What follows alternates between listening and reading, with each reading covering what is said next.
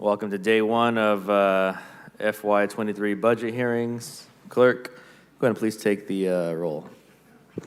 Certainly. Councilmember Soria. Here. Councilmember Carbasi. Here.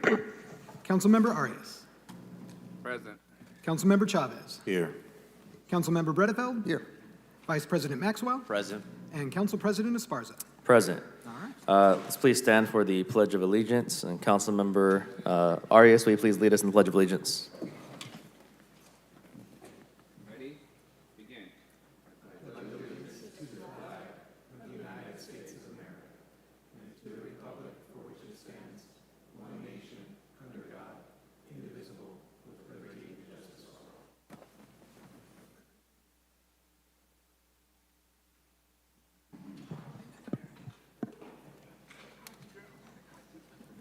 Okay. Can I get a motion to approve the agenda for the day? Motion. Second. We have a motion. We have a second. Any opposition to approving the agenda for today? All right, seeing none, agenda passes 7-0. Do want to go over a few housekeeping things. Generally speaking, we're going to hear these departments. I will give a heads up that I do plan to move the convention center / stadium to the last item of the day. Otherwise, we'll go in the same order that we see here. General fund overview, fire department, finance, parks, DPU, and then convention center. Excuse me, Council President. Yeah. Araceli sent out an email with a different order and asked us to go in the order of general fund overview, parks department, public utilities, finance, fire, convention center, stadium. So that is what we notified our staff the order would be. My chief of staff is the brains of the operation, so we'll go with her. We'll go with her words. Okay, so I'll just repeat it one more time. Repeat that one more time. General fund overview, parks department, public utilities, finance department, fire department, convention center, stadium. Okay, yep, that's the order. All right, so we all have that on the record for the order that we'll go in today. Council President, can you have, City Manager, can you repeat that order again? Yes, sir. General fund overview, parks department, public utilities, finance department, fire department, convention center, stadium. Thank you. Okay, I believe we have the city attorney on Zoom.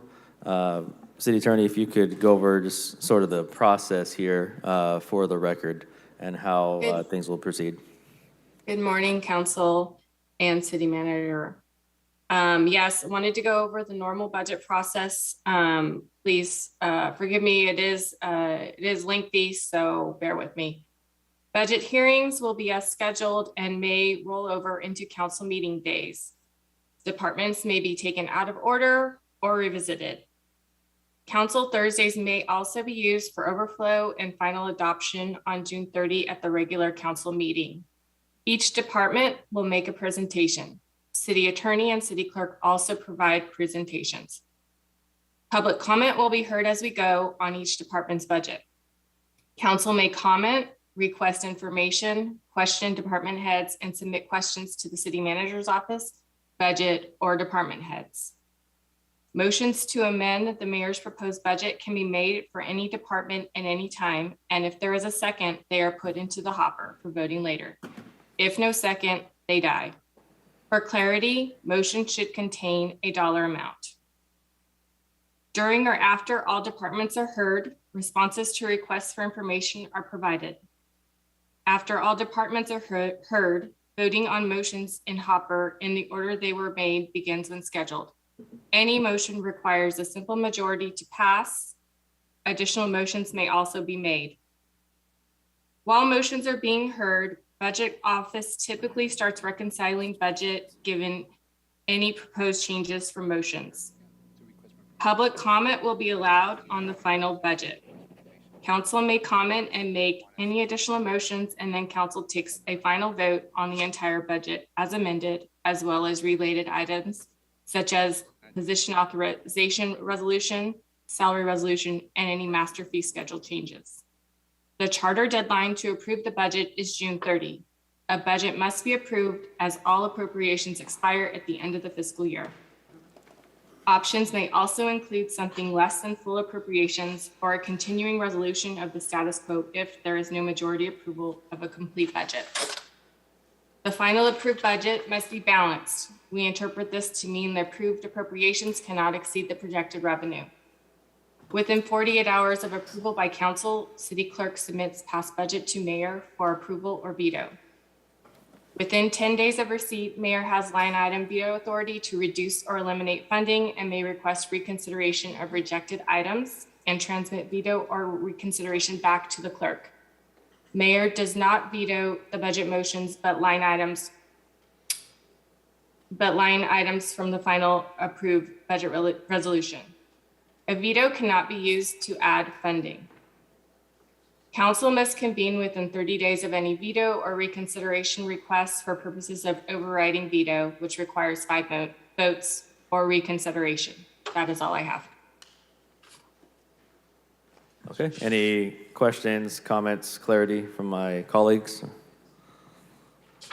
Okay, I think we can get this show on the Council road. President? Yes. Just one quick, not clarification, but just reminder. I know many times you have requests for information, and just want to remind you all, that does not need to be in the form of a motion in a second. If you have a request for information, we keep a separate list for those, and we'll be tracking those. But want to make sure you know you don't need a second or a vote on that. We will respond to just a single council member request. Okay, yeah, so let's keep that distinction between directions and motions from the council. Keep those separate spreadsheets. So again, as you heard from the city attorney, our order for each department will be, we'll hear the department presentation on their budget. We will hear public comments, and then we'll come back up here to any discussion from the council. So with that, let's go ahead and proceed with the general fund overview.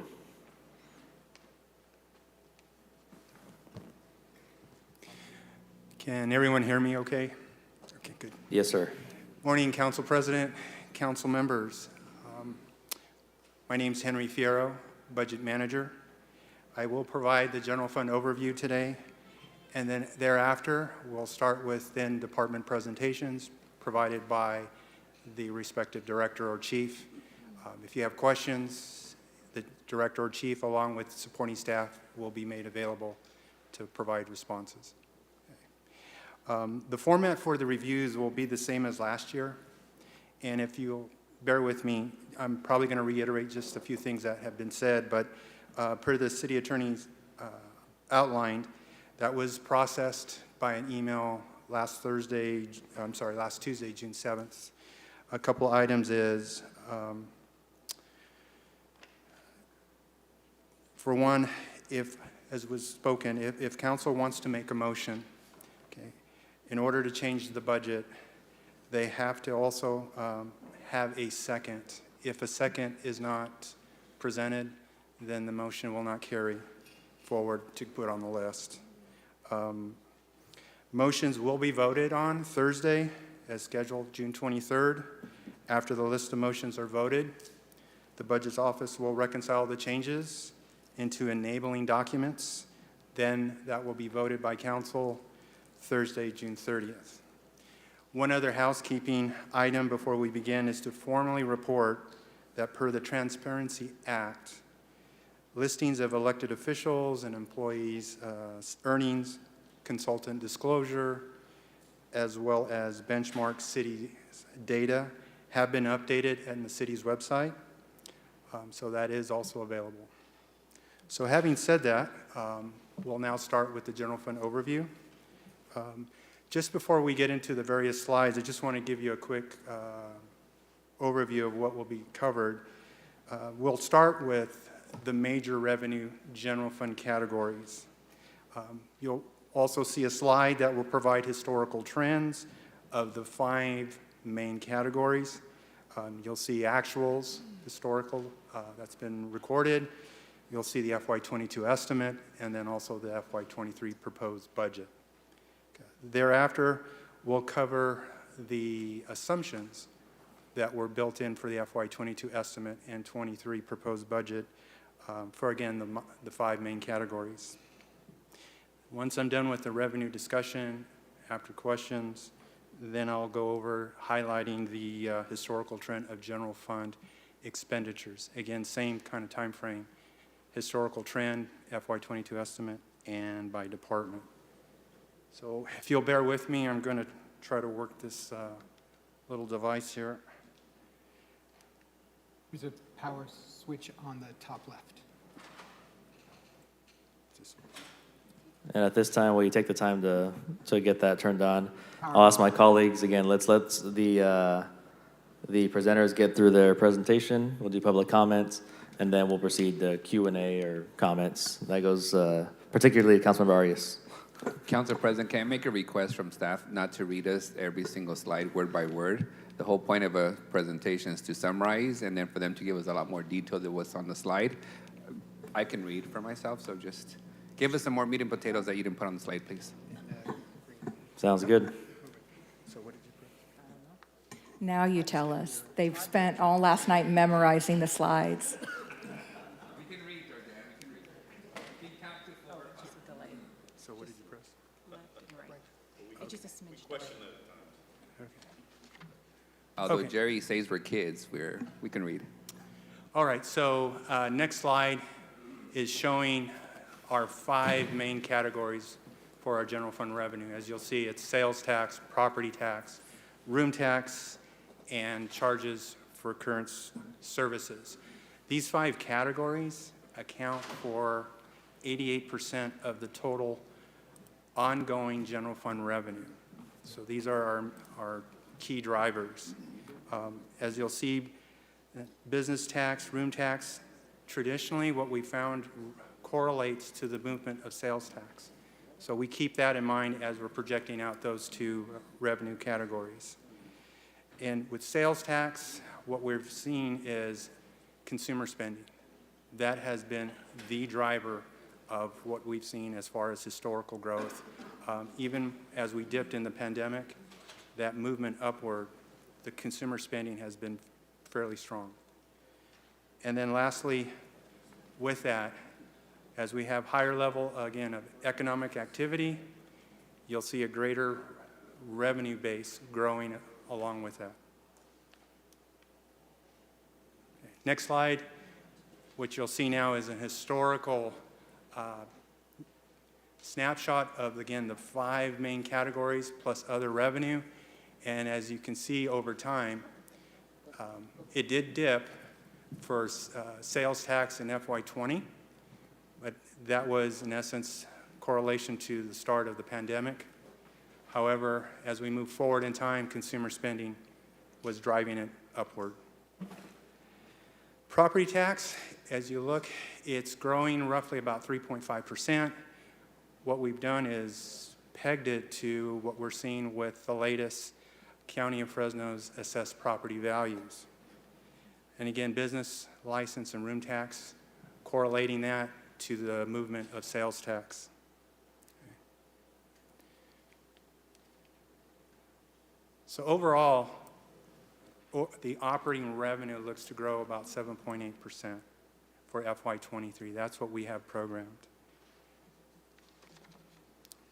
I'm going to focus on sales tax. And as you can see that, as I mentioned, in 20, we had a dip, 5.3 million, a drop of a little over 5%. However, moving out in time, we're seeing some strong growth. In 23, we are now projecting at 6.6%, about 9.7 million growth. Now, the estimate and the proposed budget amounts for sales tax, that was based on guidance that we received by our Muni Services consultant. So we've programmed in based on their best understanding of where we're headed. Along with that, the FY22 estimate for sales tax, it was driven by the actuals that we received from July of 2021 through December of 2021. So we have 2 quarters of actuals that have been built in the estimate. And again, the remainder of the year is based on Muni's guidance. And then 23, you'll see how it's still increasing, but it's increasing at a much lower rate. To me, that's more of a normalization of the sales tax. And part of that is, I wanted to point out, is in 22, we'll have a full year of sales tax that was generated from the Amazon Fulfillment Center. And that was, again, due to their reporting change of their ownership versus a lease financing structure.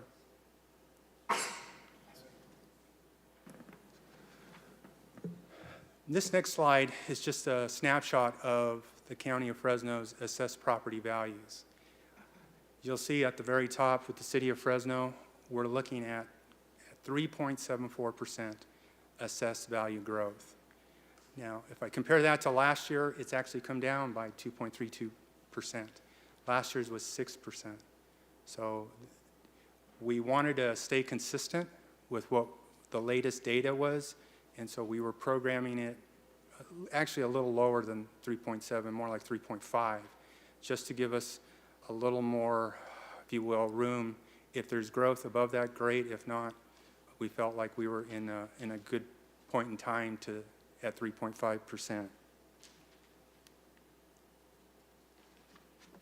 So again, property tax for FY22 estimate, we looked at all the taxes coming in through April, and based on that is what we projected for the remainder of 22. And again, 23, based on assessed property values at 3.5%.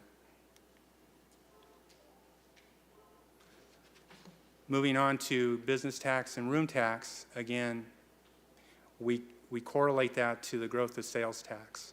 So historically, fairly close to the growth, and so we pushed that out in 22. We did bring it down a little bit just to be a little conservative, because we saw a little trend coming down. We wanted to reflect that as well, and then again, keep that relationship for 23.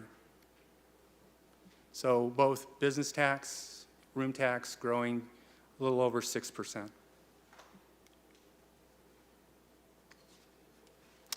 Now this last slide here is now the general fund expenditures by department. And again, wanted to give you a historical trend of how the general fund, again, expenses have been moving year by year. And in 23, you'll see that it's at $549,061,800. Now, within that number, I also want to point out that for all obligations that the department has, including MOUs, we have fully funded those types of requirements. So, Council President, that concludes my presentation, and can answer questions. Okay. Can I just want to add one quick thing on property tax? In taking a look at those property tax numbers, to me, it looks odd and is very concerning that our property tax numbers are so low. I don't really compare ourselves to Clovis because of their median income is so much higher, but compared to some other cities with similar demographics in the valley, we do know that the assessor has not yet posted the assessed value for the beginning for January, and he's not expected to do that for the next couple weeks. So just about the time we'll be adopting the budget, we'll maybe have some updates of the assessed valuation, but as you know, we have to go with the information that we have. And so I just wanted to note that for you. But we are taking a deeper dive into the assessed valuation compared to other valley cities with similar demographics. Okay. So I have Councilmember Arias punched up first. City Manager, if I may recall, every year city staff underestimates our property values, and we end up getting a pretty significant bump from that, which then turns out to be a bigger mid-year budget carryover than we have then. That was not true. last year. How much did you guys? We had, based on feedback that we had from you all, we turned up the property tax projections, and they came in lower. Henry? We had originally estimated at that point 160 million, but we realized then it was coming in at like 154. So 6 million. And remind me, Henry, what was the carryover mid-year budget last year? How much did we end up with extra money that we didn't account for? Let me go back to one slide here. Are you talking just total general fund carryover? Total mid-year? Yeah, and that was predominantly by sales tax, not property tax.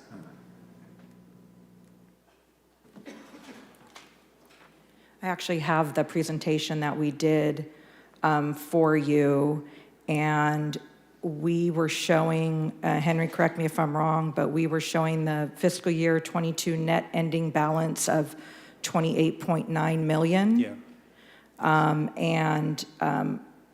That was the net value because part of it was offset by a reduction in property tax. So total, we ended up with 28 million above what we had budgeted for? Correct. Based on our staff's estimates? Yeah, Correct. and that was primarily driven by the change in methodology for Amazon. Good, thank you.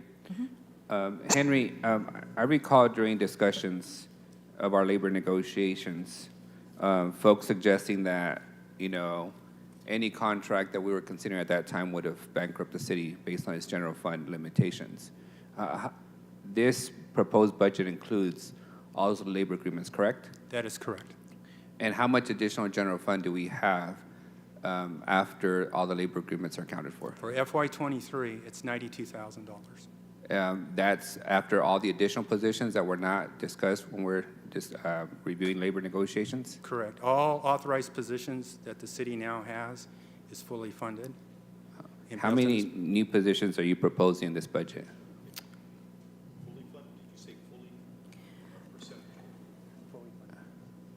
Councilmember, as we do each department, they do have a slide that will show the number by department. I don't know. So let me limit my question to general fund. How many new general fund positions does this budget propose? I will give you that real quick.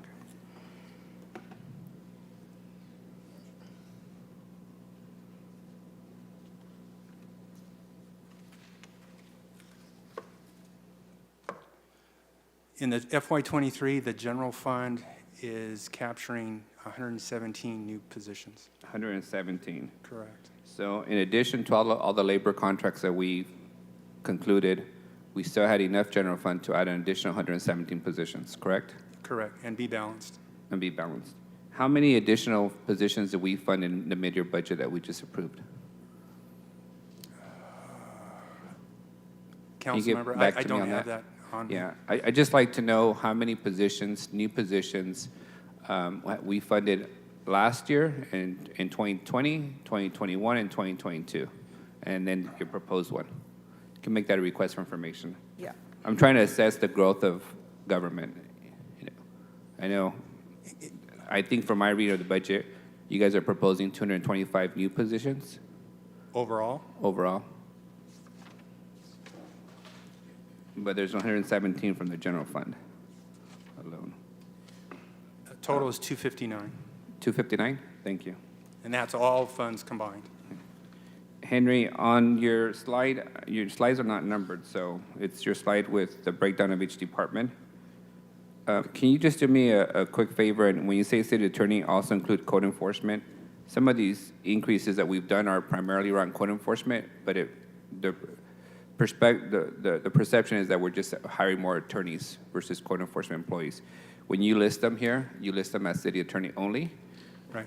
Whereas when you have the mayor, city manager, it's both combined. You can just list them as city attorney and code enforcement.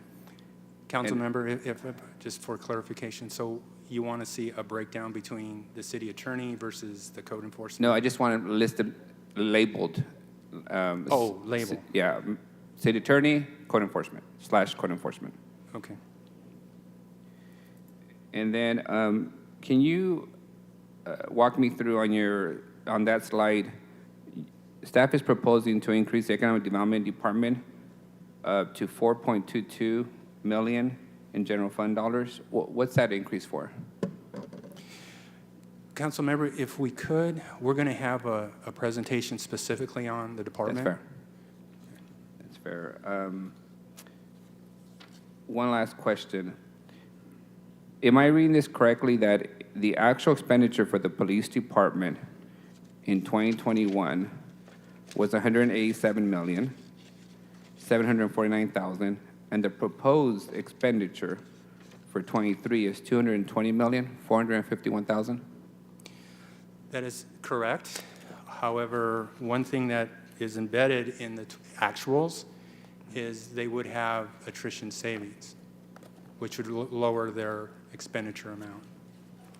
And I'm assuming when they present to us, they're going to tell us how many vacancies they have, salary savings, It can be provided at that time. all that? Okay, thank you, Henry. And if I may also add, council member, when I say that in the 23 budget, all contracts, including MOU, are fully funded, that is correct.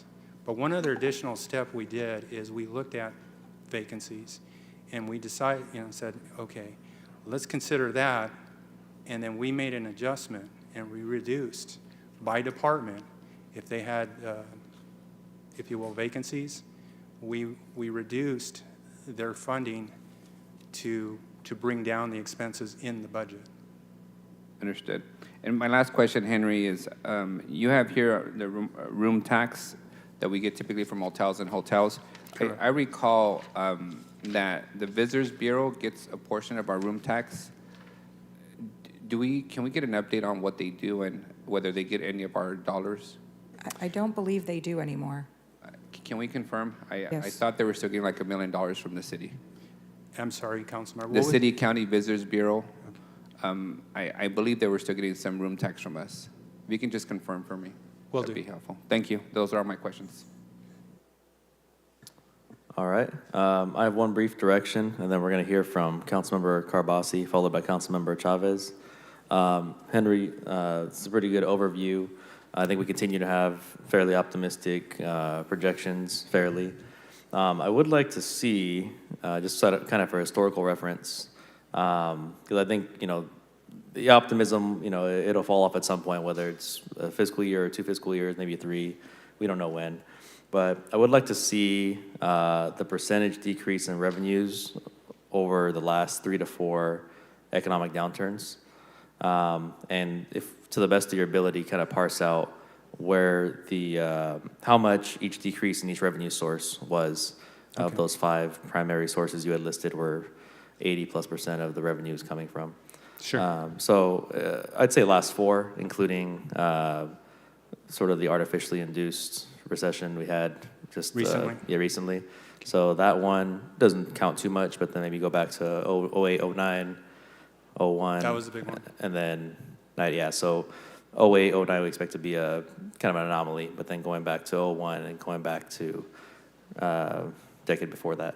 Okay. Yeah, so the Let last me 3 to do, 4, just frame reference. Sure. Let me research that, and we'll get you that. Yeah, and that way gives us an idea of what we may or may not be looking at when that time finally does arrive. Sure. Councilmember Carbasi. Thank you. So let's go to your slide regarding property tax revenue forecast, please. There should be a number on the bottom left. You see the slide? It's not there. That's okay. No worries. It's not working. Oh, here we go. Hold on. Yep. Actually, not yet. Not quite. Keep going. It has a percentage at the bottom, and that's the one. Great. This one here, or the Go back, previous? please. Go back, please, one more. Sure. Yep, that's the one. So just fill me in with something. Of course, we're the biggest part of the county. I understand that. But why is our rate of increased property values so low comparable to other places? That's a great question, Council Member.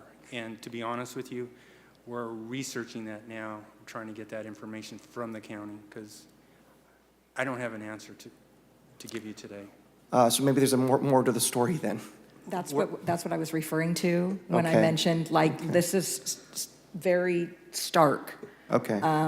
If you look at us compared to other comparable Right. demographics. So we don't know.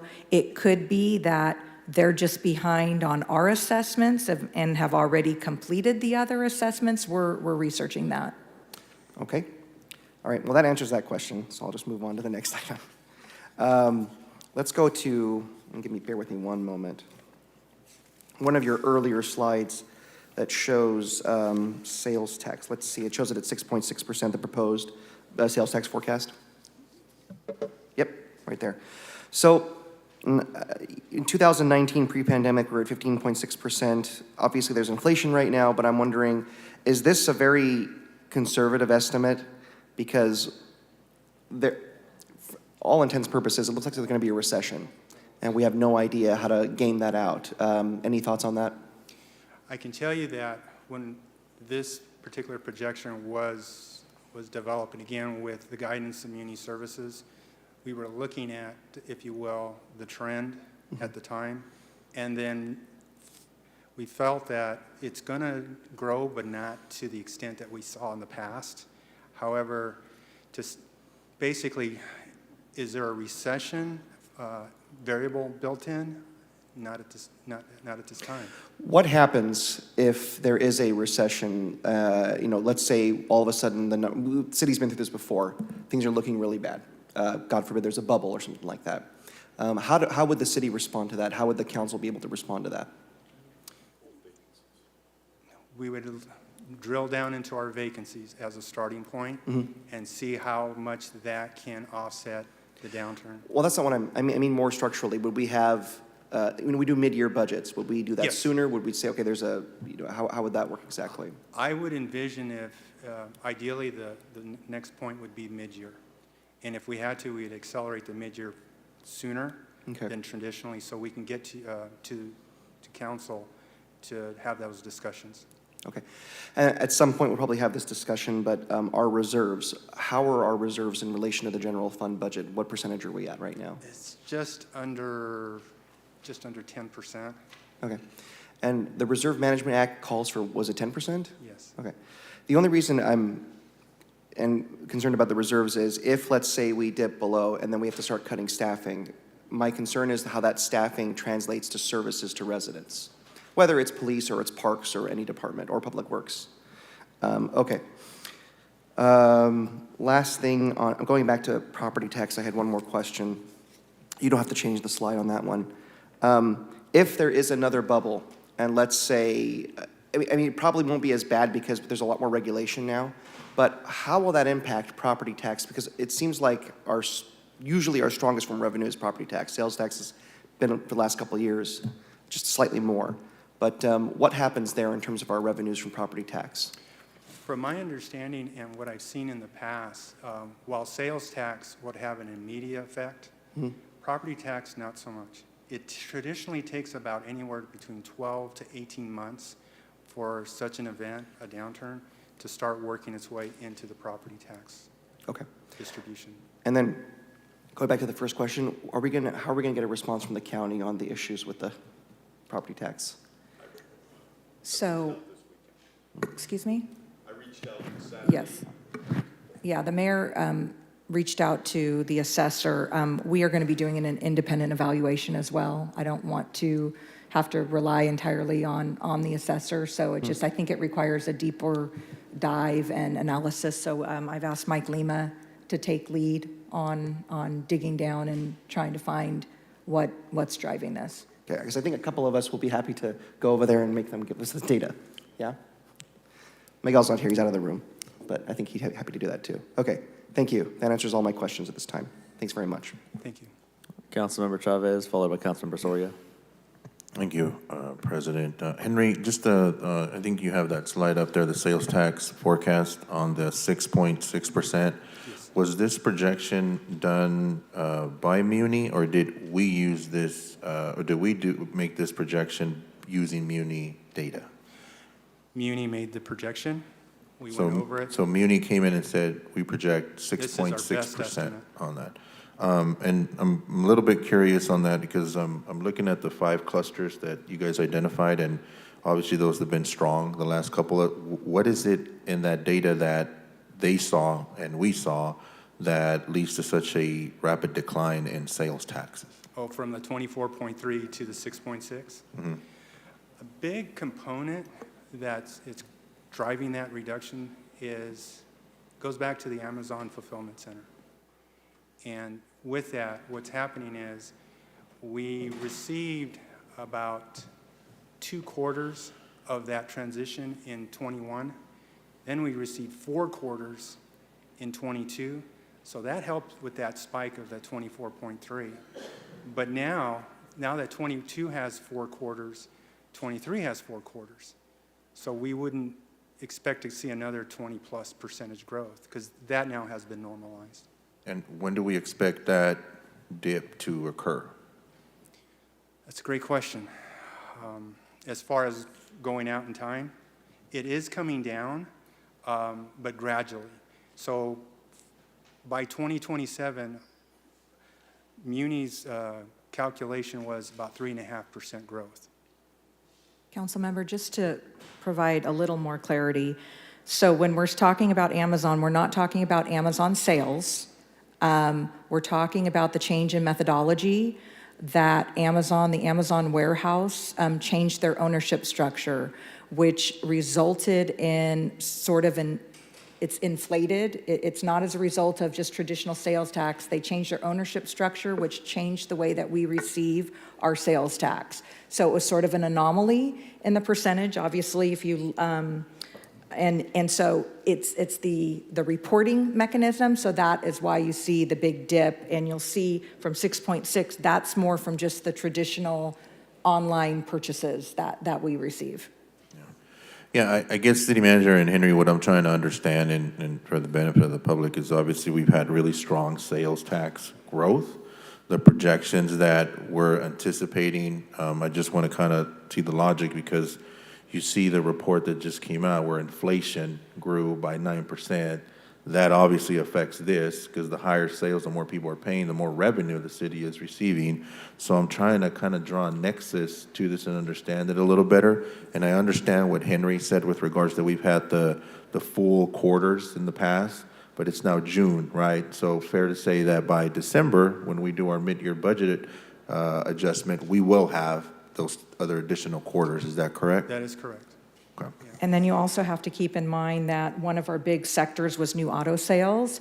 And, in the previous years where there were supplies of automobiles, they were, flying off the lots. And what we see now is the supply has been reduced significantly and, people can't find cars to buy, including the city of Fresno. So, I think that also in previous years where the new auto sales were very, very strong, we're starting to see that slow down just because the supply is not available to us. Yeah, and I mean, just to kind of wrap it up, I mean, you identify those clusters, and I think, what we're seeing is there's still a lot of consumer demand out there, right? There's billions of dollars that still have not gone out at the federal side of a lot of these revenue, but I'm curious to see is maybe chatting with you offline, Henry, and get a little better understanding on these projections and when that dip occurs. I mean, we're obviously seeing inflation, and that's getting worse. Does that trigger people to buy less of these goods and services in these clusters? That's what I'm trying to understand for our projections. I'll be honest, the challenge that I find in trying to get a pulse is, yes, there is consumer spending still taking place. But what I'm also reading is that folks are starting to utilize their savings to continue that consumer spending. Now, to what degree, I don't have that type of information, but there seems to be this additional variable that folks can utilize that. At what point does that savings no longer become available? I can't answer that yet. We can go back to Muni Services and ask for their input on the inflation question. Obviously, they've encountered that before. They've been in this business for a long time to see what the impact of inflation is on consumer spending and how that has affected sales tax. So we can go back and have another conversation with them as well. Yeah, I think that would be helpful, and thank you, Henry, for that's actually pretty helpful. And you're right, it's not just the savings to it's the credit card debt that they're accruing to as well, and that's something that obviously affects our revenues. But thank you, City Council President. Councilmember Soria, followed by Council Vice President Maxwell. Thank you, Henry. I just have a couple questions, and also starting on the sales tax slide where you have the 6.6. I'm just curious, and I guess I could do it, but it would be just easier if you could provide this for us. What were the projections at the time in 2018, 2019, 2020 that Muni had given us? Because I know the actuals, obviously, you've provided those, but I'd be curious to see a comparison between what we projected and what we actually Sure. received. I think it would be good just to have it on, for all these years that you have put on the chart. Let me pull that data together, and I'll create a, if you will, formal Awesome. response. And then I had a question regarding that Amazon fulfillment financial, I guess, The center. one time. What amount of that 24 million really was that? And of the 29, do we know? For 21, we received about 12 million. And for 22? You double that, and it's a little over 24 million. So the 12 million in 21 was for 2 quarters, and then in 22, we now have 4 quarters. So it's 24? Correct.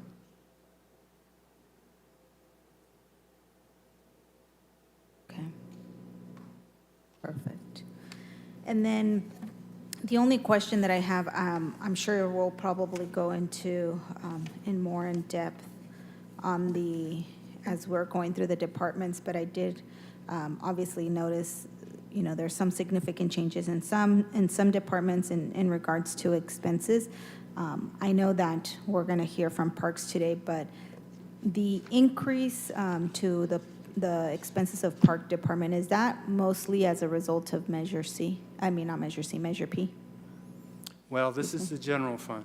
Okay, so this is all general Or fund? just general. Measure P it would be separate. Okay. Perfect. And the only other comment that I will make, just to kind of echo the sentiments of my colleagues and the concern, just city manager, as you mentioned, our property value. I think that the follow-up, and then, I don't know, are we going to be able to get a report back before budget? We take a budget vote? That would be my goal. We'll have to, dependent upon getting information out of the assessor's office. So, yeah, absolutely. I want to know too. I mean, I looked at that and it really was like, wow, something's going on here. Yeah, okay, great, thank you. Council Vice President. Yeah, good morning, sir. Thank you for the presentation this morning. Thank you. A couple of questions, if I could refer you back again to the sales tax slide.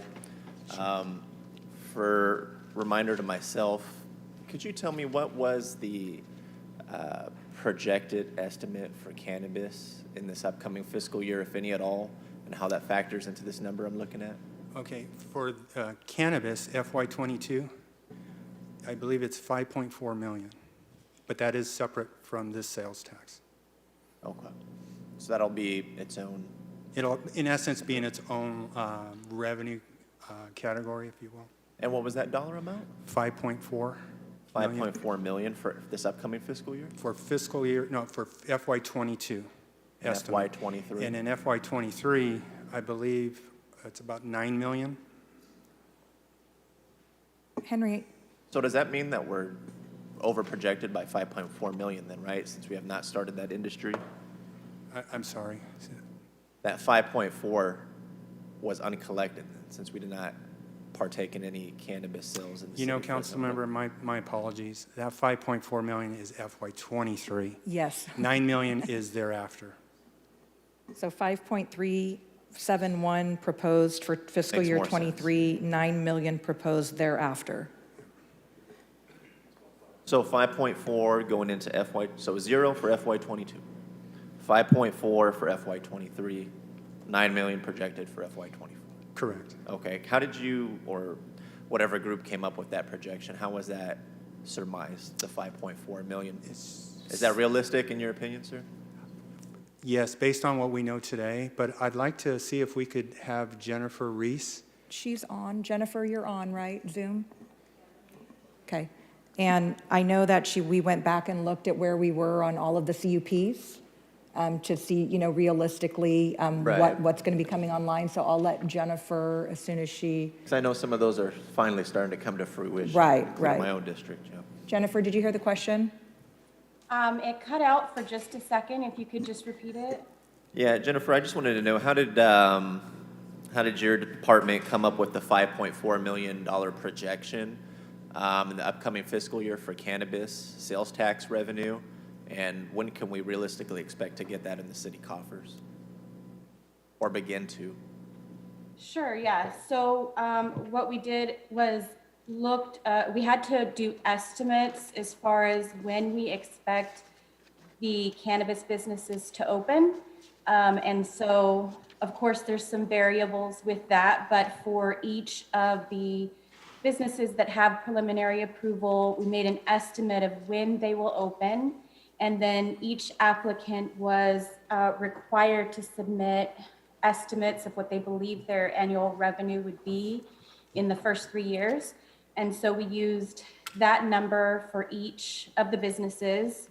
And in order to take a more conservative view, we took 75% of that total number of revenue to calculate the tax. So right now, the estimate is still very close to that 5.4. Our first cannabis location could be opening this month, and then we have them anticipated opening between now and the end of the year. So we have a projection based on when they submitted their CUP, whether they're new construction project or not. And so there are some variables, but that is how we put together that estimate.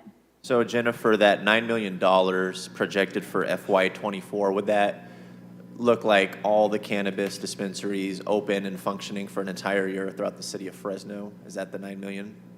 If they were all open Yes. and functioning? Gotcha. Yes, we are expecting them all to be open by 2024. Just to clarify, all of them that currently have preliminary approval open by 2024. There is still one retail permit that has not been issued preliminary approval, and we do still have some non-retail permits that don't have, or that are vacant. So if those were filled, then there could potentially be more. Okay, no, I appreciate that, Jennifer. I just wanted to really get to that bottom line number of how much cannabis tax revenue is going to bring to the city every year. And it's looking like beginning 9 million once they're all up, functioning, operating. Henry, why is it put into a different bucket from our regular sales tax bucket? Why would it not be included within that number? One, we just want to isolate it. So Why? Why? Mm-hmm. Just so it's very visible. As opposed to being embedded, then you'll lose that initial to say, well, how much of the sales tax is cannabis? Whereas if I can split it out now, it sticks out very, very readily. Is that going to be the practice going forward in future budgets? It's always going to be parsed out as a separate line item? For me, I'd like to continue that, but if for some reason it's felt like it shouldn't be, I'm open to understand why. Okay. I want to move on just real quick. My colleague, Councilmember Soria, asked a question about Amazon. You talked about the $24 million. You have not been billed from Amazon to this date and time, correct? That's my understanding. So how much of that $24 million is actually going to remain in city coffers once they bill us? Bear with me.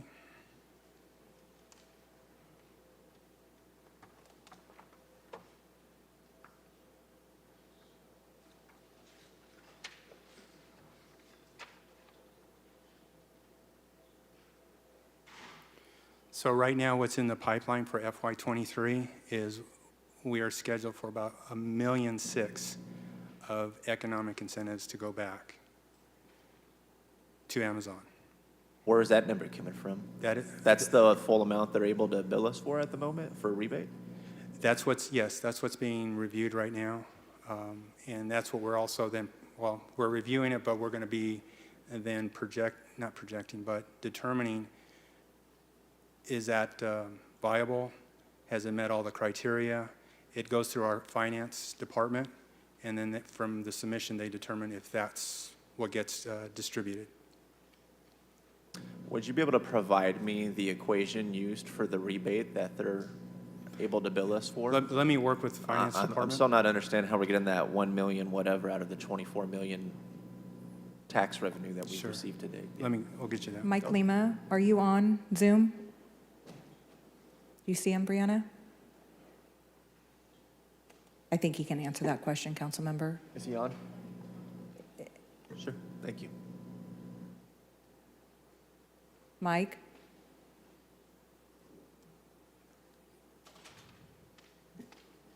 Is he on, Brianna? Mike Lima? Yeah, I'm here. Did you hear the question about how the Amazon rebate is calculated? I did. Could yes. you, yeah, if you could. Good morning, help. council members. Mike Lima, Finance Director Controller. The Amazon incentive agreement that we have with them calls for us to rebate 90% of the property tax increment that is generated from that facility, as well as 100% of the sales tax, but only the sales tax that is generated by purchases that they make to equip the facility. So all of this sales tax that we are getting into our general fund that Henry is talking about, that is free and clear to us. That is not being rebated back. We are getting all that money. So what the $1.6 million figure that Henry has quoted, which is accurate, it reflects 90% of the property tax increment that they have generated over the last couple of years, as well as any sales tax that they have paid to equip their facility. So that's how that number has come about. It does not include the money used to equip their facility? If the sales tax that they paid to equip their facility, they are going to get back. The 1.6 million includes that figure. Understood. Okie dokie. If you could still send me a memo, or somebody send me a memo on that equation. Sure. Thank you. That'll conclude my comments and remarks. Thank you, Council President. Councilmember Arias, round two. Sorry, to Member Maxwell's questions, I'd like the same information on the Alta and the Gap deals. How much are we planning to reimburse them now? How much have we reimbursed them to date? And where would that money come from in future years as I believe the total package for all three groups is approximately 70 million in economic incentives. So I'd like to get an update on all those three agreements. How much has been paid out to them? How much they've requested in this fiscal year next? And then what the funding source for those incentives would be. Okay, we'll get you that. And then secondly, on the cannabis, I recall that the ordinance that the voters approved included a 10% set aside for community benefit from cannabis revenue. I don't see us setting aside that 10%. In your proposed budget, you're accounting for the 5.4 million going to a general fund. Where is that 10% set aside going to be housed at? We established a separate fund. It's different from the general fund, but we set aside the 10%. Where would that be? Where would that be located at? I'd have to get the specific fund for you. I don't have it off the top of my head, but I it know has you're- been budgeted for. Got it. Your proposed budget moves cannabis outside the manager's office to the planning development department. Would that fund reside with them? Again, let me Okay. confirm that for you. And then my last question, Henry, is how much of the general fund are we using to pay off debt in your proposed budget? Oh, I can get you that. Go ahead.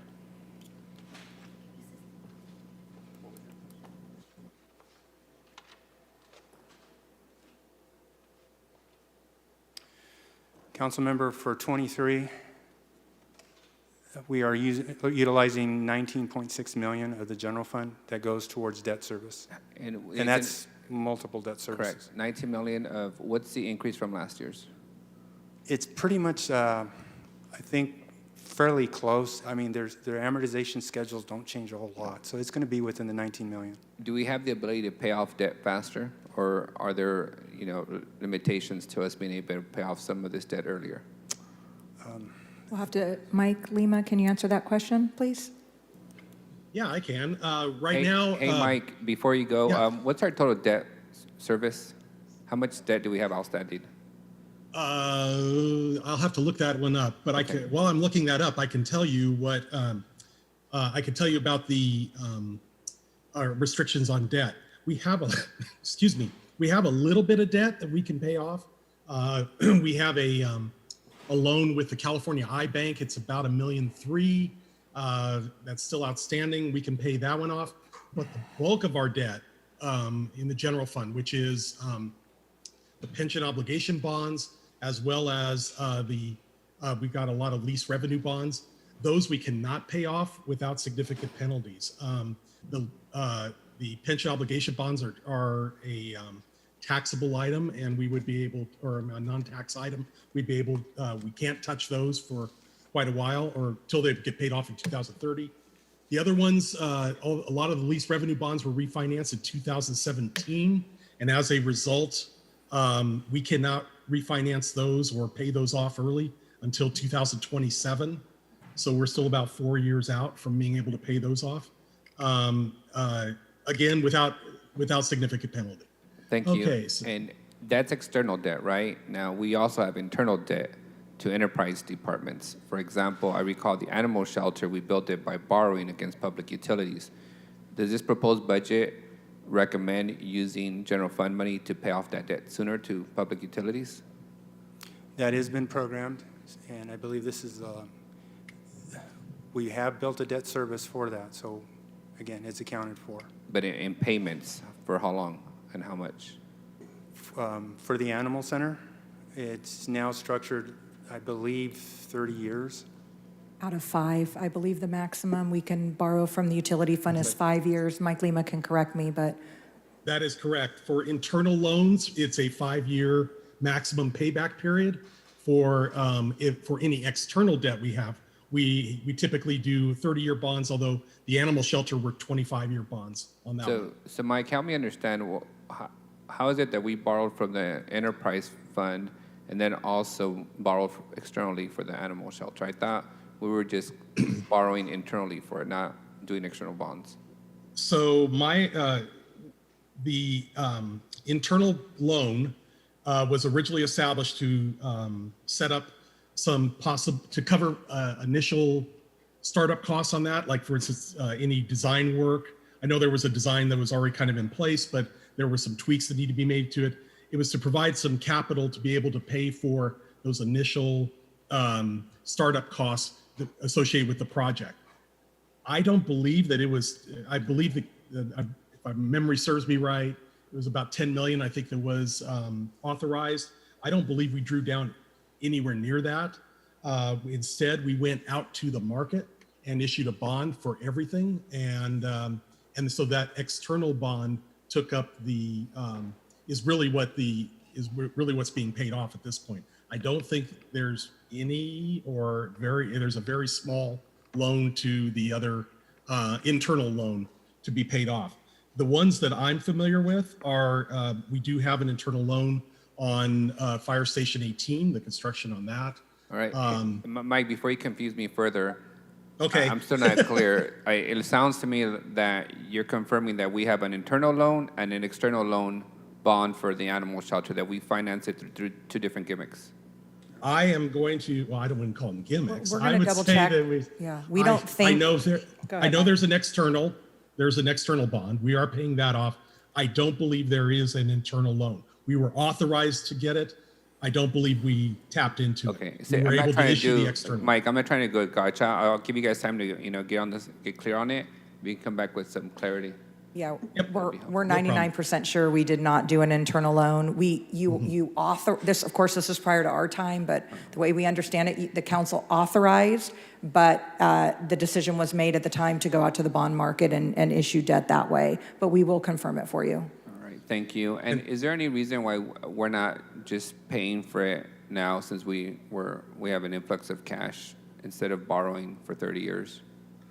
Well, that decision was made prior to us having the influx of cash, I think I can say. When did we go out to the bond market on that, Mike? We went out in 2019, so it was before the sales tax from Amazon, the Amazon change came in. Okay, thank you. And Councilmember Arias, just so you know, we have general fund right now, as of the end of March, has $250 million of debt outstanding. That's internal and external? That is external only.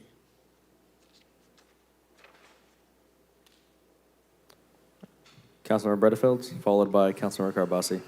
Yeah, just quick, on the Amazon Ulta and Gap, we're requesting to get information on the incentives and how that's come back. Can you also include the economic benefit analysis of what has been gained by the city of Fresno, be it jobs, other enhanced economic benefits that has come as a result of us having Amazon, Ulta, and Gap here? I'd like to see that as part of the equation as well. Okay. Because I've seen that before, but it would be nice to see it. We'll include it in the response. Okay, great, thanks. I think we did that last year, so we could probably just dust it off and update it. Councilmember Carbasi. Thank you, sir. Just a request for information. This is related to a different budget, but you'd be the perfect person to do this. So last year, we put a lot of Rebuild Fresno items into the budget, and several of them were for different districts. For example, Audubon being one of them for my district. So I'd like to get an update on where the funding is for those items, where the status are. You can go into more detail for District 2, but I'd like a comprehensive list of where everything is for those Rebuild Fresno items, and if there are any dates when they're actually going to be completed. Okay. Thank you very much. All right, I don't see anyone else punched up. All right, thank you, Henry. Thank you. Let's move on to the Parks presentation.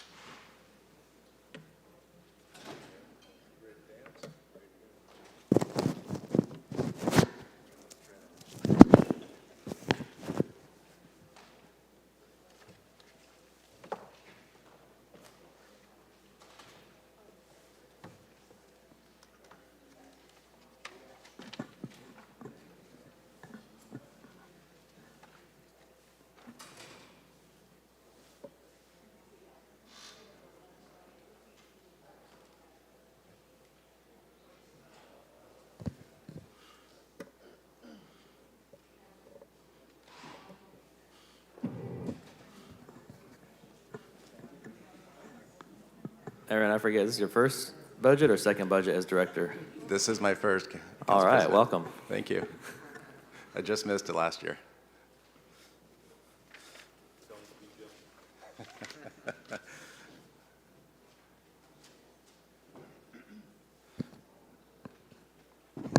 Aaron, don't get nervous and start reading the slide word for word. I won't. They might throw you out. I made note. Okay. He's not here. Oh, go. All right. Good morning, Council President, members of the council. Aaron Aguirre, Parks Director, here today to go through our proposed 2023 Parks Department budget.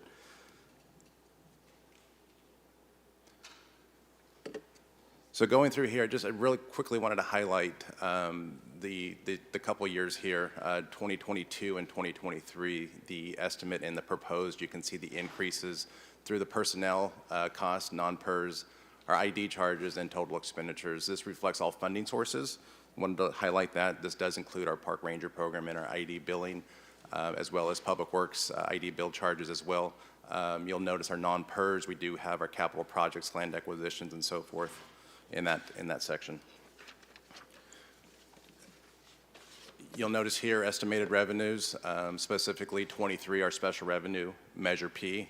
Last year was 28 million, almost 29 million. This year projected 73.3 million. In addition to that, you'll notice some of our additional general fund fees have gone up. Our proposed budgets have gone up there as well. So data may not be the exact whole due to rounding, but those are the latest and greatest numbers on the budget there. So I wanted to highlight our budget expansions. You'll notice the number of employees there. That does include Public Works and Parks. Additional employee cost, vehicles in the department, those do include utility vehicles as well as our utility trucks that our staff uses. In addition to that, capital improvement projects, you'll see that $15 million number. And then, of course, I want to highlight the Park Ranger program, the 1.4 that's in our budget. And then our expansions in our youth, senior, after-school, and job training. You'll notice a big investment in that portion of our budget. Total budget expansion, $27.6 million. Aaron, that number from the revenues, the 73 million for 2023, is there a better breakdown? Which one, Councilmember? The special revenue, $73 million? The 336. Yes, we can get you that breakdown. Okay. You want to see all 5 buckets? Is that what you're seeking? Yeah, Yes. I'd like to see where that special revenue is coming from. I know part of it is Measure P and Correct. so forth, so it'd be good, I think, for the community to have a good understanding of, why is it that we have all of a sudden $73 million in Sure. additional revenue? Sure. So in addition to Measure P, that does include grants, like the Prop 68 grants that we were awarded, so we can definitely get to the breakdown. 16 million carryover. And 16 million in carryover, correct.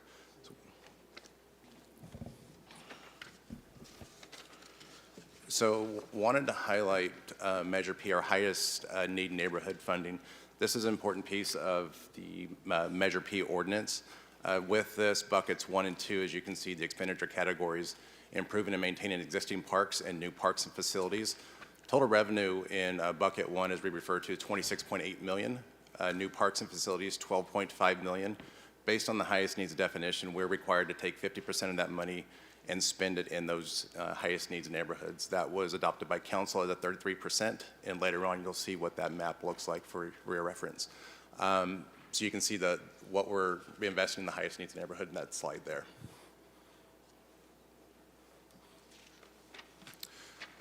This list here, this represents the highest needs neighborhood funding, and you'll notice there's operations as well as capital. A lot of work went into developing this slide here and developing these projects and expansion services. Not only did we utilize the master plan, but we also went through that process, through the community outreach process, and went through park conditions, community priorities, and then finally the Measure P survey that's been out and being advertised. So taking that information and compiling the list you see in front of you here for 13.6 million.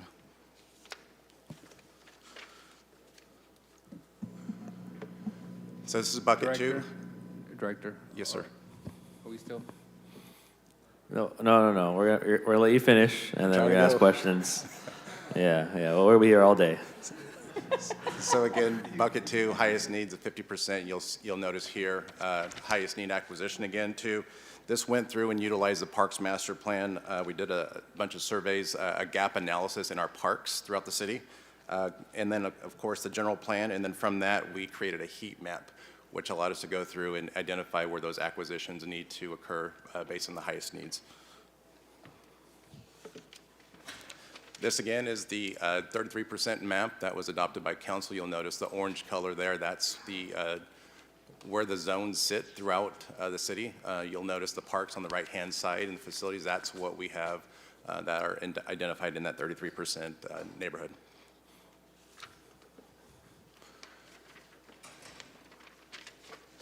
Next slides, we'll go through the Measure P Commission recommendations. We met twice, February 7th and February 28th, to gather those recommendations. That was memorialized in a trade memo sent to each council member last week. I don't know if we need to go through each and every one of them, Councilmember Arias. I'll try to make this quick, but you'll see here, priority 1, funding for the top 6 highest needs neighborhood parks. You'll notice the parks that the commission identified, and then off to the right, what we budget in those parks. Same with the second recommendation, prioritize funding the top 5 parks. You'll notice the parks that they identified and the budget numbers that we've assigned to those parks. And then number 3, similar in nature, prioritizing funding projects for the following parks. The parks were listed and what we have off to the right budgeted in the FY23 or proposed 23 budget.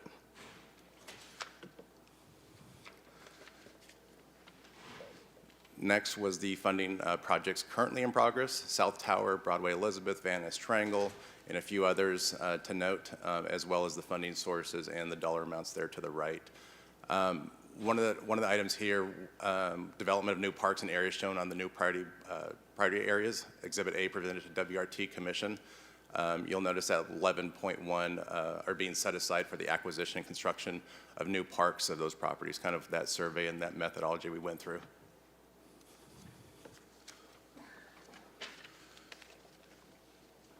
And then 6 and 7, allocate funds to begin program for cricket in West Fresno. That was a hot topic, as many of you are aware.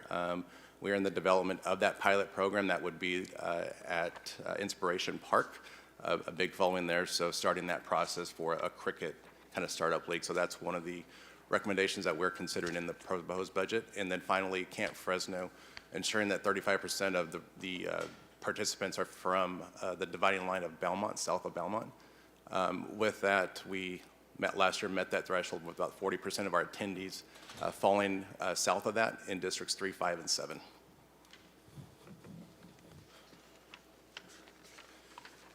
And then just recent, met with the PRAC June 6th. Here are their recommendations. Again, this was memorialized in the memo sent to you last week. I won't go through each and every one of them, but there were 6 or 7 on here. You'll see the $300,000 for youth activity fee waiver, $50,000 to implement a youth-based program focused on civic education, park ranger program, set aside parks to work with the cricket, as I mentioned that already, and then the recommendation on the cultural arts, 2% bucket, and then finally their last recommendation given by the commission on June 6th. And then last slide, just really want to go through the highlights of the Parks Department over the last few months. As the director here, our goals have been to sustain, optimize, and expand our Parks Department.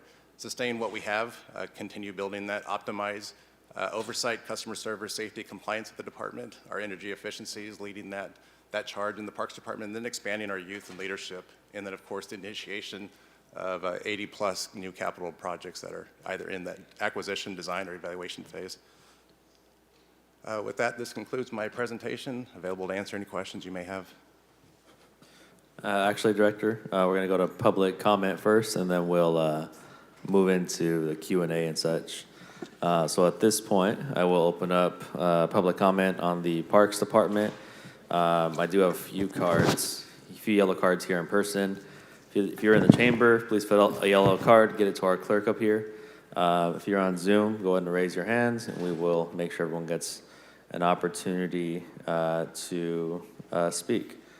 So the first card I have is going to be Gabriel Lozano on the Parks Department. Welcome, Gabriel. You have 2 minutes to address us this morning.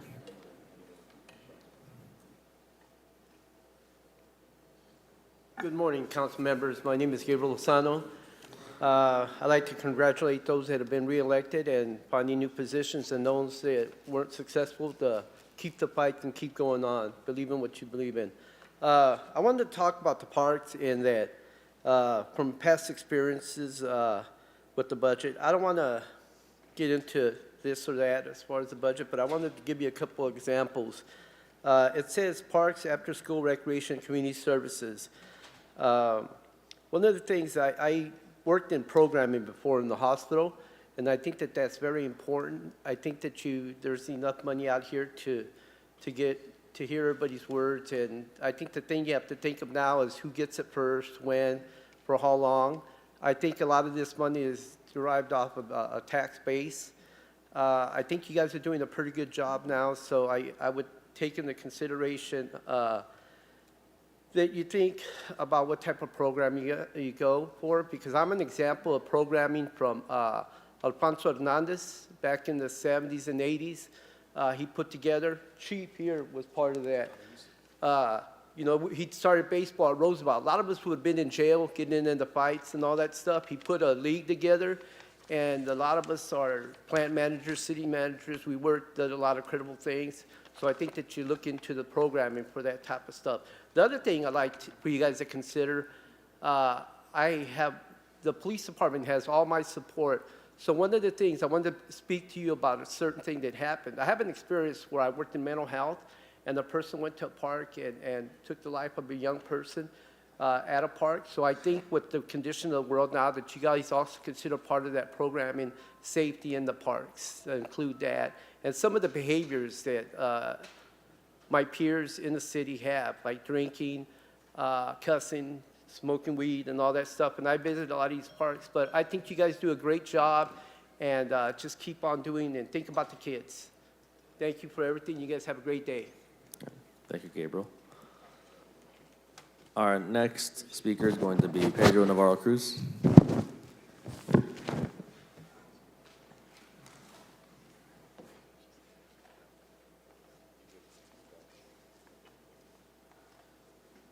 Hello, folks. Good morning, council members. Thank you for allowing me to speak. My name is Pedro Navarro Cruz. I'm a community organizer with CNC Education Fund and also a member of CNC's Fresno Parks Advocates United. We are a committee of residents that focuses on improving the quality of life for City of Fresno residents through parks, recreation, and the arts. I'm also a parent, soccer coach, and a user of Fresno Parks for a couple of decades now. I know you have with you the demands that we have uplifted. I wanted to speak to you all as to how we got to this point. First, over the course of the year, our committee members have been routinely meeting and discussing how we envision the use of Measure P in parks funds. We have had several presentations and activities to look at the possibilities deeper. The outcome, which is a document of demands that we have shared with you, came about after many conversations as we included more and more people. Overall, our asks come from a place of hope and love, but also worry. We are worried that parks in the city does not have a robust process that can engage and reach those that are usually left out of the decision-making process.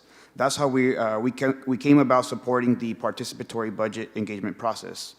We have recent examples where parks made a poor decision that excludes large segments of park goers. Proper implementation of a PB process would strategically and intentionally ensure more people are brought to the table with the same value.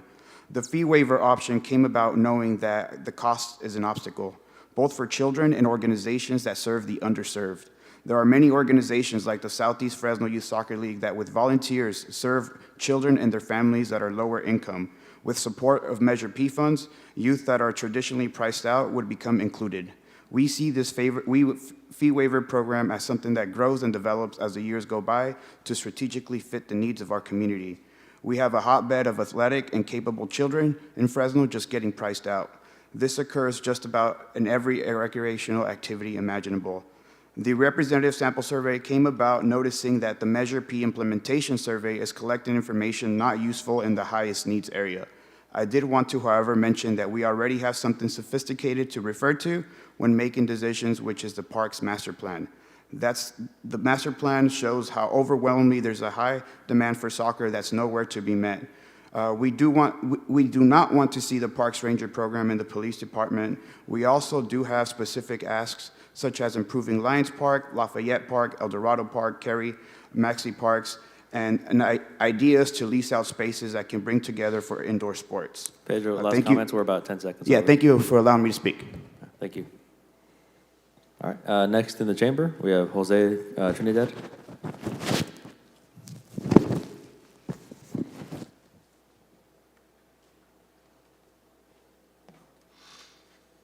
Good morning, everybody. My name is Jose Trinidad, and I've been on Fresno for over 35 years. I'm from Mexico, and I've been on, I've been on the business of soccer, and I've been thinking to put a academy or school of soccer. Now I just barely started, like a month ago. I started with 2 kids, and now I have 30 kids on the academy, and we practice on Clinton and First. And the problem there is a lot of homeless, and it is no lights on the nighttime. Well, we need to practice on winter time, and we have to stop practicing because it is no lights. And that's pretty much everything that I have to say. Thank you. Okay, next in the chamber, we have Marisa Moraza.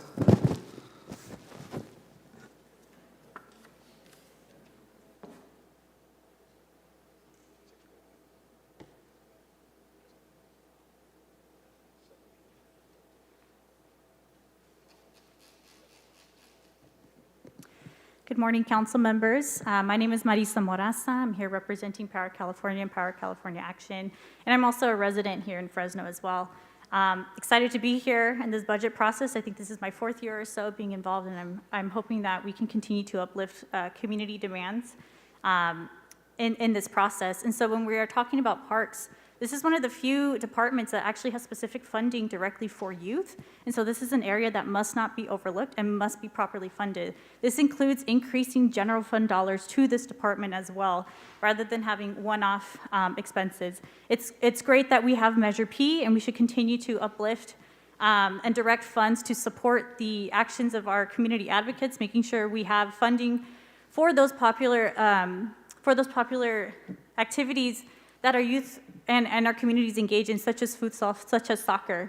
And we also know that Measure P should not be replacing general fund dollars. This is in addition to the general fund dollars. And so I just ask and urge the council member to continue to prioritize youth, to continue to prioritize our communities as we go through this process. Thank you.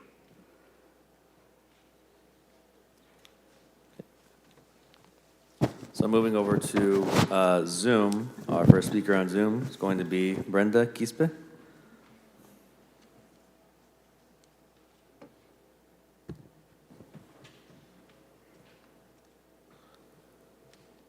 Clerk, she's no longer on. Okay, we're gonna move on to the next speaker. Shaq Mosele. Hi, it's Shaq Mosley. I was just listening here in regards to the Parks and Recreation. There are a couple concerns of mine. I hear a lot about soccer, but there's a lot of student athletes out of Southwest Fresno who are very prominent in the sport of football, but also just need the extra support from the community to be able to take that next leap into making sure they're securing that dream to getting to the next level, whether it's college or being able to see different tournaments throughout the states. I represent a program called TP Guru, and it's in memory of Tony Perry. He's been doing so much in Southwest Fresno for like the last 30 years, sending about at least 1,000 kids over to college, whether it's D1 level, D2 level. Me chiming in on and commenting on this in regards to Measure P, being able to see some of these funds go to these different organizations, as these different people from the soccer programs are mentioning, to be able to support these different organizations, to be able to create a fee waiver program like the other gentleman was talking about, to be able to say, hey, we're going to allocate X amount of funds to this program to be able to make sure these kids are able to see maybe 10 tournaments every off season, to be able to showcase their talents, along with being able to make sure they're in front of these different college coaches. And that's one of the issues that we have with our program. We sometimes have about 50 to 60 kids, but maybe 30 or 40 of those kids are coming from single parent homes, so where those funds are pretty tight, so they can't see these different tournaments to be able to showcase their talents, because they do have the grades. But now it's more so, hey, how can I showcase these talents in front of these top coaches and being able to secure a scholarship so my parents don't have to worry about paying for college? So I don't know how that can work into it. This is one of my first times listening to a budget planning meeting. I'm blessed to be able to be here. I look forward to more in the near future, but I would love for the city to get involved with these type of things. I know Jerry Dyer is doing a lot with the city in terms of homeless and helping those guys out and trying to eradicate that issue, but there's a lot of different issues within me speaking for Southwest Fresno, just like the Hinton Center. We needing more lights and needing more police control. We had a Pop Warner program last year where we got kicked out of the league due to the fact that there was issues going on in the parking lot that was outside of the organization's control, in terms of weed smoking and drinking and stuff, that pretty much put a stigma on our program, which shouldn't have been there. I'm a product of Edison Pop Warner football. I played overseas. I'm a product of Tony Perry's program. It led me to do a bunch of different things to jumpstart my future. And I think if we had a lot more support from the city of Fresno, I think that we can be able to support these different programs and make sure these programs are functioning properly with the support of you guys. Like having just a police car sitting in a parking lot doing Shaq, certain events. you're about 30, 40 seconds over, so I'm going to have to move on to the next person. But thank you for coming to share this morning. We're going to go back to Brenda, who had her hand up previously. Brenda, welcome. You have 2 minutes. Hi, good morning, City Council representatives.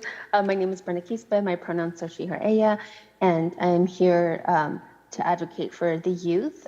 During the presentation, I didn't see soccer, listed, and I feel like that is a really high need, especially with the youth that I work with. I mean, the question constantly is, when are we going to play soccer? And I have to remind them, in 2nd grade, we are learning the skills, right? We practice each skill, they get better. And the hope is that they could, but they don't have any place, near where they live that's a safe place that the parents feel like, okay, we can go there. So I really hope that that can be looked into. Another aspect that I really like is what CNC recommends, and that is the waiver voucher program. I mean, it would be great if we can even expand that. I know that right now Fresno Unified is having the summer camps, but we need that year round, right? We want to provide safe and great opportunities all year round for our students so they don't get into trouble. I myself was part of the, to keep out of trouble, my parents, I would be in the library. And pretty soon our little group started getting bigger. And I feel, reflecting back as seeing the people that worked in the library kind of noticed that. And before we would get into trouble, they kind of invited us to start like a little leadership thing where we would meet and talk and just do things for the library and for the community. So I really appreciate that because that definitely kept me, out of trouble. So it would be great to have more opportunities for our youth to get those leadership experiences. Also tying into the after school program to be more supportive of that. I know parents and me as a parent too, that it's hard, to have a place where students can get that help from safe individuals to help with their homework and just to provide enriching activities. So that would be great. And then finally, parks, right? I really like the list. I didn't see anything. I didn't see, from my district, I'm part of District 1. And I'm going to be honest, I don't really hang out. I don't take my kids near District 1 parks. I just don't like them. I don't feel like it's a safe place. So I go out, I go to Cannabis, I go to different ones that have a nicer ones. And heck, even when I could, I take them out of the city. The parks in the Bay Area in San Fran are so much nicer. So I really hope that we can, the dream, right, is to have those kind of parks because it's great for our skills to practice, like their gross motor skills, and then just be able to socialize there and have that. We should have amazing parks here for our students. Thank you, Brenda. Thank you. Next speaker is going to be Kimberly Mccoy. Welcome, Kimberly. Thank you. Good morning, Council Member, Vice President, Vice Chair, and the other members. My name is Kimberly Mccoy, Project Director for Fresno Building Healthy Communities. It's time for the general fund to include parks in an equitable way. I'm here to voice my concern about why the Parks Department is yet again shortchanged for allocation in the general fund. Parks only receives 7% of the general fund, yet our police department receives 44%. Communities are asking for a new quality recreational and outdoor spaces for activities like cricket, soccer, and walking. We must engage our community when it comes to parks and hear what our community's needs are, and our budget must reflect this. We must recommend that the money that we have from Measure P be properly allocated, not sent to the police budget for our Parks Ranger program. We must have safe, community-focused parks that foster our communities. Thank you. All right, next speaker on Zoom is going to be Eric Payne.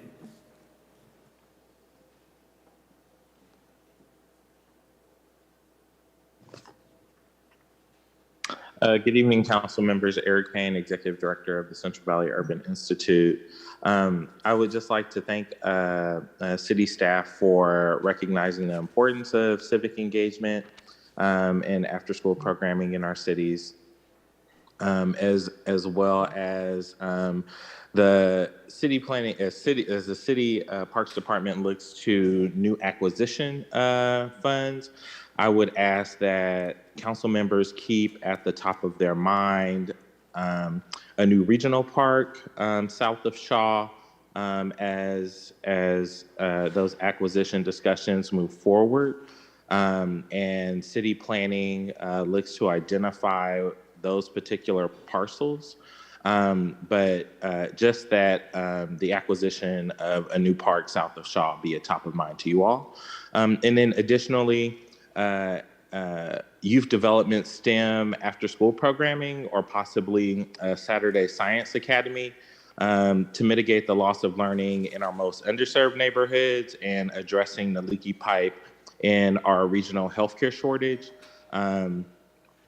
We can point to communities like Los Angeles, the city of Orange, who have developed additional programming to support the shortage in their regional healthcare industry, and also as a best practice for gang intervention and prevention as a strategy there. I'm happy to sit down with Parks Department and the City Manager's Office to discuss this further. We have identified other regional partners, and we hear a great need for this type of programming in our neighborhoods specifically that we serve. And so, again, I'd like to thank Council for elevating some of these really important conversations around parks and youth development. Thank you.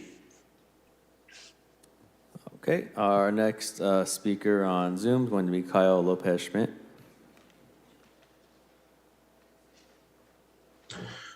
Good morning, Council. Kyle Lopez Schmidt, 115 North Calavera Street.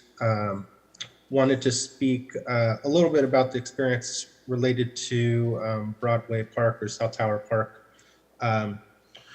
One thing that we're experiencing right now is a little bit of a disconnect between what's Parks responsible for and what is Public Works responsible for. And in many of our highest need neighborhoods, including South Tower, there's a lack of sidewalks, street lights, and street trees. That's an issue that many other neighborhoods of need have as well. So I'd encourage, as we budget for these parks, that there are dollars either connected with the park money or sister funds connected in the Public Works Department that can do comprehensive street tree, street light, sidewalk, bike lane improvements around these parks, because we're getting some really nice park development, but then have these ongoing issues of street disconnected sidewalks, dangerous crossing intersections, discontinuous bike lanes, things like that.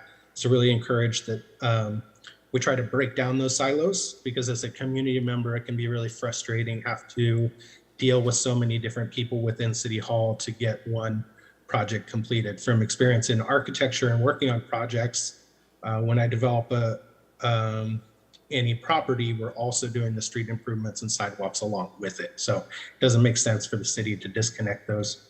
I'd further support the Parks Department not outsourcing the Parks Ranger programs to the police department. I think it's really important, and the community highlighted this, that this be within the Parks Department and not be a police force, and would like to echo the recommendations of the CNC coalition. Thank you.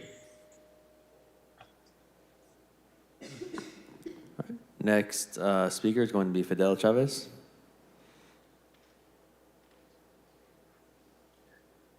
Good morning. My name is Fidel Chavez, and I have some concerns that I want to share with you guys. I'm on behalf of about 60 to 80 students that I serve. I'm a school teacher at Fresno High, and I'm also the soccer coach there for the last 5 years. And what I've seen is that a lot of these kids don't have access to safe parks.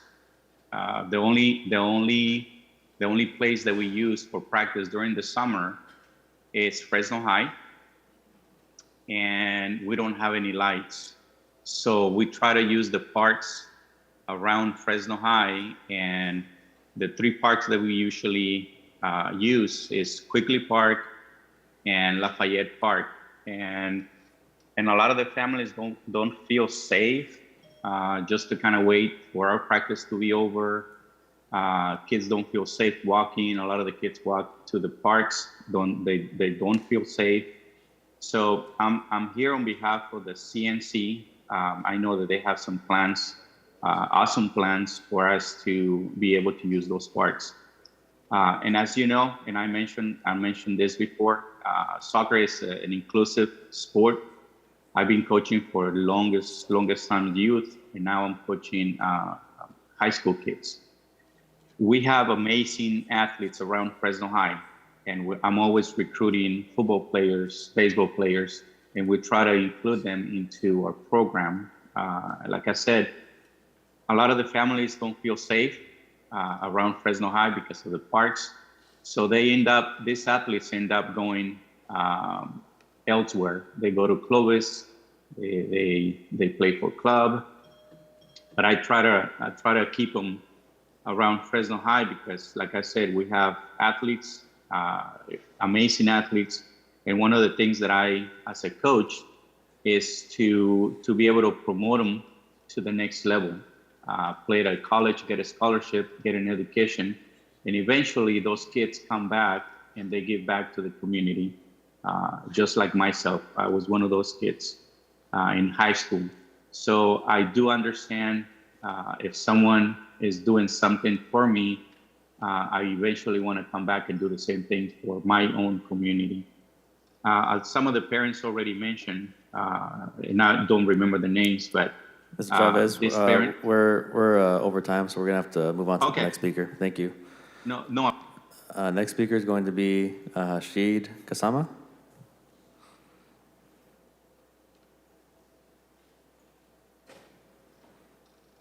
Ashid?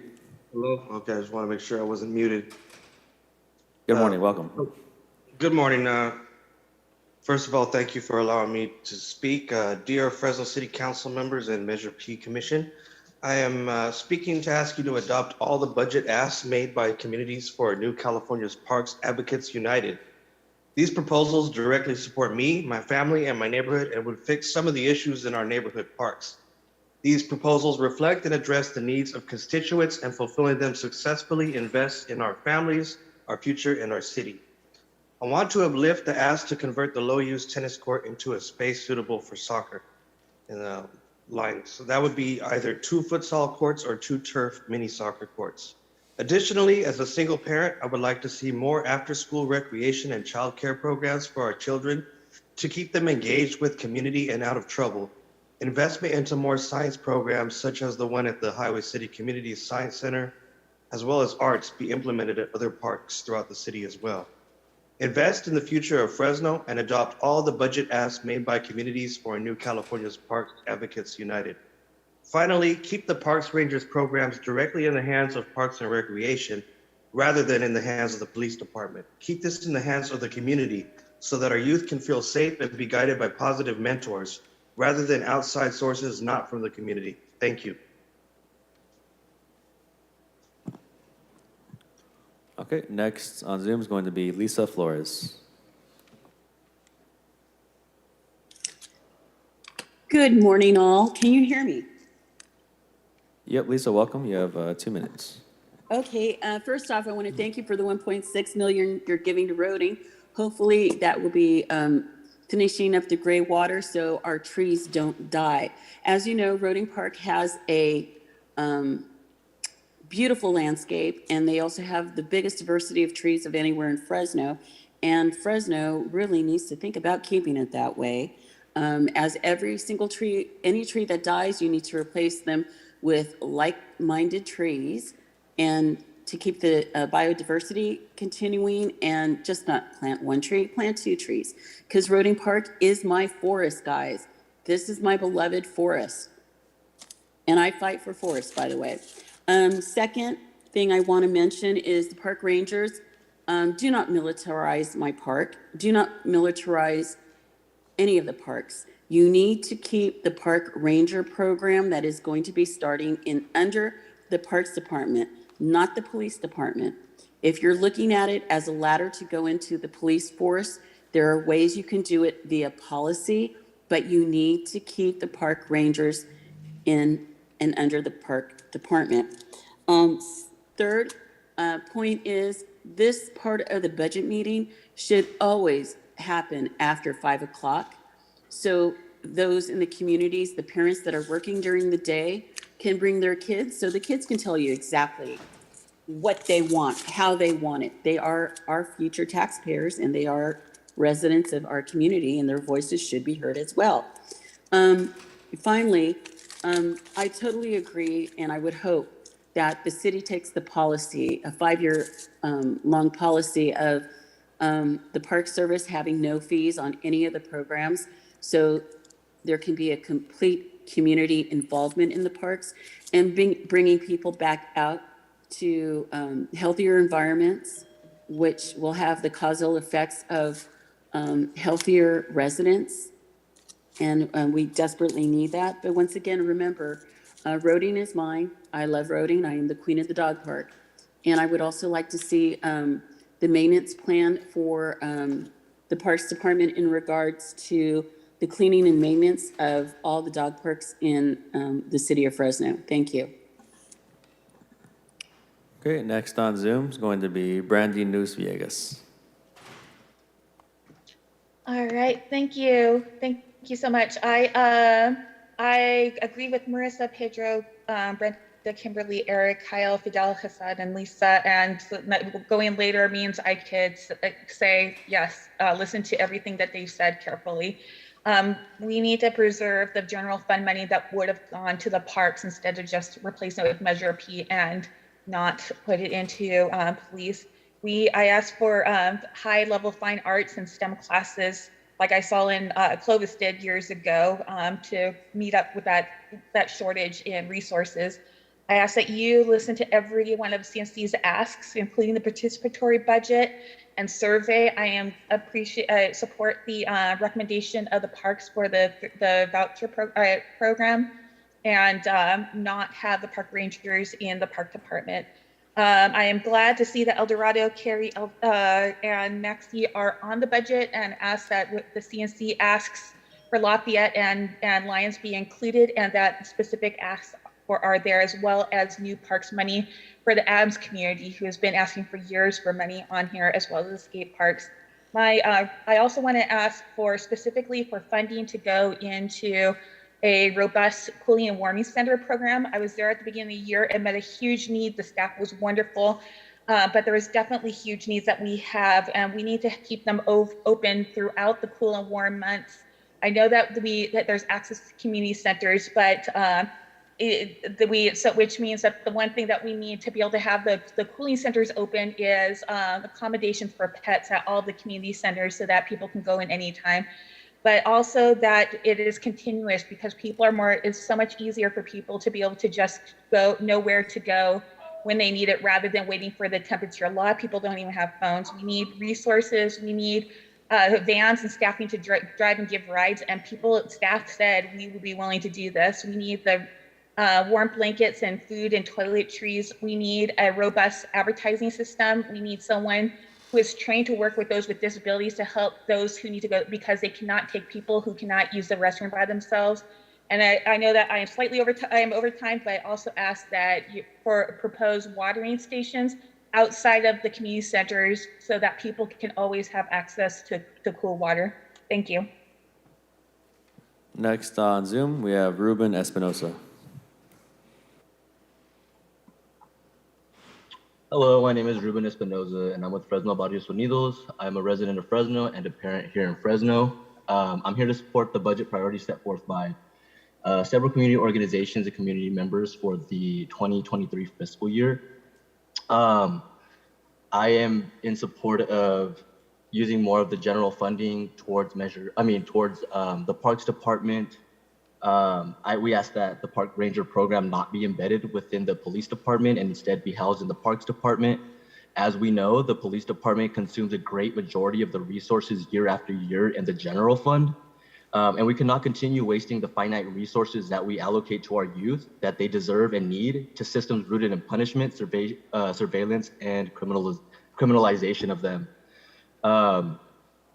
The city budget is a moral document and it reflects who and what we value. And this budget, which prioritizes policing over people, is not a true reflection of the values of the community. Lastly, we ask that you honor the recommendation number 36 of the Fresno Police Reform Commission, stating the city should engage in a participatory budget process to determine community priorities.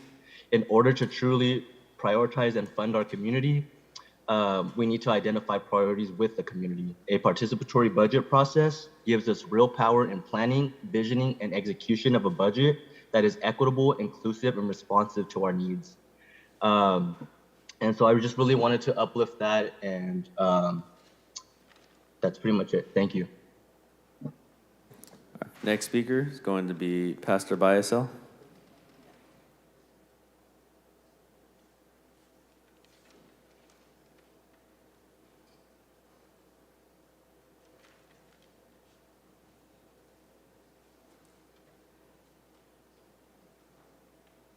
Simon Biasel, you're next. Hi, this is Reverend Simon Biasel.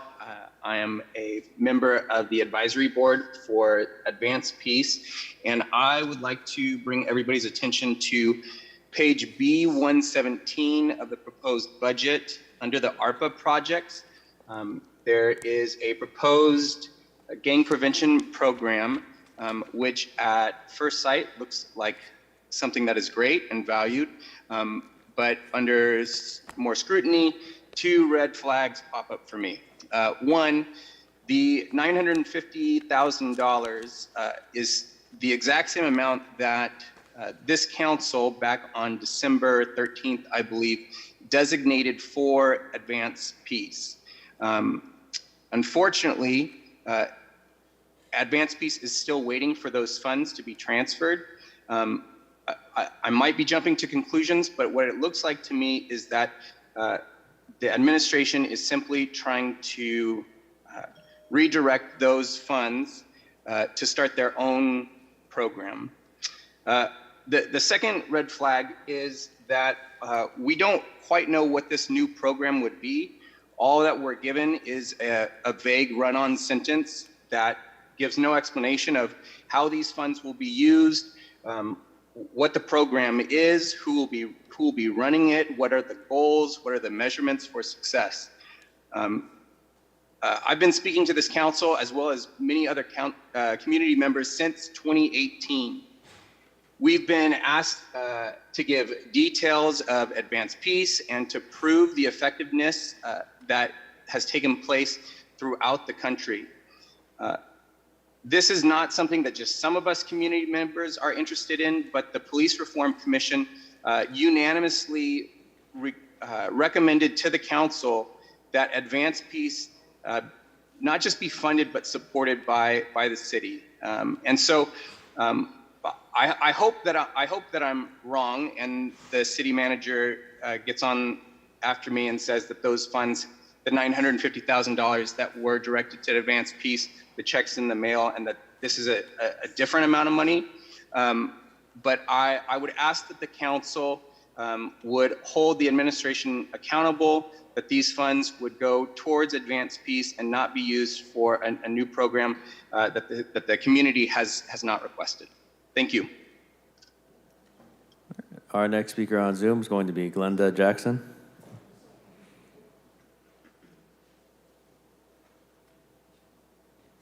Good afternoon. Good morning.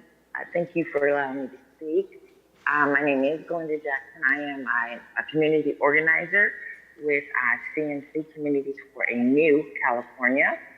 And I support 100% the asks that CNC has put forth because I feel like they're reasonable. The $300,000 fee waiver for the children, totally. We can do that.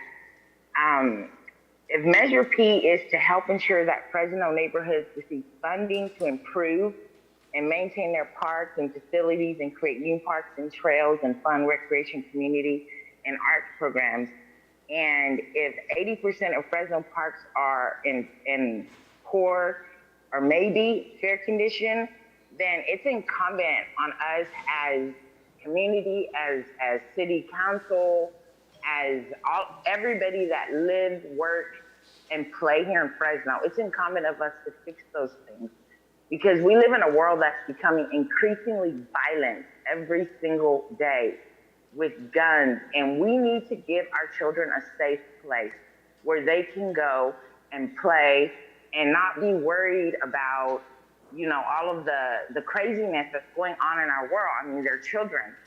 And the Parks and Recreation, for the park rangers, it needs to stay under Parks and Recreation. The police need not have their hands on that funding, because we know what that's all about. So it is incumbent on us all to do the right thing. If extensive input has already been put in by the community, then we need to listen to what the community is telling us that what we need. If the tables were turned and the shoe is on the other foot, you guys would want your voices heard in the asks that you're asking to be given, because at the end of the day, we need to realize that we are here to help one another, and our children are our future. And if we don't help them, then we are shooting ourselves in the foot. Thank you for your time. You guys have a blessed Monday. Okay, our next speaker on Zoom is going to be Carla Martinez.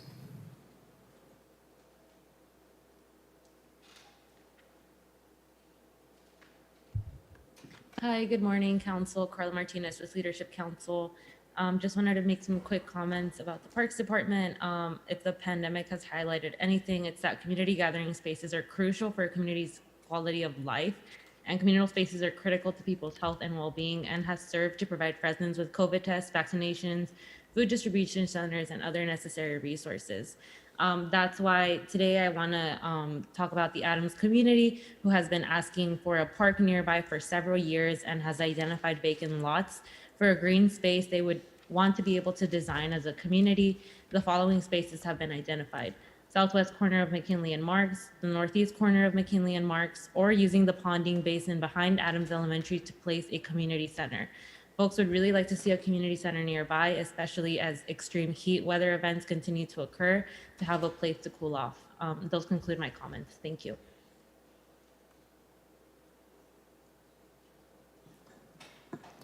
Okay, our next speaker on Zoom is going to be Alexandra Alvarado. Hello, my name is Alexandra Alvarado. I'm a community organizer with Faith in the Valley. We are in full support of the community ask from CNC for $5 million for participatory budgeting, $300,000 for youth activities, $75,000 for a representative sample survey, increase the park staff annual budget to host community events, and then, of course, we strongly support place the Parks Ranger program under the Parks Department umbrella. Something the community is also would like to see is a focus on strategic solutions to help meet the ever-growing demand for soccer. It is difficult to find a space to play, and if you do find a space, chances are that you're guaranteed to bring in dust while you're playing. Community needs fields that are in poor that are in poor condition turned into artificial turf spaces. Any future park sites need to at least one court, and many of the low-use tennis courts need to be converted into full courts and small turf fields. The data the city has concludes that there's a need for soccer spaces in just every corner of the city. Parks' responsibility is to choose what sports to grow, but to satisfy the recreational needs of the city of Fresno residents. There are many unsatisfied soccer families in the city of Fresno that another sports complex far away from the densely populated areas of town won't satisfy. I also want to take this time to also lift up our concerns with the warming and cooling centers in Fresno. Spent time last winter driving folks over to warming centers. And while they were open, folks didn't know about it. They didn't know the time frame because it always changed. They didn't know which days they were going to be open. Folks didn't have rides there. folks, one of the first things that they would ask if my pet can go there and if I can take my stuff with me. And I think the least the city can do is give these folks some dignity to be able to have a safe and cool place so that our brothers and sisters on the streets are not going to lose their life on the streets of Fresno because our city has been unable to give adequate shelter to everyone in the city. I also want to bring up the concern about advanced peace. Alexandra, we're about 30 seconds over, so we're going to move on to the next speaker. I just want to know where you. that funding is going and where has it been, because advanced peace was promised money. Thank you. Bye. Thank you. Next speaker on Zoom is going to be Anna Wells.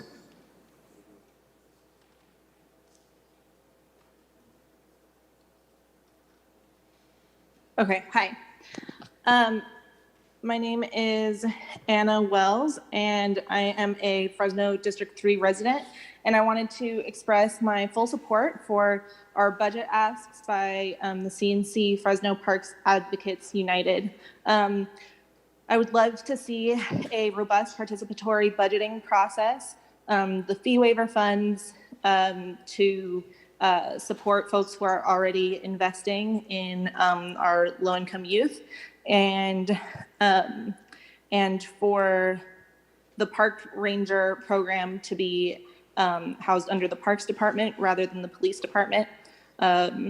Parks should be a safe place of community, and that is not the message that police presence communicates.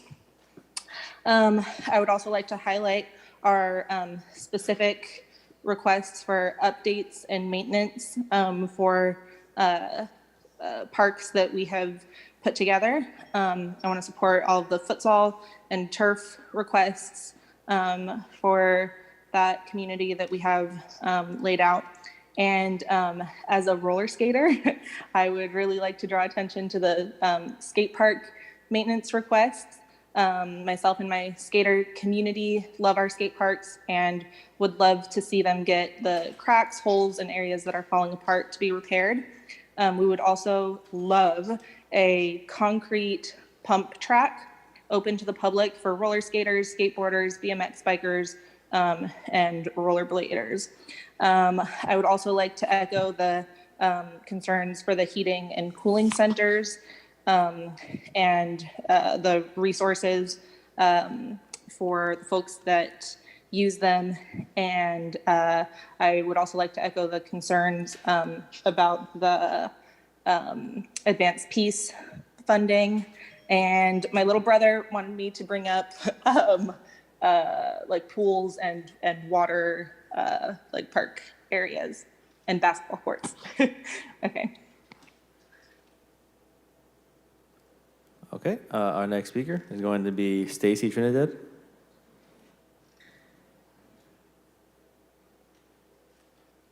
Stacy? Hello?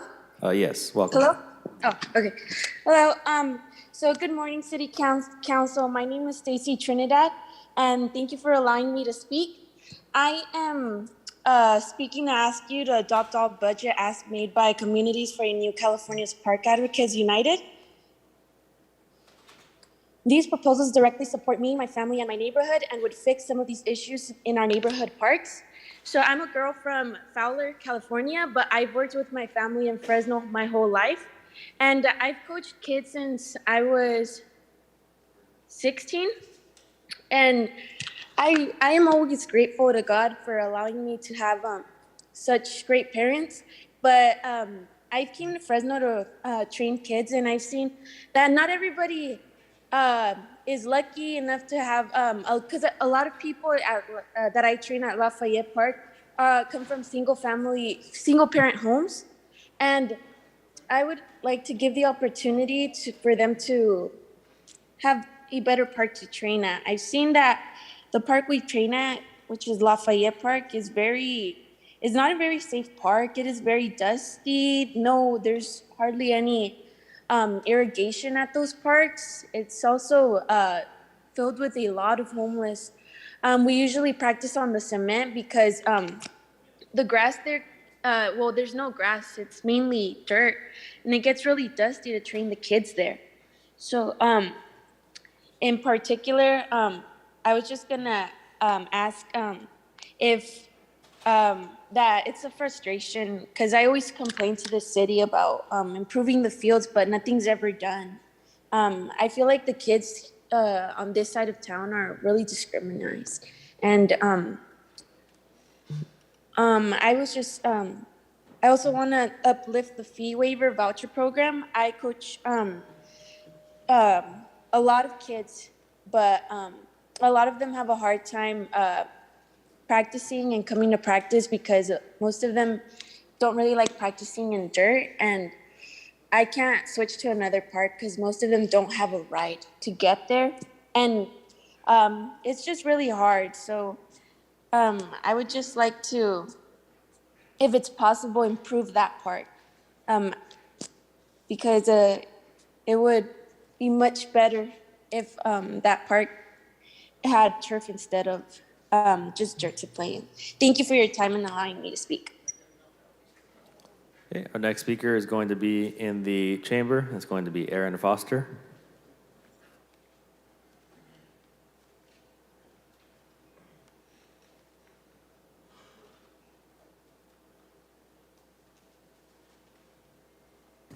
Hello, everybody. Y'all know I talk really low. Can y'all hear me?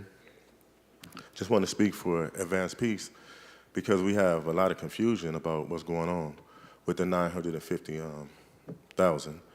But that's not the only thing. I want to uplift what we do at Advanced Peace. It's not just a one-all. We have 3 components, and it starts with healing the community. That's the Advanced Peace portion. I mean, we do that through equestrian and outreach. Advanced Peace is to stop the bleeding, and our community is affected by the bleeding, so healing is the best part, and we heal with love. We do so many things that I'm just tied up right now. We have a studio program that gives people the opportunity to release some of this, not passion, but trauma through music. We give away food. We do healing circles with the families. A mother's program that lost loved ones, fathers and brothers and sons. There's so many things that we do that we can sit all day, and I'm trying to cram it all into 2 minutes, but Advanced Peace is here to heal our community, and that's our main thing. Again, first part is engaging the most violent individuals in our community, and that's not easy to do because you have to develop relationships. The thing that we do is give these individuals options, alternatives to gun violence by giving them permission to dream. We set up life maps with these individuals and help them make them come true. So that's part of our success. They say a lot of things about Advanced Peace, but what they can't say is that we're not effective. They can dispute the numbers all day, but they exist. Advanced Peace has had a hand in reducing gun violence in this community. The numbers don't lie. Thank you. I don't want to run over time. Thank you. Seeing no one else on Zoom punched up and seeing no other yellow cards here in the chamber, we're going to go ahead and move on from public comment portion of parks and come back up here to the dais. I've had a line of folks punched up. First up, we have Council Vice President Maxwell, followed by Councilmember Soria. Good morning, Director Gary. Good morning. I just wanted to start off by reiterating something you already know, which is that parks have been a big priority for myself and my office in this first 18 months of my first term. And, part of the reason for that is, I grew up in the district and growing up in the early 90s and seeing what the parks looked like then and what happened to our parks over time.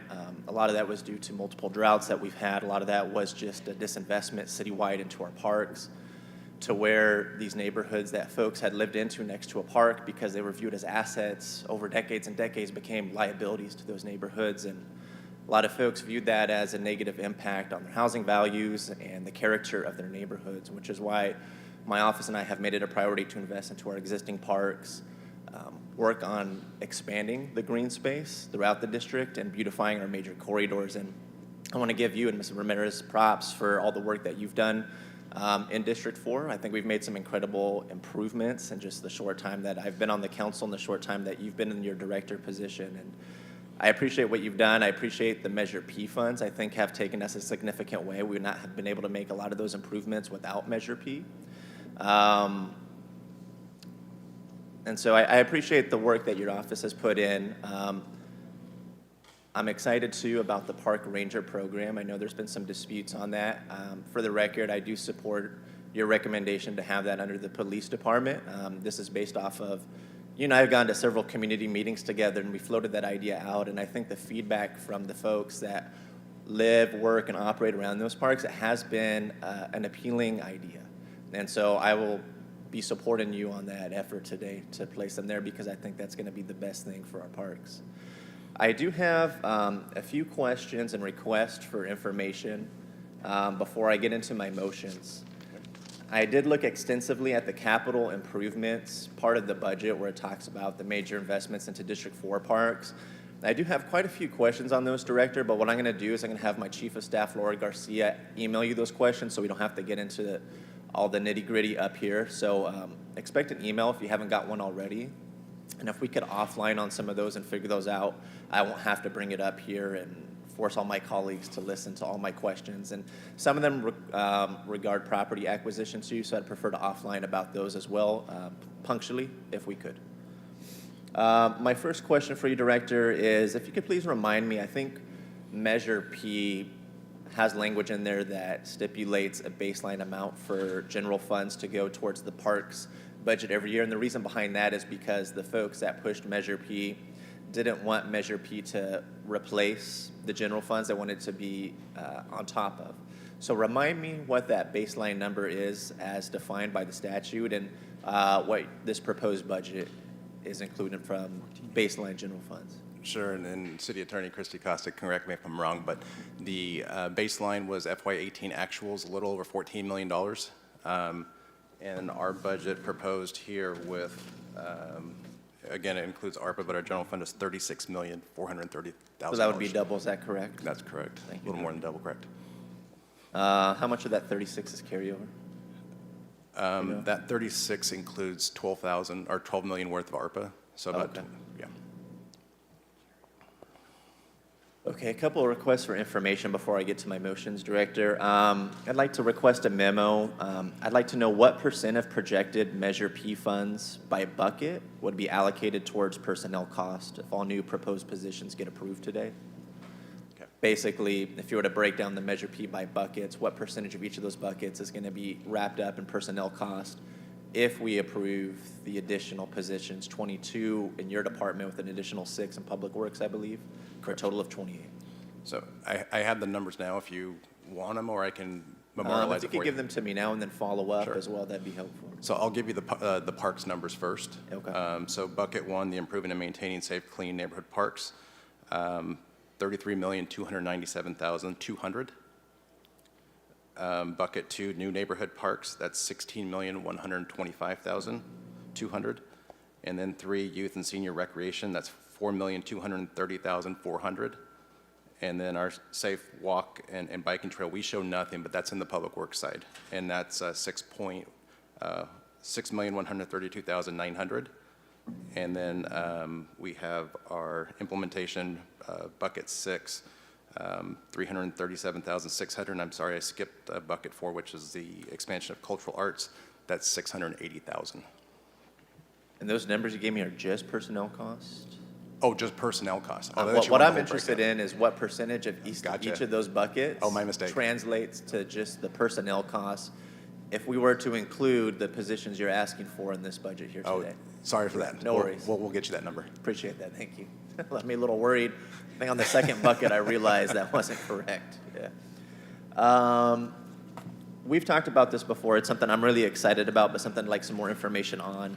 We know that the reservation system for our parks and our park amenities is vastly outdated. And I know you and the administration have been working together on a plan to where folks could utilize something like a QR system to see what amenities are available throughout the city of Fresno that they're able to reserve, and also confirm if they go out to, let's say, a volleyball court, that somebody has indeed reserved that. So I'd like to request a memo just outlining the reservation improvements, the platforms, and the timeline for completion. Okay. Wanted to request a memo that outlines incomplete and unfunded FY22 parks projects. So for example, if administration included something in the budget last year, or myself or one of my colleagues made a motion to include a project that either went unfunded or incompleted, I'd like a comprehensive list on those outstanding projects. Either the project wasn't started at all, wasn't completed, etc. Thanks. My last question before motions, my 1,000 Trees initiative legislated an annual $50,000 for trees and parks youth jobs. Where's that money housed, and how will the program be implemented? So that money, if I'm not mistaken, is with Public Works in their budget.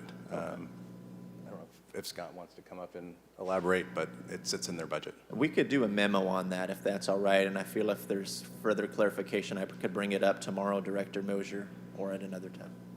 Okay, thanks. All right, I'm gonna go ahead and move on to my budget motions, so hold on to your seats. A lot of these I will need dollar amounts on, Director Aguirre. $200,000 for new bleachers at Cary Park. One shouldn't be a surprise to you. We've talked about that before. I'd like new goalpost and nets for Cary Park to accommodate both hockey and futsal. Are these separate motions or one big motion? I will do it as one big motion. Okay.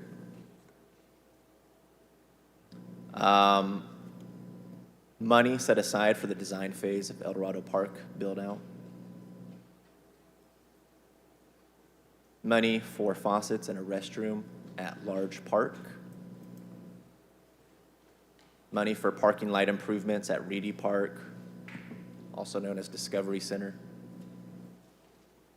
Money for a tot lot at University Park, similar to the one we have at Toll House. $30,000 for a monument sign at University Park. $150,000 for a tot lot shade structure at Vinland Park. $80,000 for restroom privacy upgrades at Vinland Park. Quick question before my next motion, Director. I saw $150,000 appropriated for pickleball at Woodward Park. This is project 00261.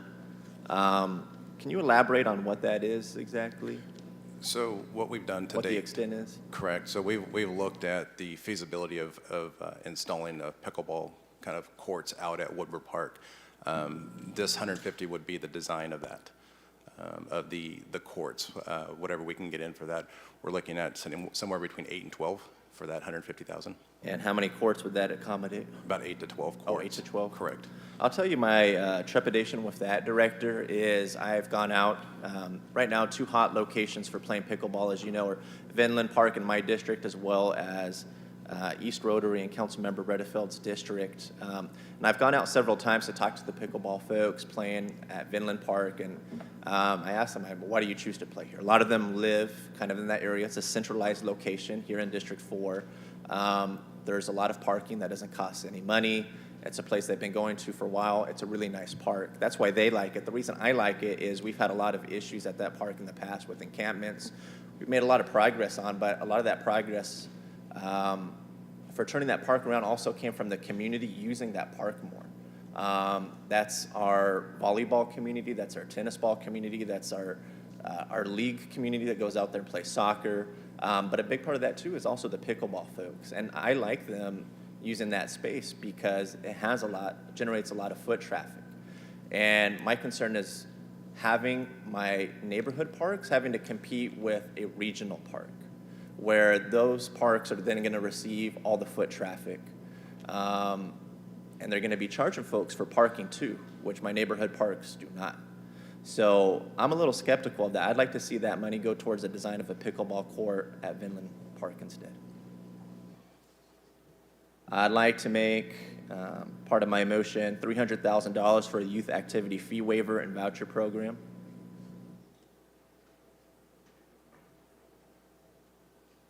Not that dollar amount. $500,000 for major corridor improvements and beautification efforts in District 4.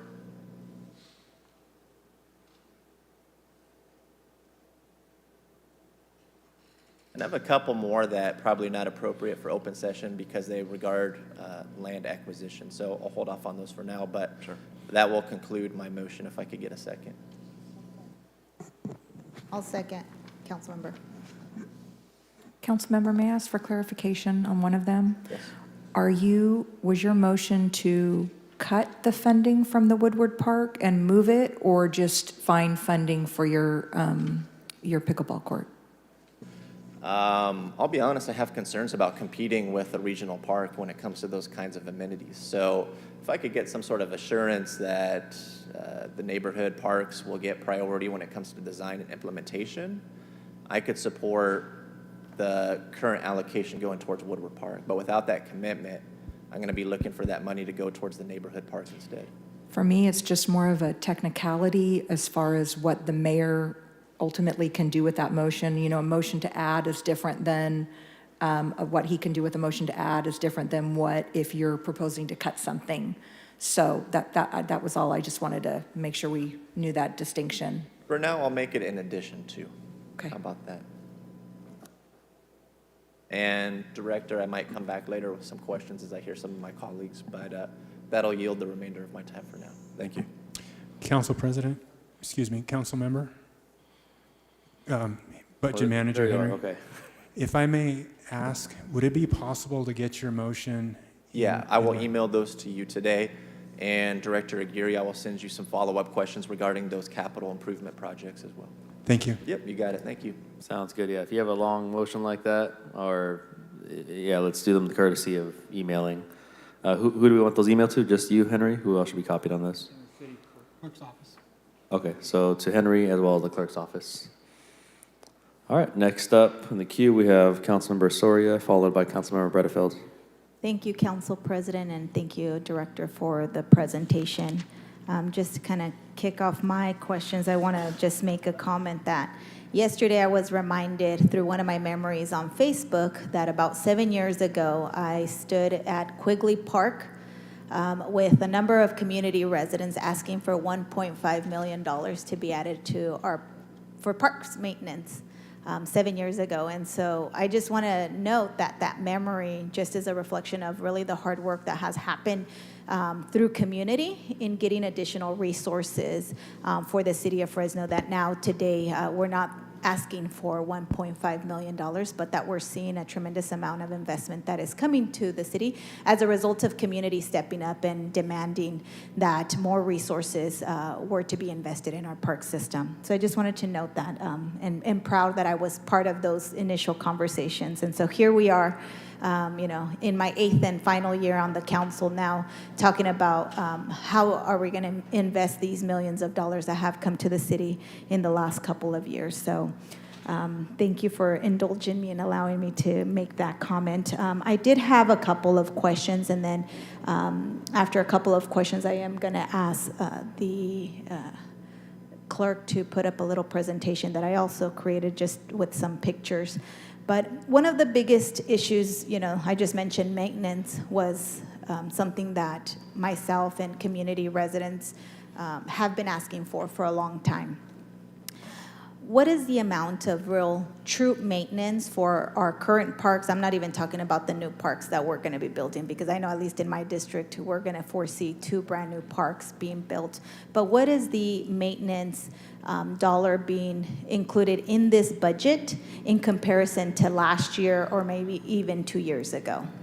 And Councilmember, is that the landscape maintenance, or is that the number you're seeking? Landscape maintenance, and then also just the maintenance of facilities, if it's painting, if it's fixing a fence, if it's fixing irrigation. I'd like to know what that number is today for this budget and then previously. So has there been an increase? I essentially want to know what that increase is.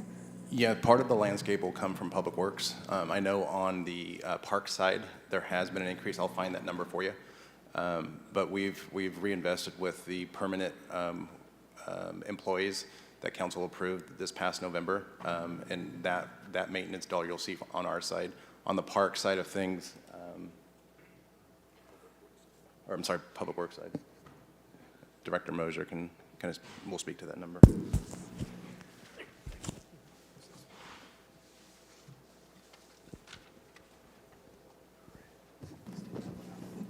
Good morning, Council. Scott Mosier, Public Works Department. So as Director Gary noted, landscape maintenance, of course, for parks is within Public Works. The total dollar amount is roughly $9 million for park maintenance. So that does include everything from paying the water bills to irrigation, all the weekly mowing, edging, blowing type of expenses. That is an increase. And as in the parks presentation, as noted, we do have 6 additional staff positions proposed. How many? Within 6. And that's 6 within park maintenance. How many do we have currently? Total staffing currently, I believe we have that 35. That's 35. Are these maintenance folks kind of in zones, or how is it structured? Who's responsible? So I get now Public Works, I think over the last couple of years, we've shifted over, right? In terms of the responsibility, or can you kind of outline that? Absolutely. Public Works, so we handle citywide landscape maintenance, as the council I'm sure is familiar, ranging from median islands, community facilities districts, trails. We've maintained all of the park green space since fiscal year 2011. That was part of the Great Recession update. At the time, Parks Department did not have really the management, staff, or cost accounting by location, and it was very inefficient maintenance-wise. There were opportunities the city recognized to bring that into Public Works. We transformed into a mowing rotation. We gained a lot of efficiencies and improved operations with less staff than had been doing the work before. Irrigation has been the one that changed. In 2011, Public Works took on irrigation. I believe it was around 2014 the council decided to move just irrigation maintenance back to Parks Department, but kept the actual landscape maintenance, mowing, edging, blowing, and Public Works. And then this past year, then irrigation came back to Public Works, and we're making lots of headway in that area. So for the landscaping, like if there's missing plants, missing trees, Public Works is responsible for that versus the broken sprinklers? We are actually responsible for both. However, in the weekly maintenance operations, in years past, there's not been any resource for things like plant replacement, tree replacement, but now, a very exciting addition is that we do have proposed in the budget a 4-person parks detail crew. We believe that's a much more efficient operation than bidding out that type of work. So on any given week, they'd be budgeted for things like park turf reseeding, fertilizing and reseeding operations. Only 4? Correct. 4 person. How is that? How many parks do we have in the city? We're going to have the ability with 4 people to do all of the parks? And that's simply a detail crew, not for the regular maintenance, but a detail crew, essentially an enhancement crew, similar to how we run the community facilities district. So on a given week, they'd be at a park if identified as a priority, for example, replanting shrubs in the planter beds, applying wood chips. They would be doing things, as I mentioned, in the right times of the year, of reseeding parks, and contrary to kind of our longer bid process to put together plans, go out to bid, we'd be hiring a contractor and getting it done maybe 9 to 12 months later. This could be literally the next week we could be deploying to a priority park for that work. So yes, we do. I mean, ideally, could that be more? Sure. That's really just dependent upon funding availability, but we sought to balance that within what's available through Measure P for that type of work, as opposed to, say, like a major park reconstruction, rehabilitation, which would be a private contractor. Okay. And the reason I'm asking all these questions is because I'm concerned about the maintenance schedule that is happening currently with our parks. I think if I went, I don't know who in your parks department goes and tours the parks. I'm going to put up a presentation of pictures from the 3 parks that I have in my district. Starting with really Inspiration Park, which is the newest park in the city of Fresno, and it looks terrible. You know, the park has been in existence for 7 years, and the landscaping looks horrendous. It doesn't look like a park. You know, there's a lot of dirt, there's a lot of brown grass, weeds, and it just seems like we haven't really provided any TLC and preventative maintenance so that it doesn't deteriorate as fast as it's deteriorating today. So I'm concerned really about the maintenance component and how we're going about in terms of the schedule. Like, is there regular maintenance? How does the regular maintenance happen? So I have 3 parks in my district, and as I mentioned, Inspiration Park is the newest one. Then we have Lions Park and Quigley Park. Just for the education of the public, back when we did the Parks Master Plan, Quigley, which is my 3rd park, is one of the oldest parks in my district. That one was identified as the park with the greatest need. And still today, you know, years later, we haven't really done much to improve it. I know that we've applied twice for grants. We have not been successful in acquiring the grant to make sure that we fully renovate the park, which is what the Parks Master Plan called for. And I'm a little disappointed that in this budget, unless I misread the budget, there isn't any significant investments going to Quigley Park.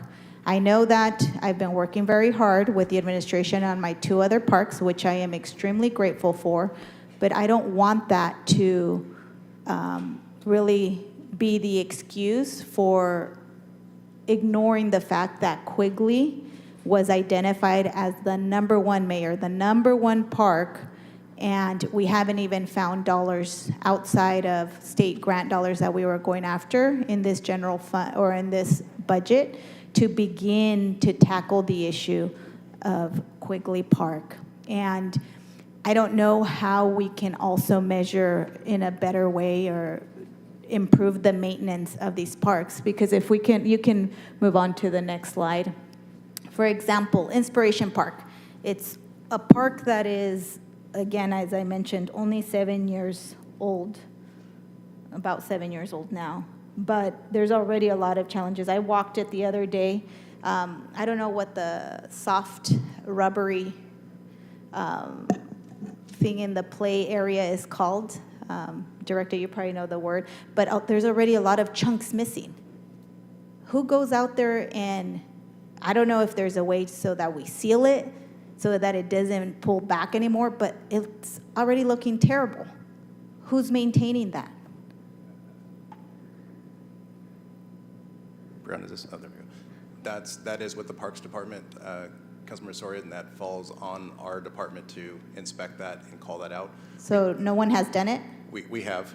We do inspections on the tot lots and the surfacing, so that has been noted, and I believe we have a plan in our current budget to go and patch what's been kind of torn away and damaged through whatever. How long does it usually take? To patch that. Mm-hmm. We're trying to find a couple other parks that have it versus bring in, the mobilization to bring a vendor in for one small patch. We're trying to find a couple different, so I can get you a time frame on that. But isn't it the longer we wait, the faster we see the deterioration and the pullback of this stuff? It could be, correct, yeah. If folks are yanking on it, or if, feet or slide, whatever the cause of it continues, then yes, it could deteriorate.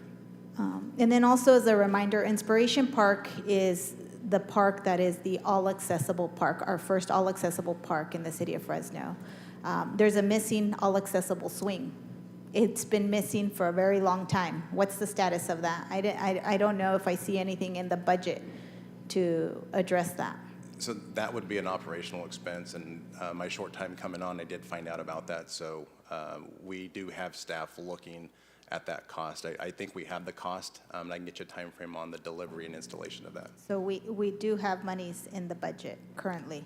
We have some operating. I don't think it's a big ticket item, so those smaller items we were able to go through and look at addressing. Okay.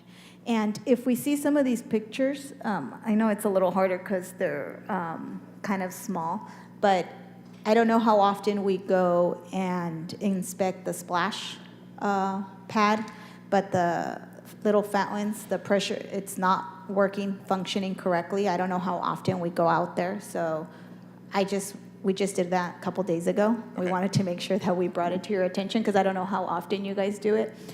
I think these pictures really reflect of the condition of many of our parks in the city of Fresno. How can we move away and begin to really see our parks look like parks?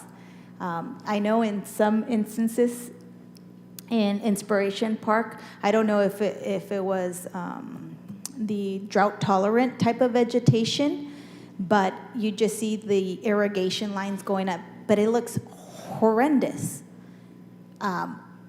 What are we doing? Have we done an assessment of each park in terms of the maintenance so that we are beautifying? You know, there's this whole initiative that the mayor has to beautify Fresno, but our parks still look like crap.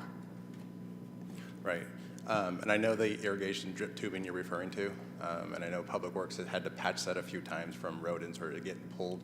I believe this fall, and I don't want to speak for Public Works, but I believe this fall would be the ideal time to plant those shrubs.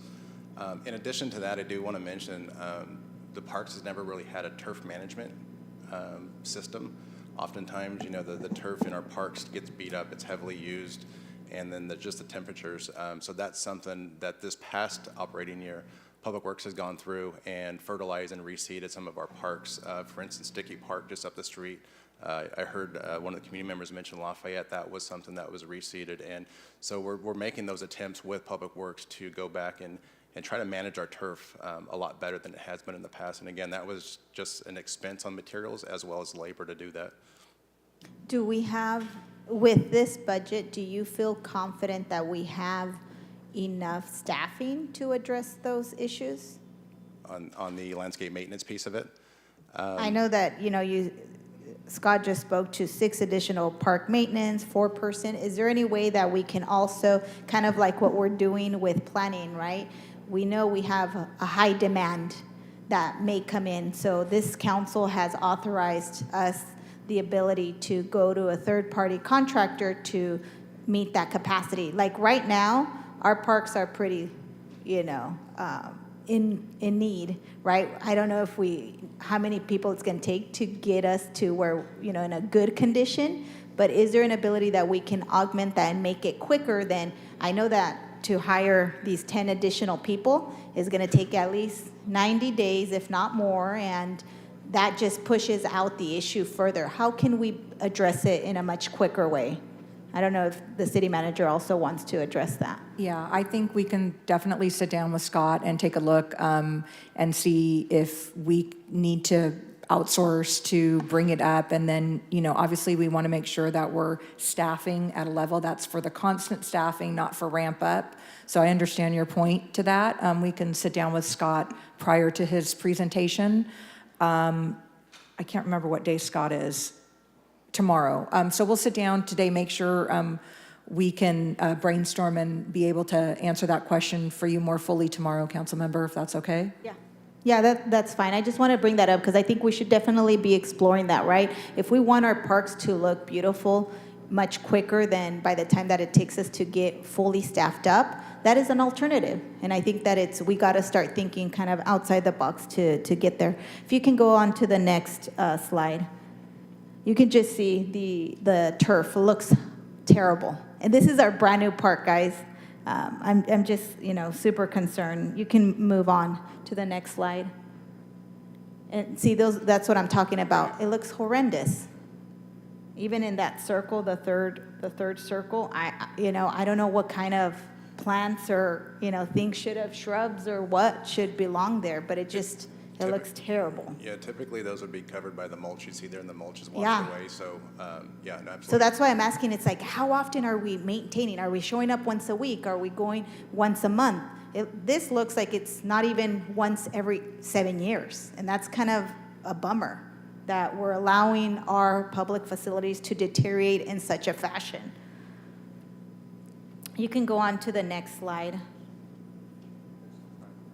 I know for Lions Park, and as we've heard kind of commonly, safety concerns, Fidel, one of the teachers mentioned that, kids don't feel safe to walk to the park or to go to a green space near them. I know Lions Park, have been significant concerns along with also Quigley.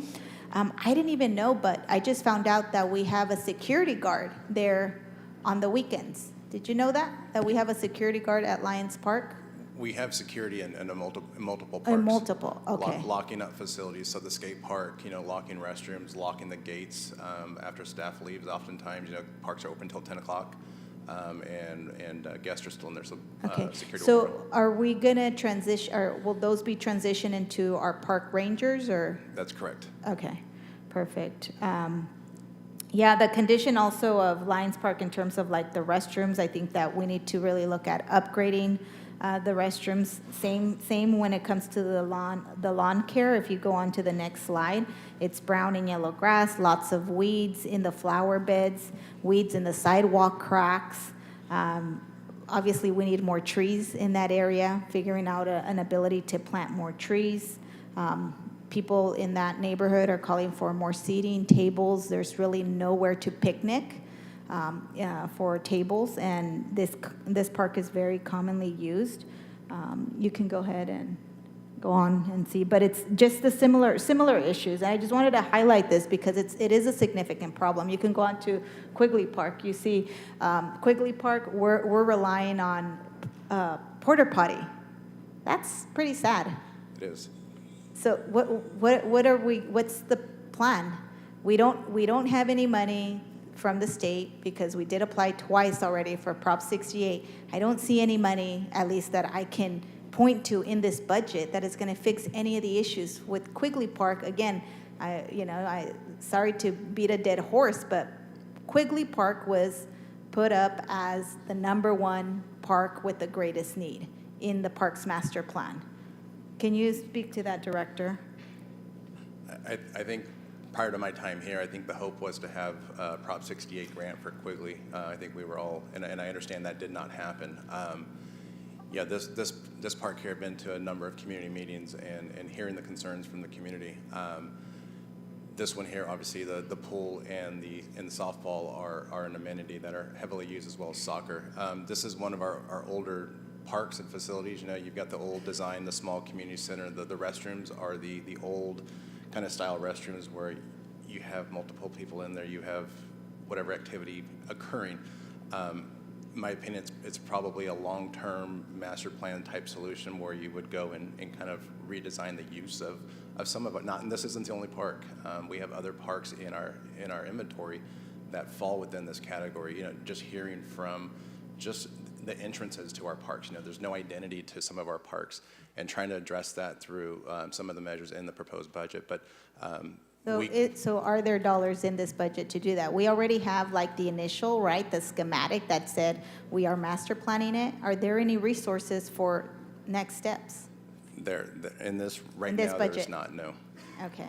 What would it take for us to begin, because we're not getting the $8.5 million to renovate this entire park, which was, we already identified it. We did a schematic of master planning it. That's what we submitted to the state. Do I have to make the motion of $8.5 million, or is there a chunk of amount that will help us in this fiscal year to get us in preparation to do the construction of what already was planned out in this preliminary design that we submitted to the state? I'm not aware of $8.5 million sitting here unused that could go towards this. So I'm unclear if that's Well, in there. no, there isn't. Obviously, Van Ness and Weldon was identified at the time as your highest priority, so that's what we've been focusing on, because we would be able to hopefully, get that far along. We can go back and look at the grant application and see how the work was chunked out to see if there's a phasing that we can look at. As you know, There's different buckets for different activities of Measure P in different parts of the city. So it's all sort of a fine balancing act of where we can spend what dollars in which location. So with regards to Quigley, we can go back and look at that grant application and see what the chunks of work were identified as. And I'm okay with like chunking it out. I just want to make sure we're making progress. We spent money with a consultant to plan it and to submit the grant to the state of California. Unfortunately, we haven't been successful. Had we been successful, we'd probably be moving with it, right? And I get it. The Weldon and Van Ness was a priority. My 3 priorities in terms of parks have been Quigley. We went state dollars, didn't get it. Milburn and Dakota went to state dollars. We got it, which is great. It's a brand new park. And then Weldon and Van Ness, which that does have general fund dollars in Measure P. So yes, absolutely. But I do feel that, we at least have to make an effort to begin to develop it, to get it to be in a place where at some point we can go and, do the final design and get it ready to be constructed. So that's my thing. I'm not asking for millions of dollars. I would have probably made a motion right now for 8.5, but I realize that there's a lot of competing, projects in terms of the districts. And even if I made the motion for the 8.5, those wouldn't be expended today because I understand there's a process in the development and the planning and CEQA and all these things that need to be done as part of a project. So, but I would love to include that amount that's going to move us and move Quigley in the direction where hopefully in the next year my predecessor can go after the construction dollars for this in the next fiscal year. So if we can find that amount, that's going to be, I won't make the motion today because I know I have other days to make the motions, but I did want that to be a motion so that we can get Quigley in the queue and hopefully closer to getting it master planned and renovated. Aaron, do you know what the $505,000 that was listed in the PowerPoint for Quigley was going towards? If not, we can, what page was that? What slide? No numbers, huh? We're showing 505,000, but I'm not sure what the specific is, so we'll have to go look that up. Oh no, this was the PrAC recommendation. Okay. We'll go back and take a look, Councilmember. Also, I know that in the past there was an issue with like having adequate staff to open and close the parks. Or we're at a place where we have the adequate number of staff members to do that for all of our existing and then the new parks that are going to be built. So to open our community centers and to open our facilities, parks, the goal is to open all of our parks by 7 a.m. We've been able to meet that and then close them in the evenings. Same with our community centers. We have the 17 that are open 5 days a week, and we actually have 6 that are open on a Saturday. So yeah, we've been able to meet that goal. Okay.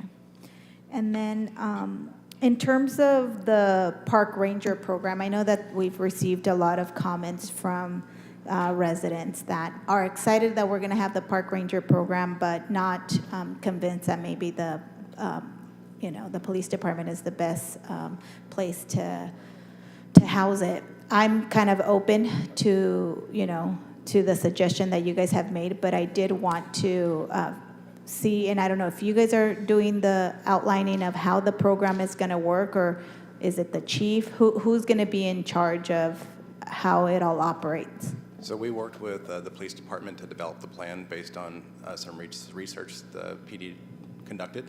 The layout came from PD and the vehicles and so forth, and how everything's set up, hours, shifts, the 7-day-a-week operation. But we would work closely with them on the needs in our parks as they come up and as we hear from community and as we hear from staff. And I know that there were some comments made from this dais in terms of the uniform to make it less look like a PD versus a park ranger. did you guys take that into account? Have you guys made any modifications to the park ranger program as a result? Let me, so I want to remind, when we presented the ranger program, these are going to be filled by CSOs. And just a reminder that CSOs do have a different uniform than, you know, the dark blue like Deputy Chief is wearing. They have the light blue with the white patch. So I can tell you that if the program is going to remain in the police department, which we do think is the best recommendation, to be able to have that close contact for CSOs who have, you know, radio access in case there's an incident. But I'm sure all of you have worked with CSOs in your district. I don't think that I would ever refer to a CSO as militarization.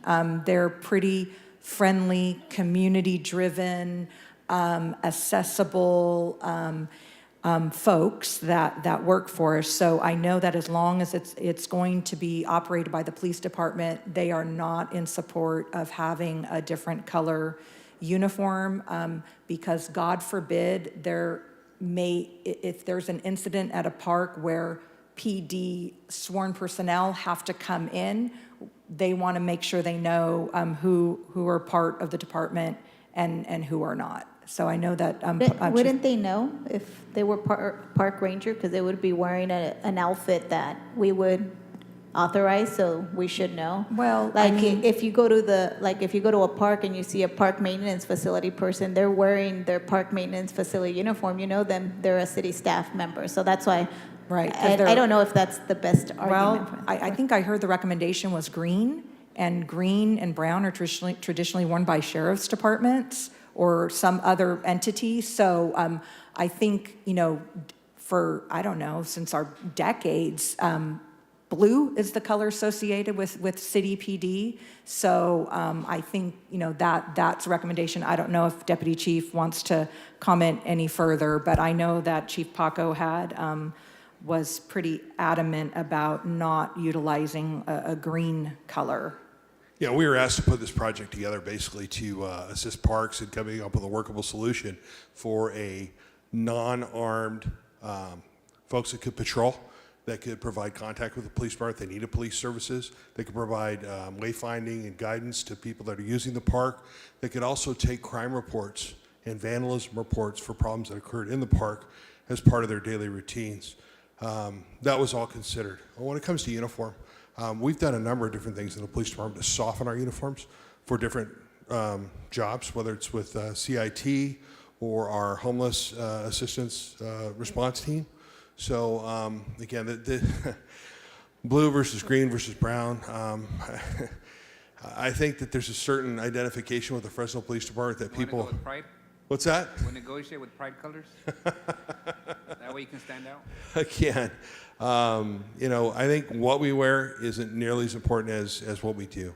And the idea behind the Park Ranger program was to provide, again, an outward-facing, community-oriented personnel that would have access to the police department if they needed the help of an officer in full uniform. But for us to provide the supervision, the training, that program plugs right into all of that. So Parks doesn't have to put together a supervisory layer of personnel. They don't have to put together training. We handle all that stuff for them. So that's part of the deal there. Perfect. Deputy Chief, question for you. What is your guys' strategy on the recruitment for the Park Ranger program? So I think it's important that this council decide exactly what they want to do moving forward on what that Park Ranger program looks like. And then our recruitment is going to be very similar to what we do for community service officers, for dispatchers, for other non-sworn personnel, to talk about how important these positions are within our community. At one time in the Fresno Police Department, we had 50 community service officers that went out and did things like this. So we're going to continue to expand, and this council's approved 25 CSO positions in the last year that we're in the process of funding. So our recruitment is going to be talking about the engagement with the city, meeting the public service needs of our community, and being a part of the solution. And we've been pretty successful this last year getting that done. Great, and I'm a strong supporter of these CSOs. I think that they're a great asset to our community and neighborhood, so I appreciate that. I did want to just note for the record that, and I've been kind of in communication with State Center Community College. They actually have a park ranger and Cal Fire programming, so I don't know if we're working directly with them. I'd like us to really build a strong pipeline with our State Center Community College where, you know, these young folks are going through these park ranger programs that they have. They're right here in our community. Let's figure out how we develop a strong partnership to really get folks not only, you know, in the pipeline, but that have an understanding of park management and that field. So we have the resources here in our community. Let's figure out how we connect the dots. That's a different program. That's an armed program for park rangers at the state level, the county level. That's a whole different idea than what this council had expressed that they wanted. We can certainly look into that. Absolutely. Yeah. But I think that out of there, you feed to, and I think that it's about having those conversations with the leadership so that we're making sure that we're creating that pipeline of park rangers for the needs that we have here in the city of Fresno. So I wanted to bring that issue up.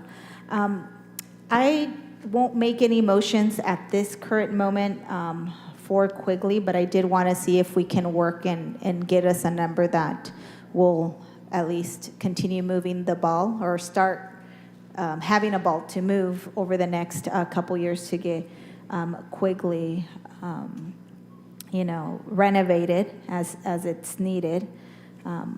But if you can get that for me, I will make that. I did want to say thank you to the folks who have given comments today about the needs to, invest in certain types of sports or after-school programming. I know that you mentioned also there's the cricket that is happening. I did actually get to see it for myself the other night that I walked out to Inspiration Park.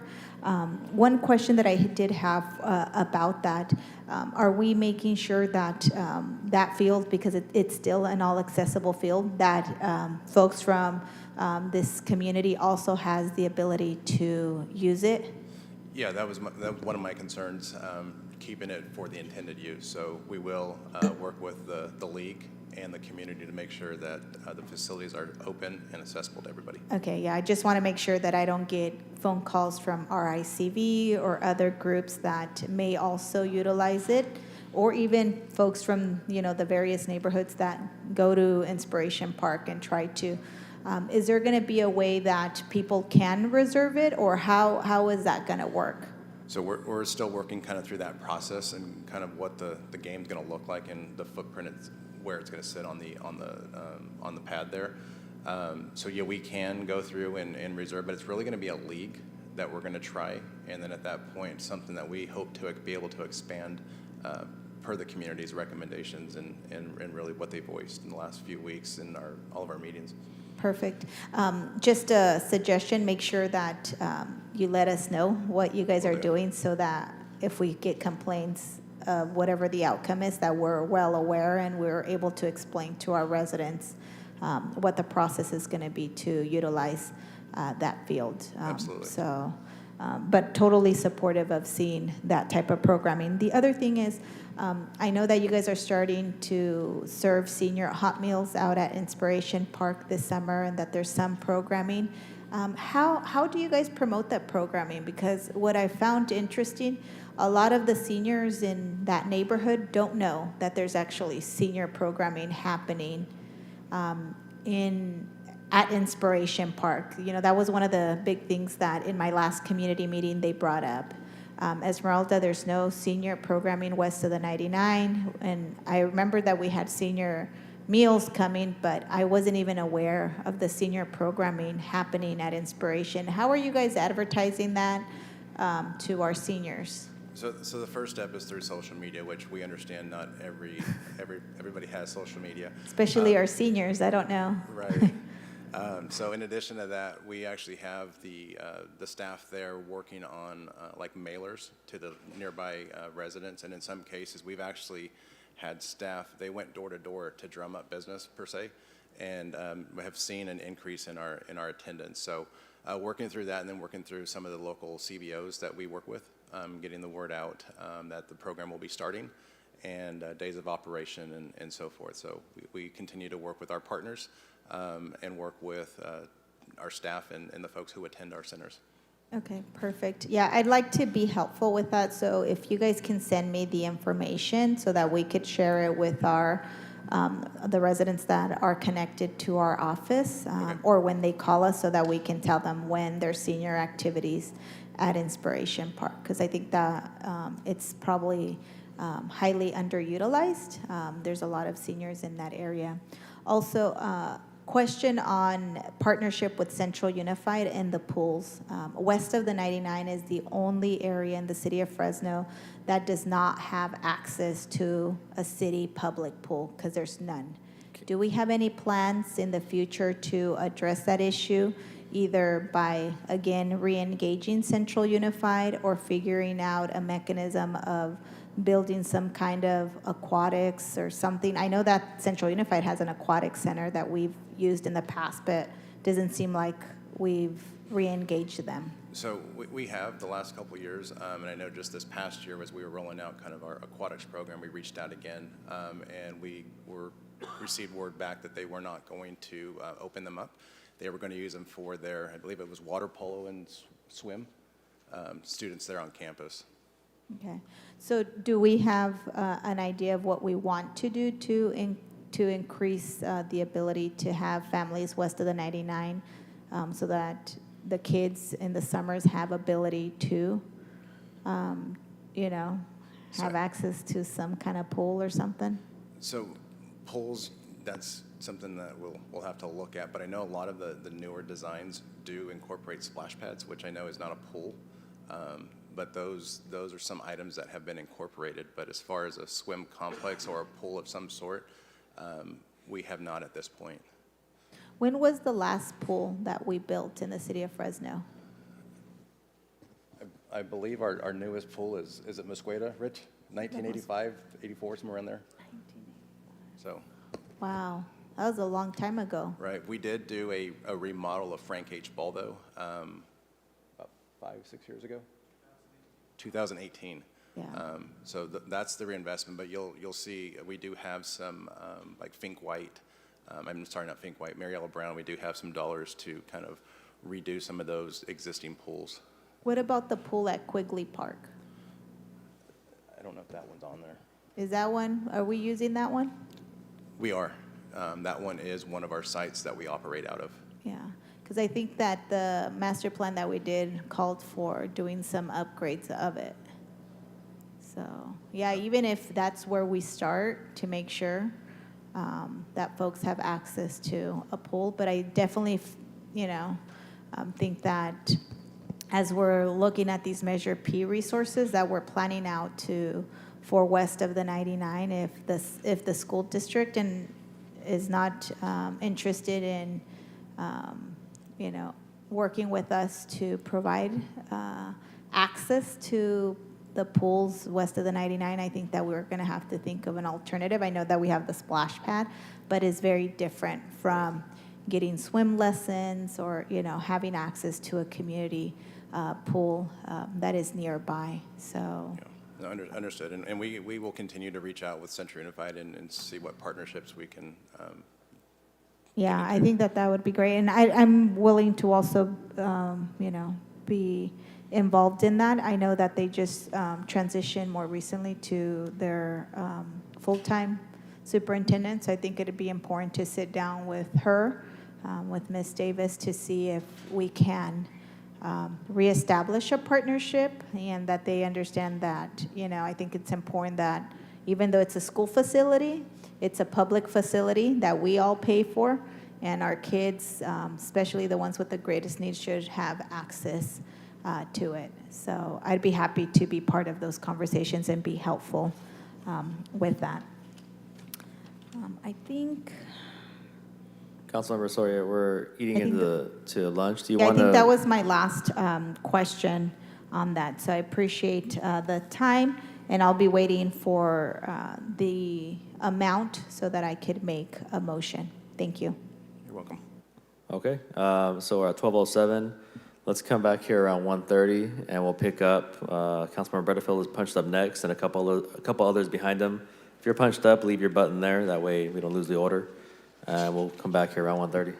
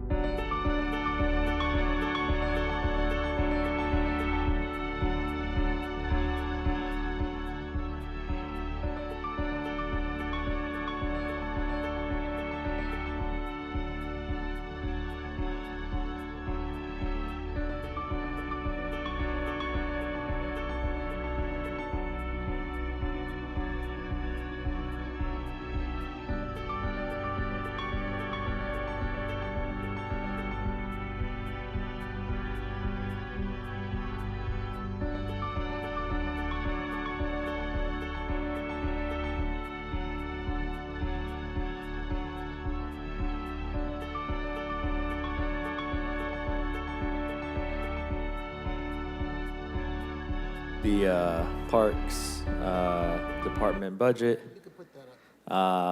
Next up in the queue, we had Councilmember Bredefeld, followed by Councilmember Arias. Okay, great, thank you.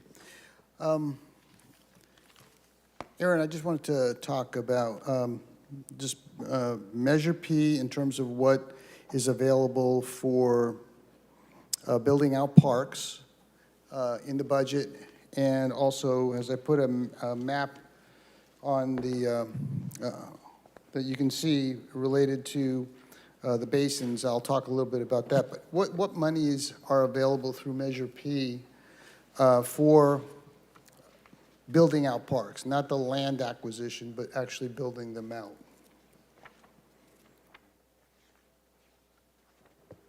There we go. So category 1, Councilmember Bredefeld, improve and maintain existing parks.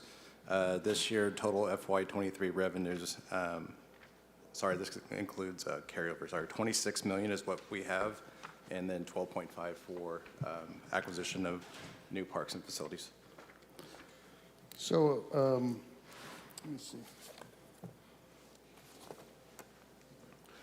Now, I thought it was on the construction on page 100 of the line item detail, it was 12.8 was available for construction. Is that right? Correct. Okay. So, and those are dollars that have not been assigned for the specific construction of any parks at this point? That's correct. Okay. So there's almost 13 million. So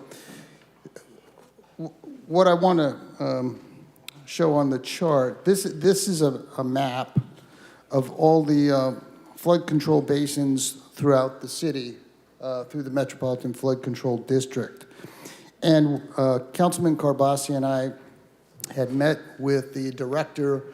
This was probably 2.5 years ago at this point now, because we put this on hold when COVID hit, but we got a map of all the districts and where the ponding basins are. And many of these basins, I'm not sure everyone knows that, not all, but many of these basins can actually be developed for parks. And in the chart on the top right, looking at each district, you can see how many sites are available that can be built out in parks, like Los Osos, or the one, I think, in your district, Councilmember Chavez, and in my district at River Park, they have baseball fields over by Kaiser Park that they use every summer in their beautiful fields. But in all the districts, there are sites that actually have parts of the basin that can be built out into parks. And in looking at the budget, which I did this morning, of the flood control district, they actually have $1.6 million that they have for land acquisition for basins. They have $55,000 budgeted for maintenance of the parks that they have, and don't spend much in terms of other kinds of things related to building out parks like we want to do. So what the idea behind this was that in actuality there's 240 acres of potential areas throughout the city in those basins that can be built out. And so, for example, in District 5, although those boundaries have changed, there are 8 sites and 68 acres that can be built out for parks. So it's an issue of basically having the funds, which now we do through Measure P, to develop parks. And as I understood, and maybe Scott can allude to this, the need for acreage of parks is how many hundreds of acres are needed at this point to be where we want to be. I think Scott had that number, but maybe. Yeah, I was trying to dig that out through the master plan that identifies that. Yeah, I think right now our gap is about 1,000 acres. Right. To meet the 2035 need, about another 1,900. Right, so nearly 1,000 acres.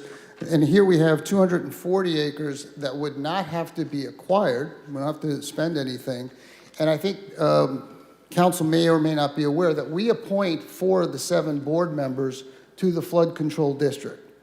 And we can basically request through our board members that this become a priority for us, not only obviously flood control, which they're doing, and that's their primary mission, but we can develop many of these sites, and we identified through the former director 43 different potential areas that can be built out for 240 acres.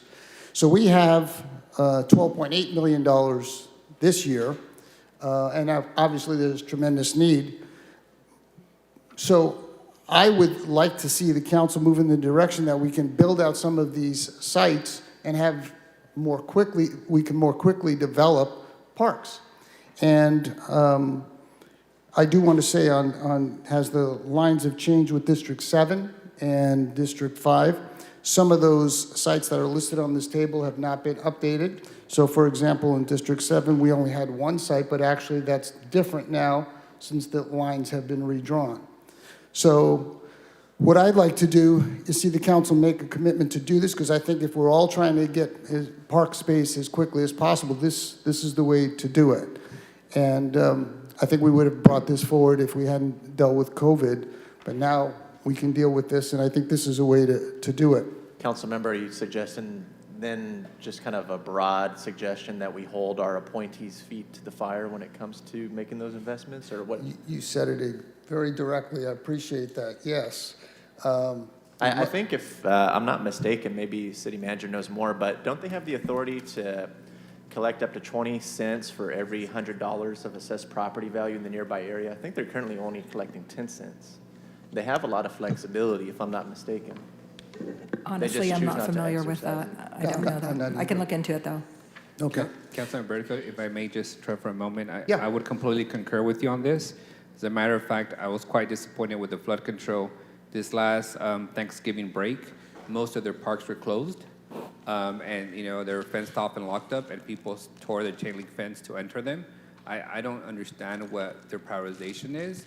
Why, and these are the parks, the space in which they are converted into parks, and they locked up those fences. So, I'm all for it, and if it takes us pressing reset and getting a whole new board for the flood control, I'm up for that too. Well, I hear you, and I appreciate that, because that's really where I'm at. And we have a basin right on Knees and First and Fresno, and I see it every day. It's barren, and it doesn't look very good, obviously, when water isn't in it, and it would be a great place to develop. But I also understand there's needs throughout the entire city that we have to address. And this could be every district that could be impacted by this. Yeah, Esmeralda? Councilmember, I have a question. So when you're saying develop it, because I know most of them right now are just green grass, what are you saying? Or just dirt. Or dirt. So you're saying put grass and play equipment and trees, things of that sort. Yeah. And in the area of the basin that could be developed, because you can have a huge basin and a part of it that you can't develop and another part that you can. Yeah. Yeah. So what would it take? Well, I think part of the motion that I'm going to make is that our city manager and our city attorney meet with their administration, work out an agreement, and then I think it's a decision of us as a priority in conjunction with flood control, deciding which basin to build out, develop, and create a park. Okay. So I'd like to make a motion that we commit all available financial resources, whether it's using the Measure P money of $12.8 million or other additional funds that are available, to develop flood control basins that can be developed into parks, and the city attorney and the city manager to move forward with the support of the council to initiate any agreements or any documents that we have to do. And I think, as council members pointed out, we have 4 appointees of 7, and I think we ought to exercise that and let them know that we're very serious about this and we want to develop parks. This is a quick way to do this, and this is a way that we can initiate this throughout the entire city and where there's great need throughout the city. I'll second that. Yeah, I'll support for now, Councilmember Bredefield. I'd be interested to hear how those conversations go. Obviously, there's a lot of factors like, is it going to be, if we make investments, is it still going to be closed off to the city during the wet season? Those kinds of things, right? Sure. So Yeah. I'd be interested to see how those conversations play out before we cast the ultimate budget vote, but Absolutely. I think you're headed in the right direction, so. Okay. Thanks. Thank you very much. Council President, Budget Manager, again, if I may ask, if we could get that motion. We'll give it to in you. writing. Perfect. You got it. Thank you. To Henry and to the clerk. Yep. Thank you. Councilor Bredefield, are you still going or are you No, finished? I'm good. Thank you. Councilor Barrios? Mayor, I think we need some new appointees in flood control, FYI. So let me start off with some kudos.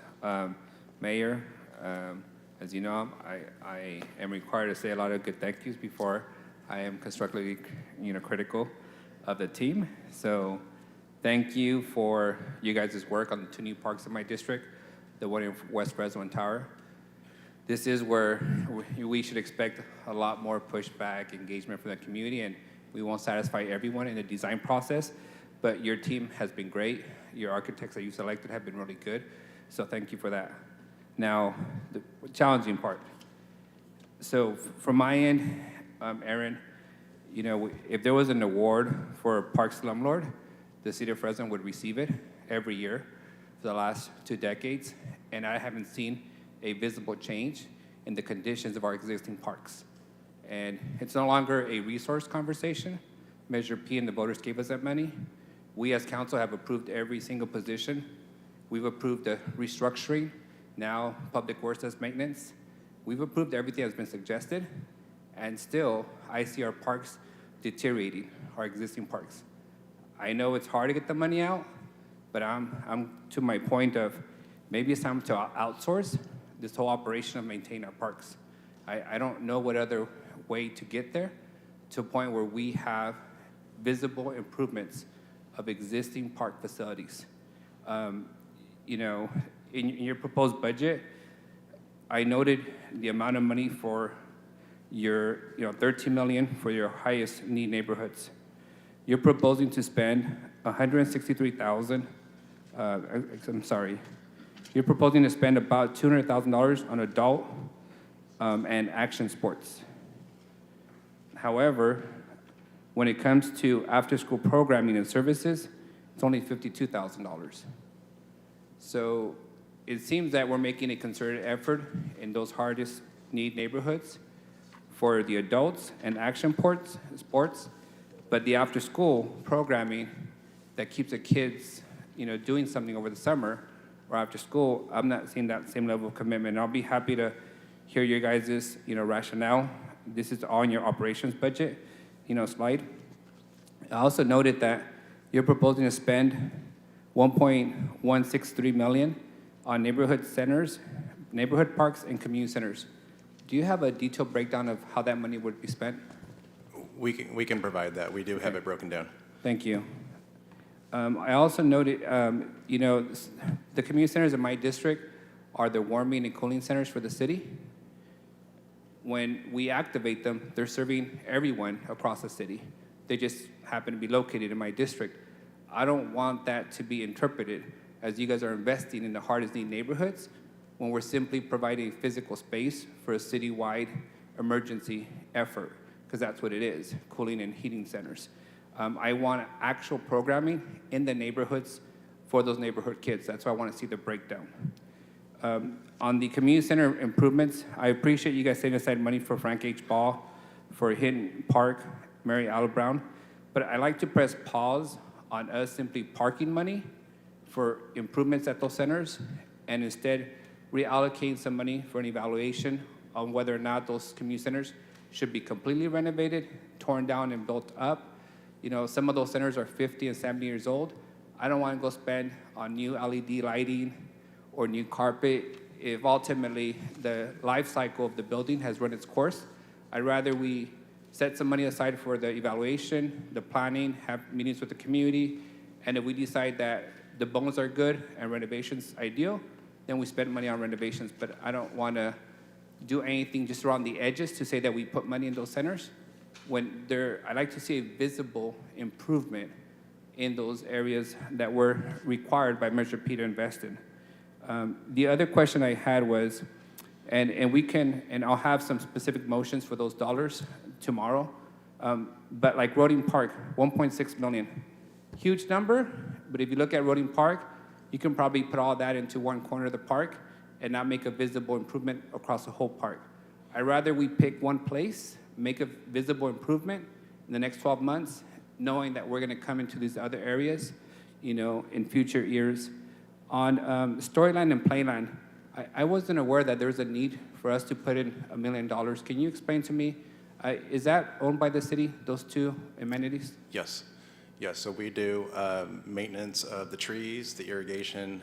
We don't maintain the turf, but it is our facility that we are obligated to maintain. So it's owned by the city? Yes. And it's operated privately? Correct.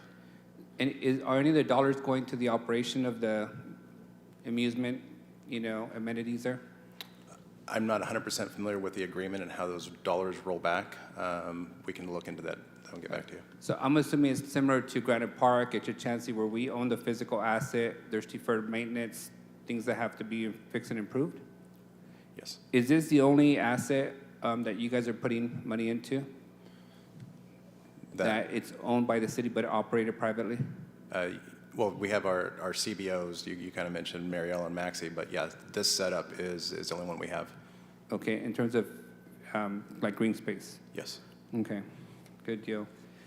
Can you tell me on youth services and services to seniors, and my question is specific to Measure P and General Fund, how much more services does this budget propose to provide seniors and youth than we did last year? Let me pull up the expansion. But just speaking of expansion for seniors, I know we are piloting a afternoon program for our seniors. At Ted Sewell's, this would be an afternoon meal service. Typically, we provide that in the mornings. That's something that the seniors have kind of requested and something that we are trying with the hope of expanding that to all of our centers. So that's one expansion to highlight. In addition to that, some of the after-school neighborhood classes that we were talking about for our youth, I heard somebody mention earlier about the STEM and the science and technology, engineering, math. Those are things that we're looking at expanding into our community centers for our youth. In addition to that, seniors have expressed interest into that type of program as well. Okay. If you can give me a list. I want to know the additional investments we're making to youth and seniors. I've heard a lot from the adults who want foosball and cricket and a whole bunch, great. But our job is to try and keep kids from getting in trouble. And I want to see the year-to-year increase in investment in those programming, just programming side, not physical capital, just programming. Okay. Can you tell me how many of our parks now have solar and EV charging stations? I know the regionals do, but any Yes. other neighborhood park? We have Fig Garden Loop Park has charging stations. You mentioned both Woodward and Roding Park. And I believe Scott, Inspiration. Got it. And do any of them have solar? Not yet. We are working through a proposal to look into solar. Is the plan to have every park to have solar and EV charging stations? Is that the plan? At this point, we would not have solar at every park. I think we're going through with Public Works the evaluation to see what financially kind of pencils out. But some of the sites we're looking at are older facilities that are in need and are high use energy consumption. Okay. So when we go up there and upgrade an air conditioning unit, we don't assess at that point for solar to be installed automatically? So part of the project that Public Works is working on right now, we have this in the works. We're going through, and Scott can probably speak to the specific details, but they are taking that into consideration, the HVAC upgrades, the control upgrades, LED upgrades, and so forth. Okay. Can you remind me, how much do we generate by charging people $5 in the regional parks a year? Ooh. Give me 1 second. I know the original model from the city was to have regional parks generate money that would then help finance, maintenance of the neighborhood parks.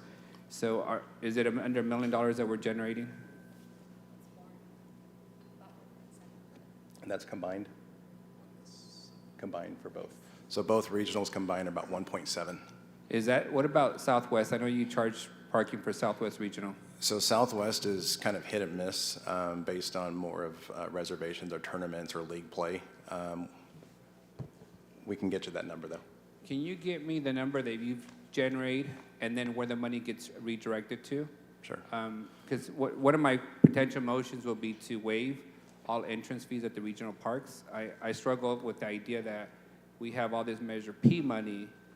You know, should we still be charging people to get into the place? Because it is one more barrier, and there's costs for us to be able to charge and collect the revenue. So I like to see not only how much you collect in revenue, but also what it costs you to collect the revenue. Cost of staffing, cost of, collections, when we send people to collections for not, paying the $5. And on that, Councilmember, we can probably show you last year what that number looks like, and then we expect a reduction with the pay-on-foot stations in the amount of staff that will no longer need to be in the toll booths, so we can show you that. Yeah, and the reason I'm pressing on this, Director, is that I've got a lot of feedback on these, mobile paying apps is creating long lines. So I'm trying to ascertain what's the return on investment of charging people $5 versus giving them a better experience, and do we really have the financial need to charge those $5? If it's, 1.7 in a $100 million parks budget, it's a conversation I want to have. Okay.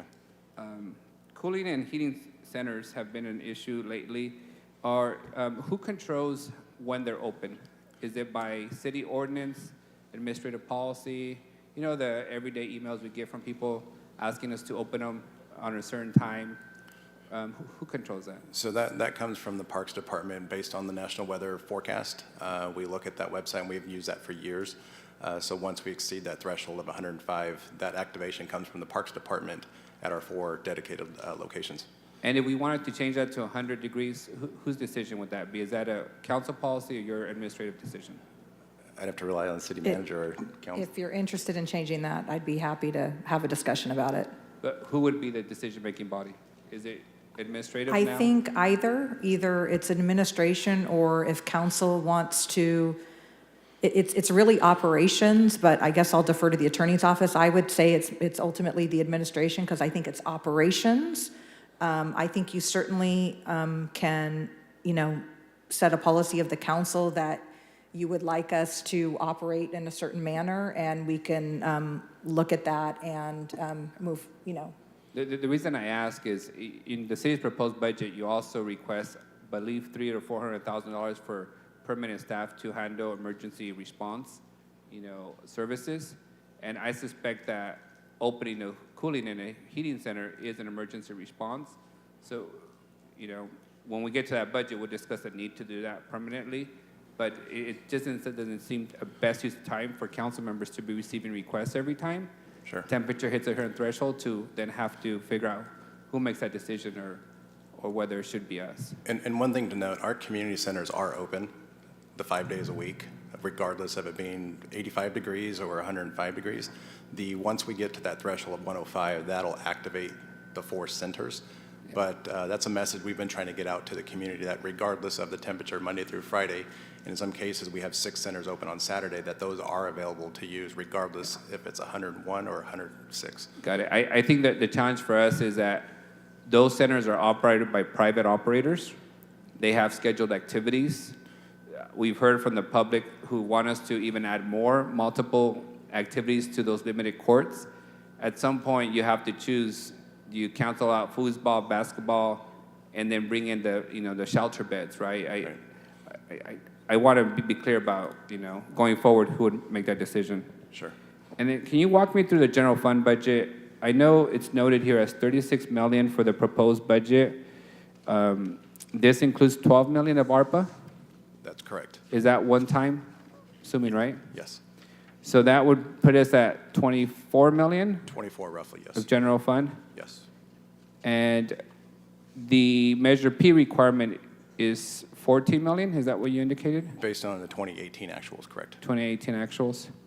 All right. And it does represent a 6.6% according to the general fund expenditure report increase, while the police department's general fund increase is 40%.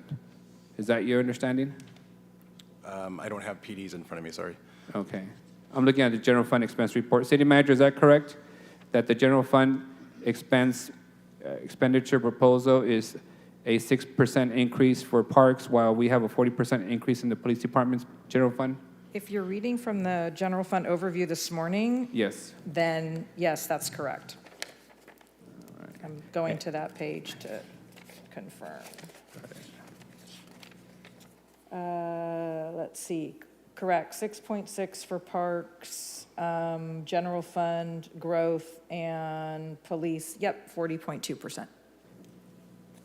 Okay.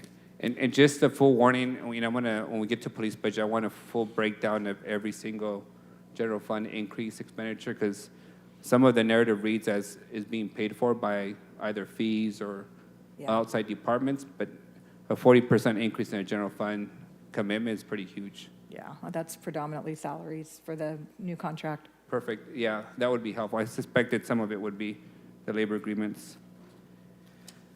My other questions on your budget are you proposing any, let me say it this way. In your view, Director, are our parks actually gonna have green lawns and with this proposed budget? That is the hope, but I would rely on Scott with his plan and his. You know, Scott, you're our favorite department, because you fix our street and potholes, but. Yeah, we need to took a clarify leap the of faith. 40%. Excuse me? What? To be clear. Okay, perfect. Councilmember Arias, so on that presentation slide where you see police at 220,451,000. Correct. To the right, it shows 40.2%. That 40.2% is showing the department's budget divided by the total general fund budget. Oh. It's not an increase. It's not an increase. It's the relationship to the total budget. So parks is 6% of our general fund budget. Police is 40% of our general fund budget. Correct. Perfect. Thank you. Thank you. You good, Mayor? Yeah. Glad you're paying I attention. was wondering. So Scott, Councilmember? Yes, ma'am. Real quick, before Scott gets up here, and I know obviously he'll be getting to it in his budget presentation tomorrow. So I know political years are sort of like dog years in that, let's remember, Measure P, this is our first full year of revenue for Measure P. And we are just as anxious as you. As we were preparing the budget, the mayor was very, the same things you were saying about the condition of our parks and the expectation of the public for wanting to see an improvement in the parks. I know he certainly shares that, and I understand the impatience in getting there. We also are impatient, but I just want to remind everybody, this is the first full year of Measure P revenue. So while it seems like it's been a long time, it's really just been a short time. Thank you, City Manager. But I would also remind that last year's budget, we asked staff to begin hiring the folks and not wait for the full allocation to come in. We authorized folks to go gangbusters on hiring as many bodies as possible, and I still don't see that. I mean, back on page B126, the amount of positions that the Parks Department is adding from the amended in 22 to the 23 is 0 in the Parks Division. Administratively, you add 2 3/4 positions for the administrative team. Your Office of Neighborhood and Community Engagement adds 0 positions. So am I to expect that we're adding 100 employees in Public Works budget to improve maintenance of the parks? Or so far what I've heard is 4 people for the hundreds of green spaces across the city to plant plants that have been missing.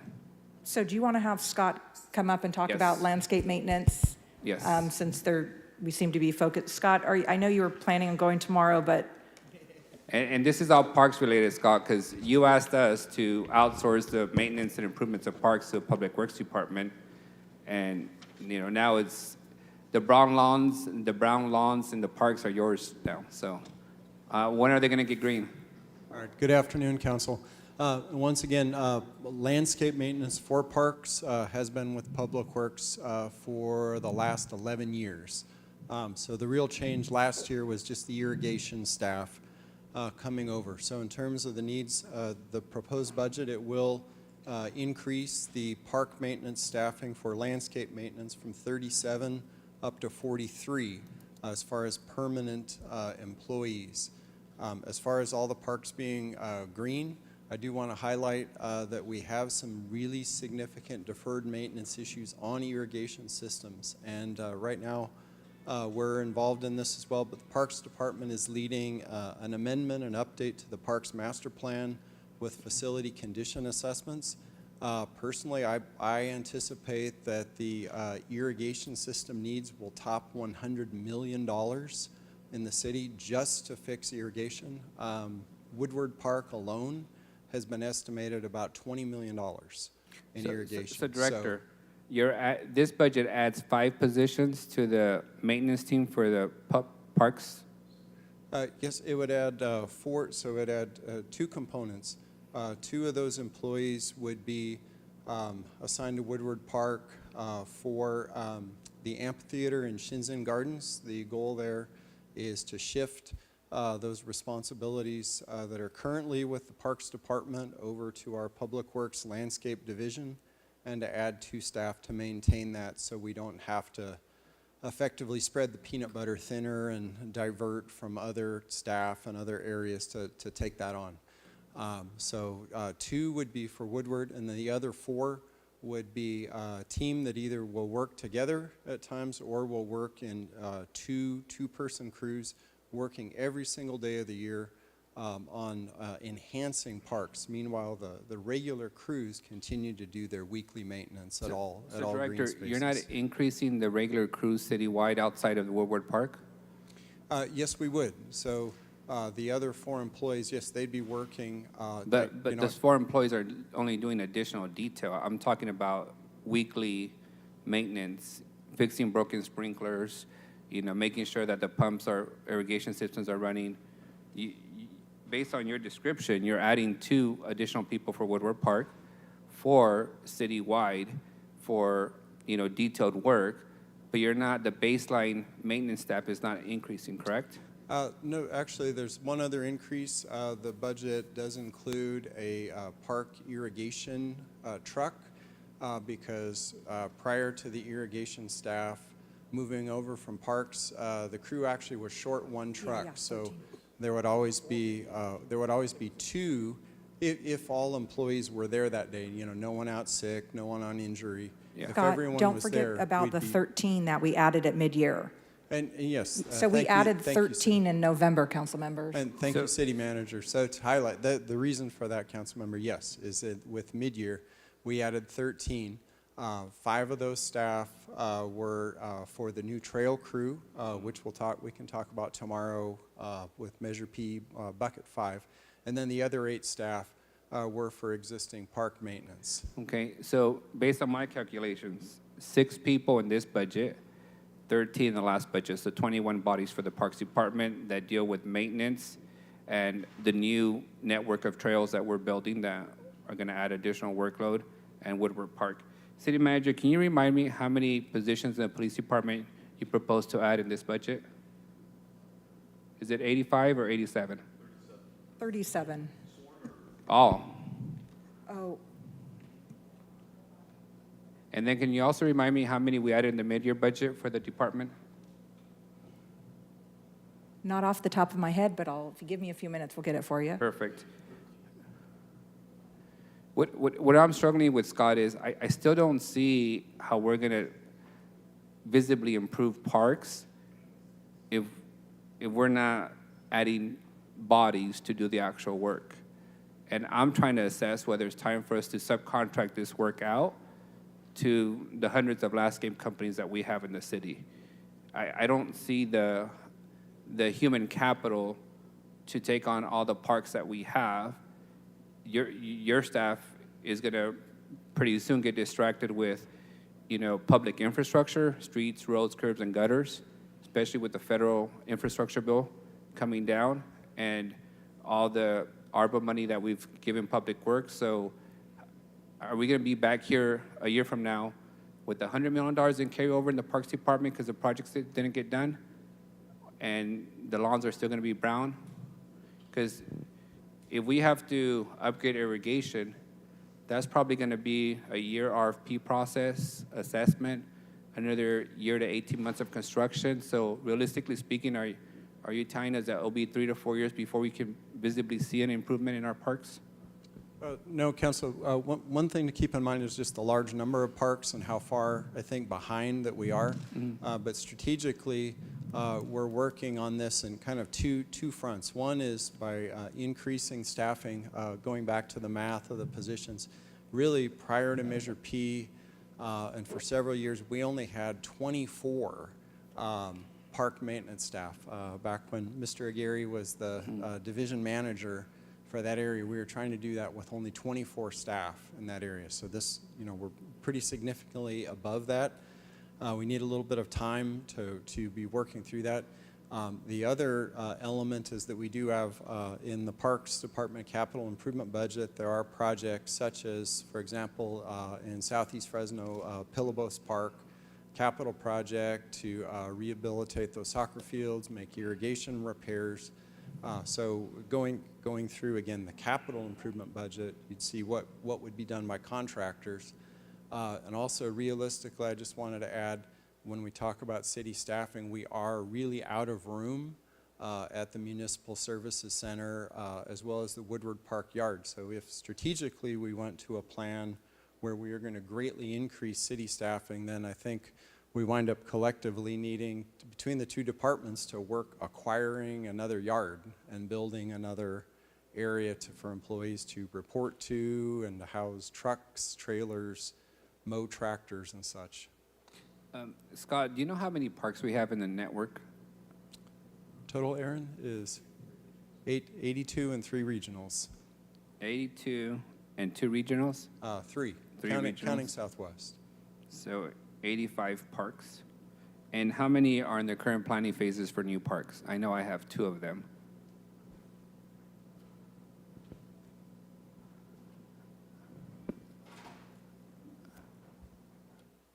Thank you. What's that on? About 8 to 10 of those are in various stages of planning or design. So we're going to be in the near future at 100 parks, correct? Pretty close.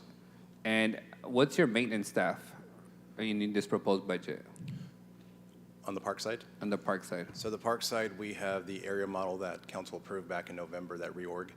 So we have the 4 area models, A, B, C, and D, spread out. So those areas are in charge of all the janitorial duties and unlocking and locking of parks in their areas. So that crew consists of a, Director, I'm speaking to people who cut the grass, replace plants, fix the broken sprinklers, make sure the grass is green.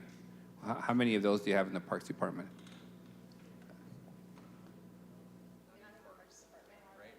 They're in Public Works. So again, that's another Scott. Okay, so how many do we have, Scott?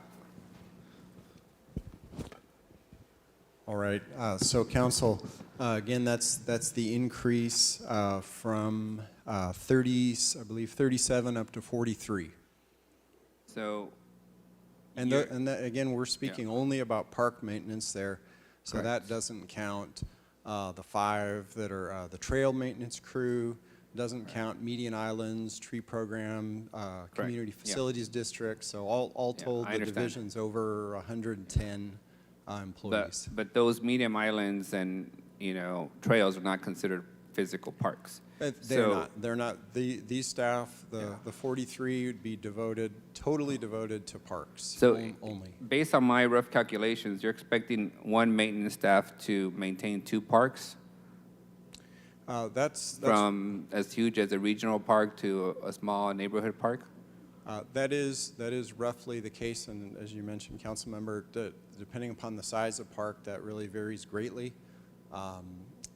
And what we have is we have the city divided up into south and north. We have South Mo crew who's based out of our Municipal Services Center.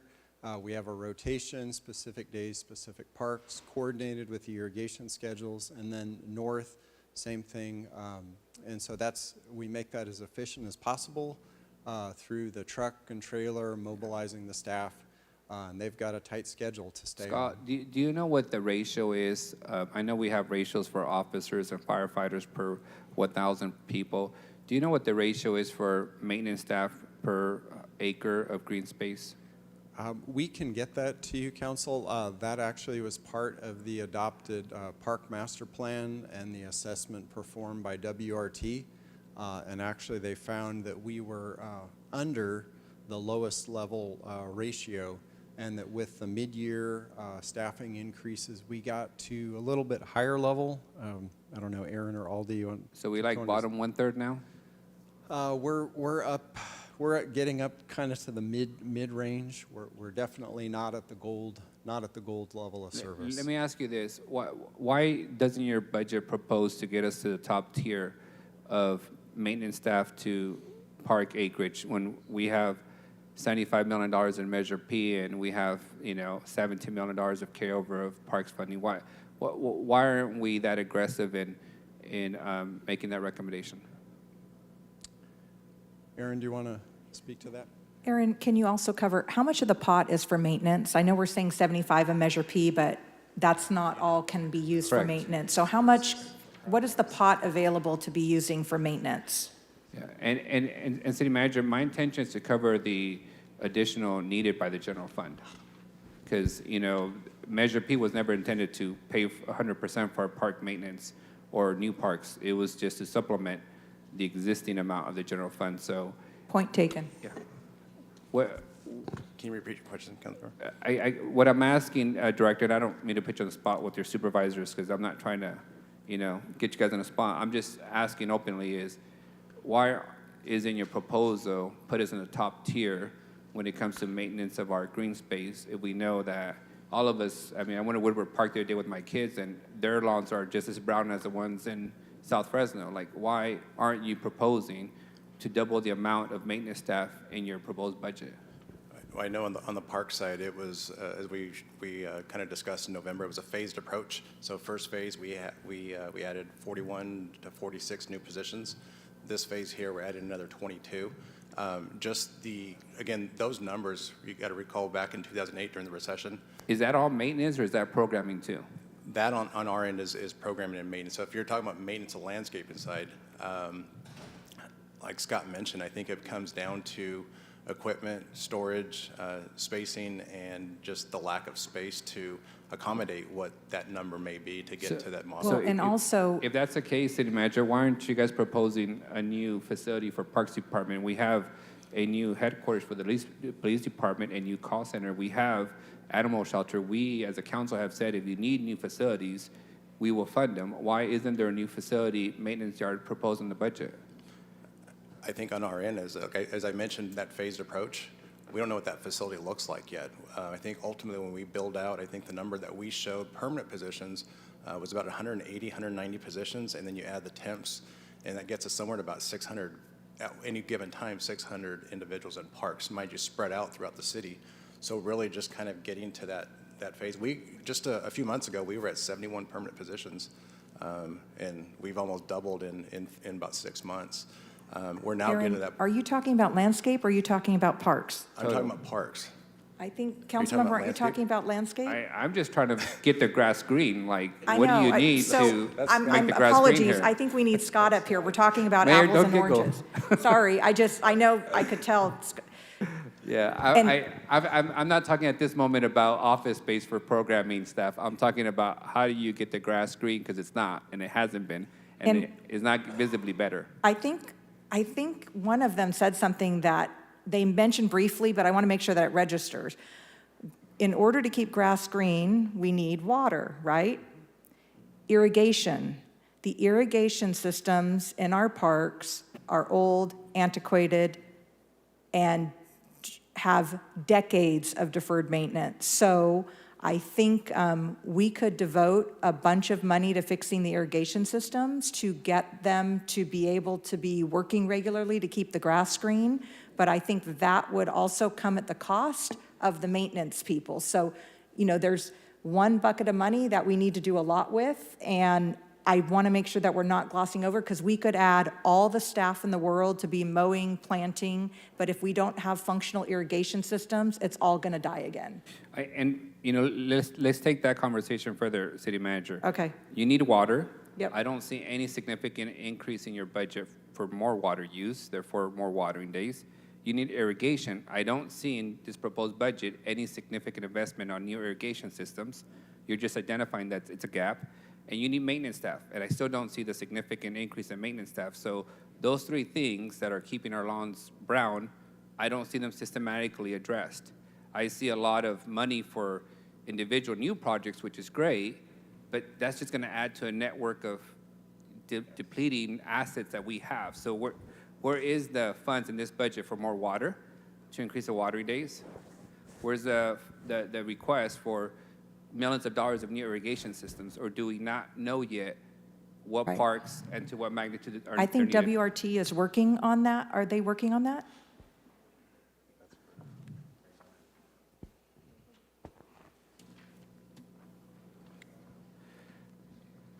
Good now? Okay. Councilmember, you'll see in that detailed list that we send you, there are irrigation projects. I believe Scott talked about the Pillabos, the El Radka, and then we do have some other parks that have irrigation improvement projects assigned to them that we'll be able to provide and break that out when we give you that level of detail. So in those systems, you'll see that you have these old antiquated systems that are probably the age of the park. Old galvanized pipe aren't efficient. So those are some of the things that we identified in that capital plan that we'll share, that at least call those out for you. So We have a study for for our entire system. Do we have something that identifies the needs for the entire system of parks? No, that wasn't something that WRT worked on initially. But Okay. we do have something with Woodward Park that was done a few years back on the irrigation assessment and what that would look like. Woodward Park, if you look at it, the northern 57 acres has no irrigation. That's truck watered. So these were systems that were put in that just had no ability. They planted trees and just thought, we'll truck irrigate it. So these systems are just. So, in need Councilmember, of we repair. don't have a comprehensive look at the irrigation systems. That's fair. That's fair. And let me ask you, on Roding Park, of the 1.6, how much of that is gonna go to irrigation systems to make sure the grass is green? So that irrigation system was just converted to purple pipe a few years back by the Parks Department and DPU. So really what that project is more on the aesthetics of the park, looking at the picnic pavilions and some of the other areas that aren't shaded, and building structures that you can enjoy the park under a shaded event. So if the lawn, which it is brown at Roding Park, is not an irrigation problem, what would it be? So I know on that one, on the northeast corner of the park, there was a big main line break that Public Works got up and running a few weeks back. That was the dead turf out there. Again, that system continues to have its struggles, and it's one of those full assessments probably needs to happen on that system. But again, it is a purple pipe system that I believe is something that the department's working through as issues arise. My last question, Director, is how many vacancies you currently have? And this is for maintenance staff and operating programming staff. So I'm going to talk about the parks vacancies here. So we have a number of vacancies on our list, but just to walk you through, a lot of them are actually starting on the 20th. We have offers in place for a majority of these. The one position you'll see on here, our community recreation assistant, we had 27 of those part of that November process. We've hired 22 of those. We just didn't have enough applicants to hire the last 5. So there's another recruitment ongoing to get those 5 on board. But all in all, account auditors, principal account clerks, those are all either offers have been made or start dates are out and about. So how much would you say there are real vacancies that you have not filled? Based on my latest vacancy report as of last week, and the reason they're not filled is either they just were vacated, or I really think I have 2, and 2 of them are out for recruitment. Okay. And Mr. Mosher, how many vacancies do you have for the people who maintain our 100 parks? Council, we have 8 vacancies on permanent staff, and we have 10 vacancies on temporary employees. So we only have 17 of our 27 authorized temporary slots filled. Got a problem, Houston. Okay. Thank you, directors. And city manager, know that I'm taking copious notes, so when selling our water comes up for conversation, and we need water for our parks, that'll be noted. We have water, we need irrigation systems We need irrigation systems. to deliver the water. All righty. All right. Director, as I said, you guys have done a wonderful job in the process for new parks. We just got to get our handle around. And I'm putting this all on the mayor. He asked for money, we gave it to him. He asked for positions, we gave it to him. He asked for time, we gave it to him. Now is 2 years in. He can't, claim to be a rookie after being in the city for 40 years. He's got to get to, Mayor, we got to treat it like the police department. Hire them men. Get them going.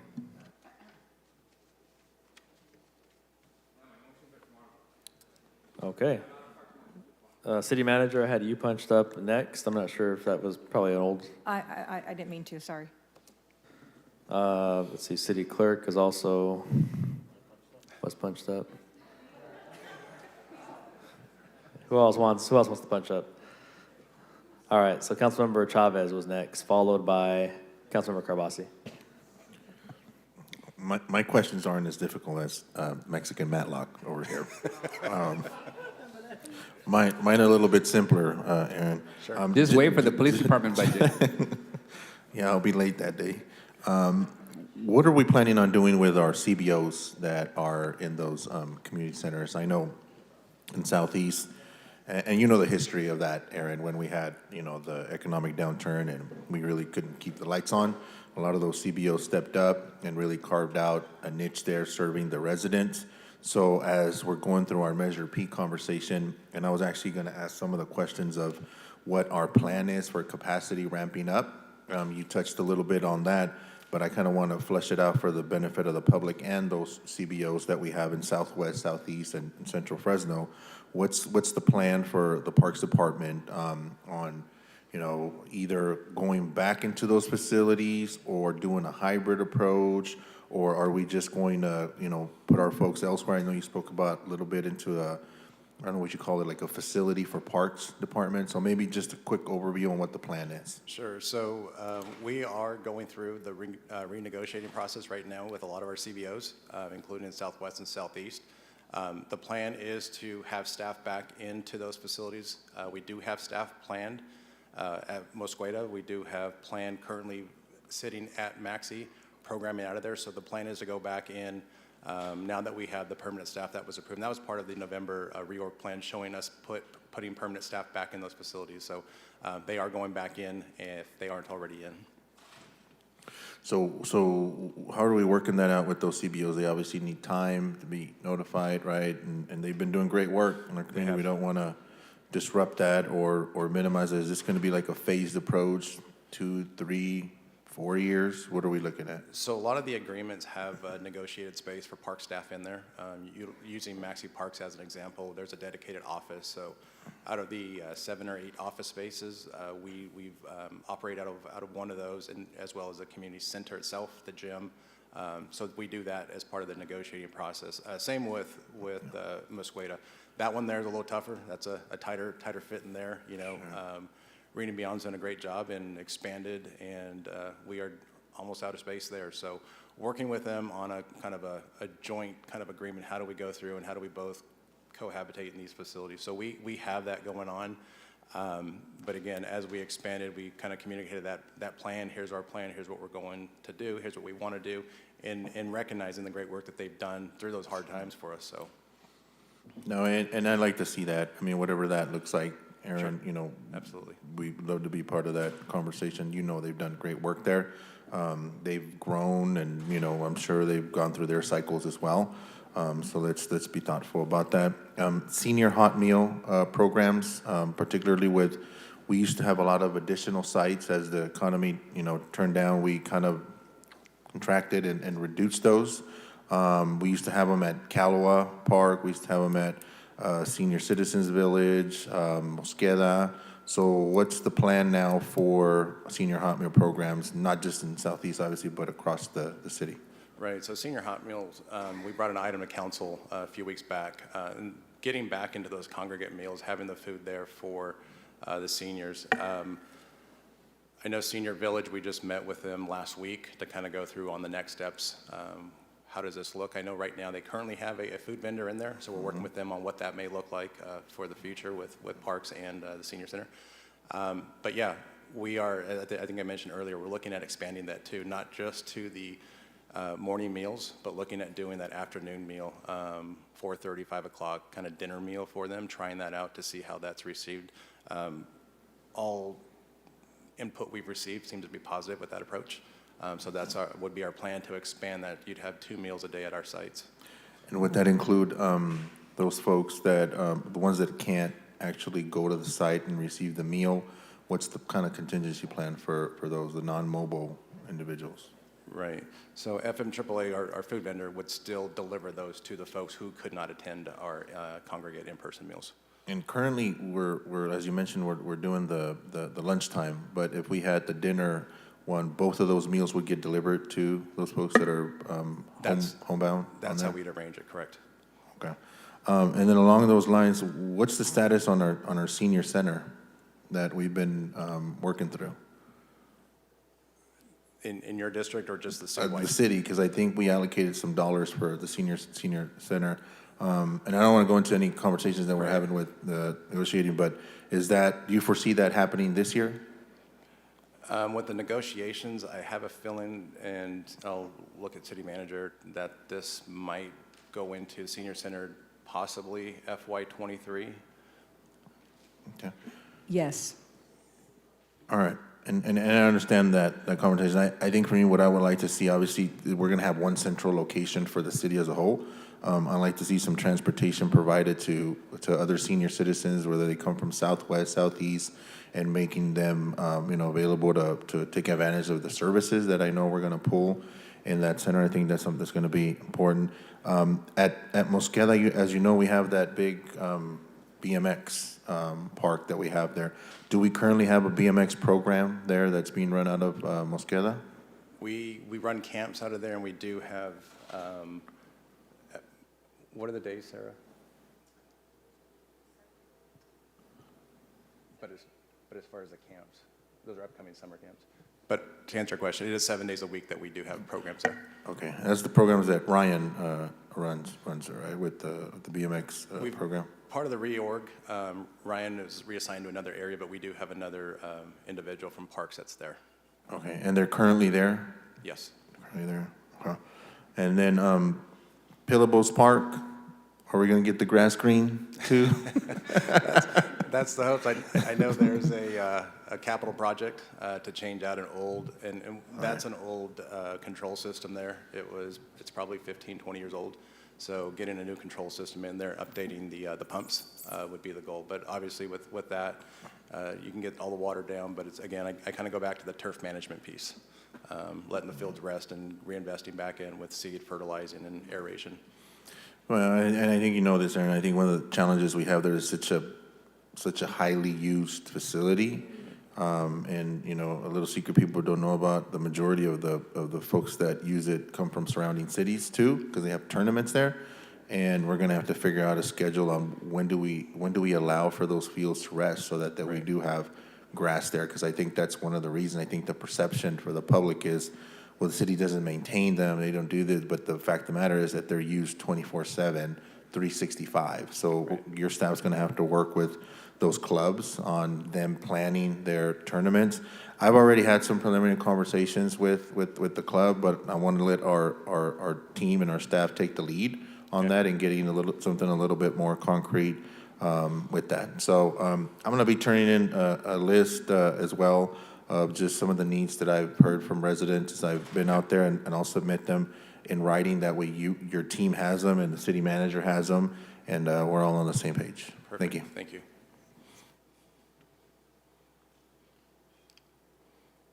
All right, Councilor Carbasi. Thank you. Director, so just a handful of questions. Can we pull up your presentation and the map that shows the highest needs area? I think the top 33. And then while we do that, I can just go to another question, we can come back to that. Now, this is unfortunately no longer in my district, but it is used by residents of my district. I'm so glad to see in the last couple of years for the Science Center in Highway City, a lot of resources have been increased. What's the plan? Is that still going to go continuing on, or do we have any need for more funding for the Science Center and the Science Mobile? It is. So we've actually invested, adding some additional permanent staff. But in addition to that, kind of revamping our science mobile unit, so being able to reach more residents throughout the city. That mobile science unit we can take to schools or events, whatever it may be. So absolutely, that's kind of an untapped resource of ours. So in looking at some of the research and just the popularity of science, that's something that we are looking at expanding. That's great. No, and they've been out there at Pinedale, the community center, which is great because it's one of those things. I was always surprised when I went there to see parents and kids doing experiments together and learning. Right. How about changing the hours? Are there going to be any increases? I believe they're open, if I recall, they used to be open on Saturday as well. And they still are. Great. So ultimately, we would like to get to 7 days a week because that is a great facility and it does offer a lot for our youth of all ages. Especially in the summer. That's awesome. Thank you. Great. Okay, so looking at this map, it's pretty difficult to see, but you see in North Fresno, there's a little bit of an orange area, and just northwest of that is Pinedale. And unfortunately, one of the reasons why I was so concerned about the 33% threshold was that Pinedale would be omitted. Most folks here will know Pinedale. It's a very old community, a lot of history. Unfortunately, it is very impoverished, but it's a very proud community, and they're very involved.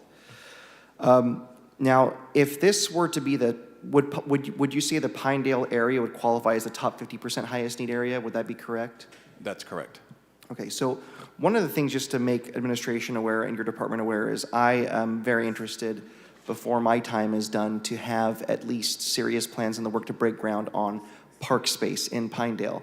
Now there's park space at the river that's coming up soon, but even though it's semi-close, transportation's a big issue, especially for little kids in the area. There is a serious need. Unfortunately, we won't be able to use Measure P money because of what we adopted, but just be aware that's something that I'm going to be pushing for perhaps in this process. And we can use Measure P money. For acquisition? So that's the 50% threshold. The remaining 50% can be used for that. Okay, so that's good to know. that. Thank you. So recently, so moving gears here, we're going to look at that. In that orange area in North Fresno includes a part that's in District 6, not my area, but I was able to visit, and it's the Trail Ends Mobile Home Park. Now, this was in the news recently, but going out there, what really surprised me is they just got roads paved in there. There's lots of concrete. There are no spaces for kids and there's a lot of kids living there to be able to have any activities. So Councilman Bredefeld and I were talking about this, and one of the things we'd like to do is during this process get a proposal of what it would cost to purchase one of the spaces and put in either green space or a playground for kids. So that's something I'd like you guys to work on and get back to us as soon as possible, because we'd like to bring that forward and get that funded and complete. Councilor, do you have a map showing? I will send that to you and show you exactly where it is. Perfect. It's right behind the bowling alley, Bolero at Blackstone and Sierra. But I'll get that for you. Okay. Yeah, and Thank the you. lots available are in the back of the property. Okay. So, Thank you. Yeah. Just Trails End. We'll discuss that right now. So yeah, that's fine. Okay. One request. This may be for finance, so forgive me, but I just wanted to get this out there. When we talk about sales tax revenue and property tax revenue, can I get a heat map showing where sources of revenue are from? Because, I mean, we get receipts, for example, based on addresses or property taxes based on the APN. Couldn't we get a heat map showing where the bulk of revenue is coming from?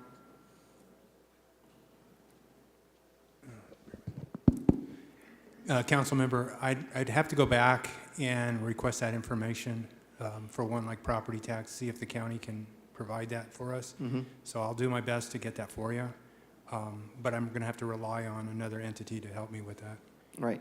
What about sales tax? Sales tax, I'm going to go back to our consultant, Muni, and request their assistance as well. And room tax and other things. If we can break it down based on the tax, that would be very helpful, at least for the top four. Again, it's sales tax, property tax. And yeah, TOT tax, and what was the fourth one you told us? It's about 80%. Business tax, thank you. Okay.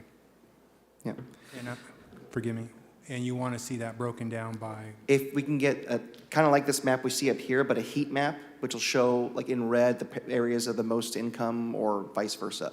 Does that make sense? yeah. Yep. Okay. Going back to parks, pickleball. I never thought pickleball would be so controversial, but I do understand. So one of the, I've never really played pickleball, but it's one of the reasons why I'm in favor of it is because a lot of seniors in my district or their grandkids play. If you're not very mobile, it's a lot easier to play. And Orchid Park is another hot spot for pickleball in Northwest Fresno. So as we look at plans to expand pickleball access, I think we're fairly set over there. It wouldn't require a heck of a lot of investment, if anything. That's one of the areas I'd like to look into. But we do have a serious issue with parking at Orchid Park because of the way it was built out. We can't have people parking on the street because there's fire access issues. So city manager, actually, we worked on a plan, I think, was it with the last city manager last year, running some parking options. We'll maybe bring that forward when we talk to Public Works about that. And realignment of Valentine as well, because it's a really big problem area. And then lastly, I was going to ask about irrigation. My biggest concern is a long-term plan, like Logan Park. You know, are we ever going to have the ability to have a central source of controlling irrigation and smart irrigation? And I'm guessing those investments have to be made over time. So are we taking those steps necessary? Because if we start today, I get it takes time, but we do a little bit rather than just one big pot of money, we can get things done very quickly.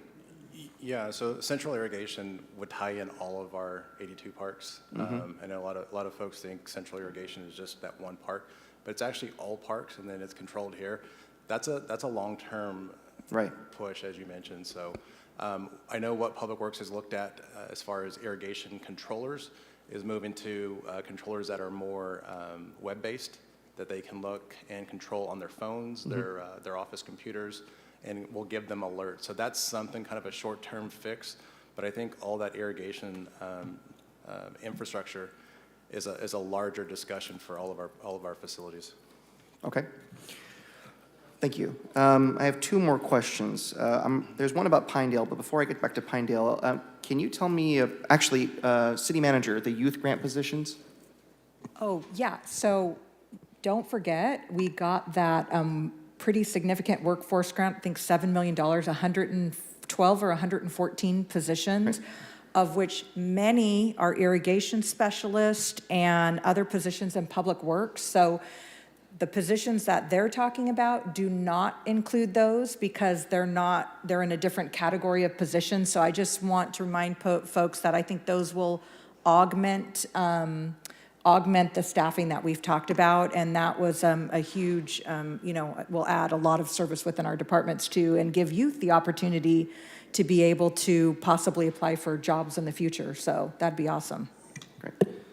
You mean us when we're done with the council work? Do you want to comment on that? You want to? Okay. Councilmember Arias and I will sign up for that. Okay. My last question, and this may be more of a Public Works question. We talked about Pinedale and the need for park space. Hopefully in time we'll be able to accomplish that goal. But one thing that's important is next year they're celebrating their centennial.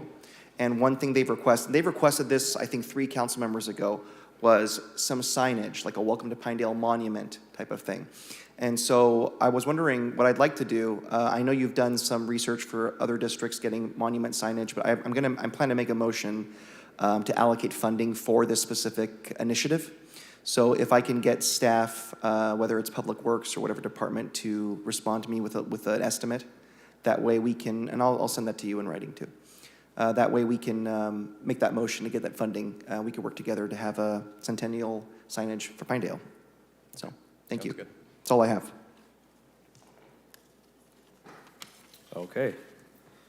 All right, Director. I see we have, some budgeted funds for the design of the senior center. What's our status and timeline on the senior center? Did you, TJ? You want to grab a microphone?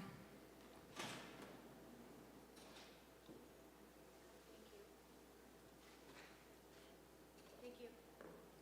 Still on. It is. You got to give it a second. It takes a second. Thank you. The negotiations with the sellers are completed, so we're working through the CEQA. That should be done within the next, hopefully, 30 days, and then we'll be coming back to council on the purchase of the property. And from there, the next step will be design consultant, and I believe we've already been in conversations with the consultant. Is that true? The RFP has already been completed? Correct. Yes, so we'll be coming to you with to accept the proposal for the design, and that's when all of the work will start in terms of community meetings and getting all of the input for the actual center, and then following that will be the structure for programming. So timeline, we're probably looking at FY23 for design work and getting the timetable for programming and knowing more so when the facility will be finished in 24 or 25. Okay, appreciate the update. Director, so switching gears slightly, wanted to ask kind of a related question, not about the center, but just about senior programming. You know, what the current operating cost is of our senior fitness exercise classes, the ones that are online, and what might be the cost if we were able to offer those year-round instead of just seasonally. That's something we kind of just started with a new program this summer. So let me get you some detailed information with those costs, maybe historic, and then I can get you what our estimated costs are for the new one. Okay, so we'll turn that to a direction. Okay, sounds good. Yeah, since it's relatively recent, right. Just what it might look like to, to offer it year-round. I understand right now it's online, maybe a relatively minuscule cost, relatively.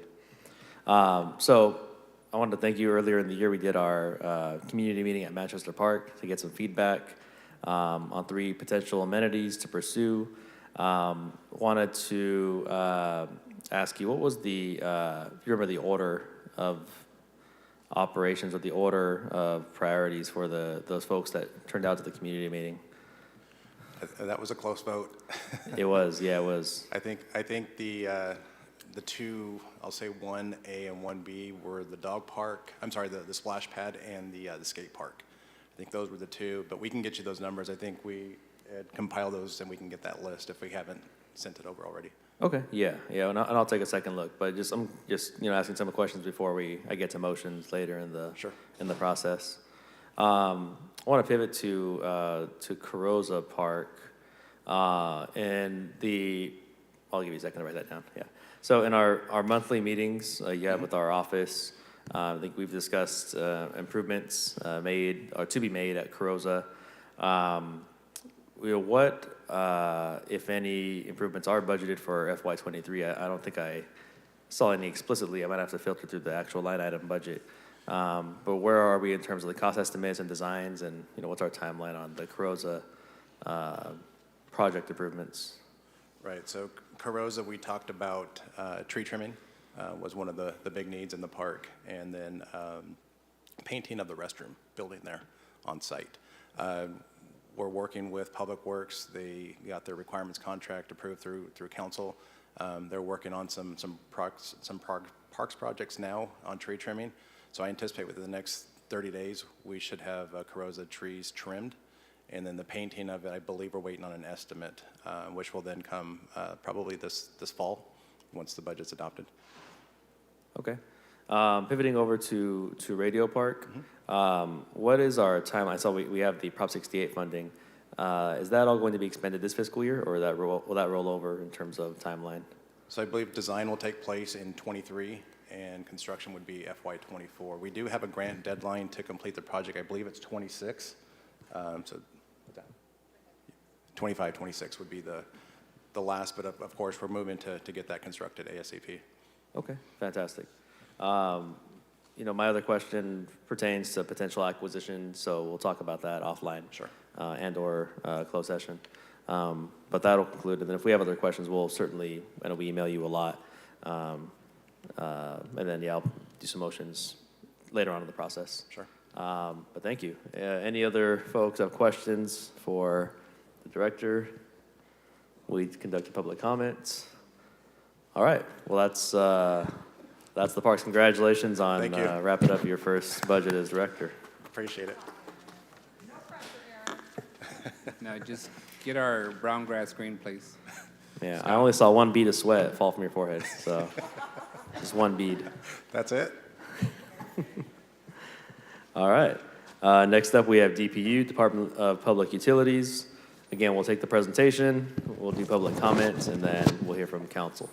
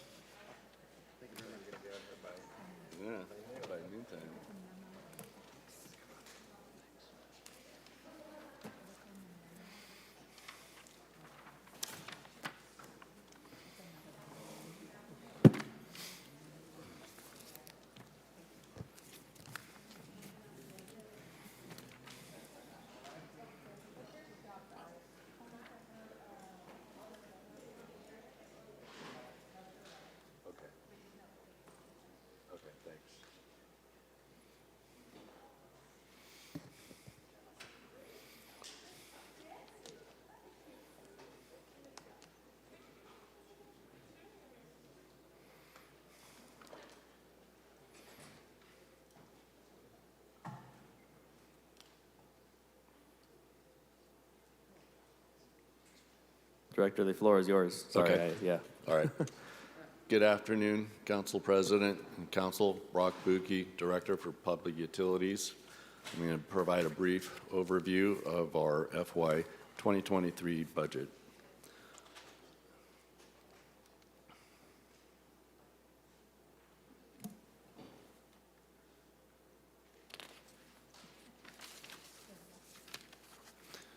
Brock, did you hear the mention this morning, don't read the slides? Don't read the slides. Just forewarn you, don't read the slides, just give the overview. They, apparently, they know how to read. We want the substantive cliff notes. So, I mean, it may involve reading the slides, but we're not looking for a verbatim reading of the slides. Understood. Personnel costs, we're looking at $77.3 million. This is largely due to a carryover of salary savings.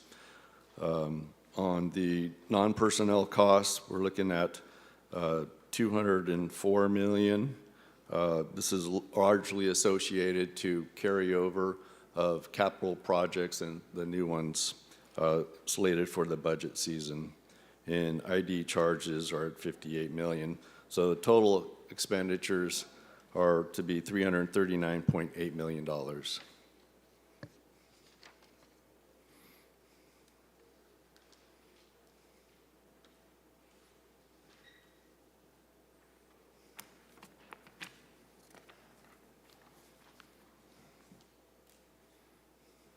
you advance the slide? Can you advance the slide? There we go. He's clicking, it's not working. There we go. Yeah, there we go. Actual and estimated revenues, looking at from the general fund, about $125,000. That's going to be associated to Clean California grant for a Beautify Fresno program. Enterprise is $558.9 million. This is inclusive of a $304 million beginning balance. Internal Service Fund is $13.6 million. This is inclusive of $8.6 million for admin and UP&E. This is charges from the 3 utilities for those admin and UP&E. So total revenue is $572.6 million.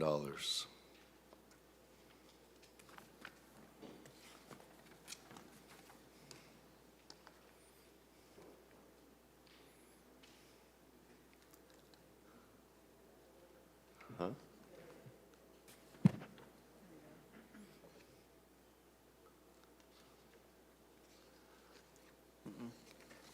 Missed the page. It went too far. Go back. Okay. Budget expansion by division, we're looking at 16 new positions for the administration and 4 new positions in the water division. New vehicles, 5 for water, 2 for solid waste, and 1 for wastewater.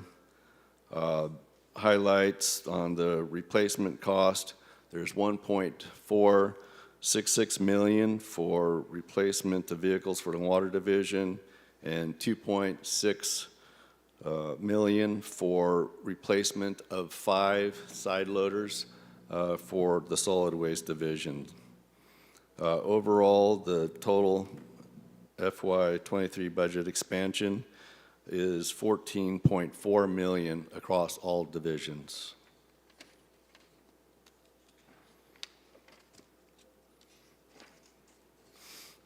What are these positions doing, the new positions? Brock, talk about what UP&E is, what it stands for. UP&E is the Utilities Planning and Engineering Division. They're part of the administration group. They oversee all of our capital design, programming, and for the construction. So the 16 positions are in 13 are for engineering staff, so we can ramp up and better deliver on the capital projects that we have. And then there's 3 in the administration, an assistant director, and then 2 positions to help assist really come up with an aggressive program to go after grant opportunities and low interest loans. So those people would be dedicated just specifically to trying to make those applications and then processing payment requests and stuff after they had been secured.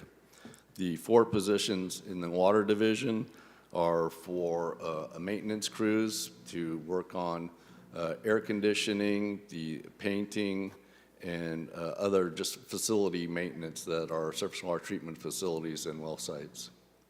Thank you. Director, 1 second. I'll remind my colleagues, we're going to let the directors do their presentations. Please write down your questions, and then we'll come back after public comments for council Q&A.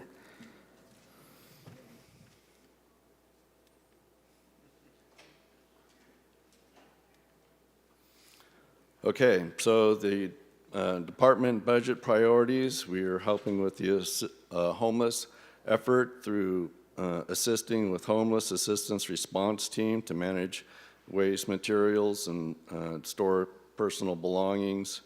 We're helping with housing by providing the core essential utility services.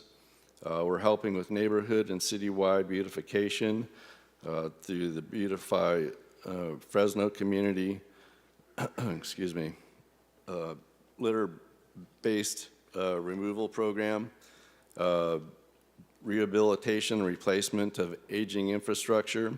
We're helping economic development through master planning and the expansion of our water and wastewater facilities. And we're, having an investment in youth through Beautify Fresno clubs and the mayor's One Fresno Youth Corps program.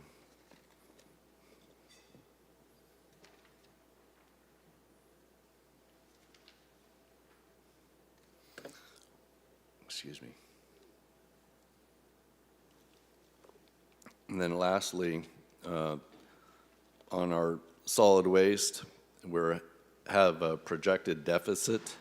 We have a solid waste operating fund for FY23 or a total of $38.2 million. Total appropriations is 41.6, so the deficit is $3.66 million. This is associated to not having rate increases in over 13 years. There's also rising costs for labor, fleet maintenance, and replacement vehicle purchases, fuel, tipping fees, and so forth associated to that deficiency. So that's the presentation. Happy to answer any questions you might have. All right, Director. We've got 4 people punched up. I'm going to take my presidential privilege and go first. President? Yeah. This is Brock's first first budget presentation as a director as well. So we have lots of newbies up here this year who, this is the first time they've been through it.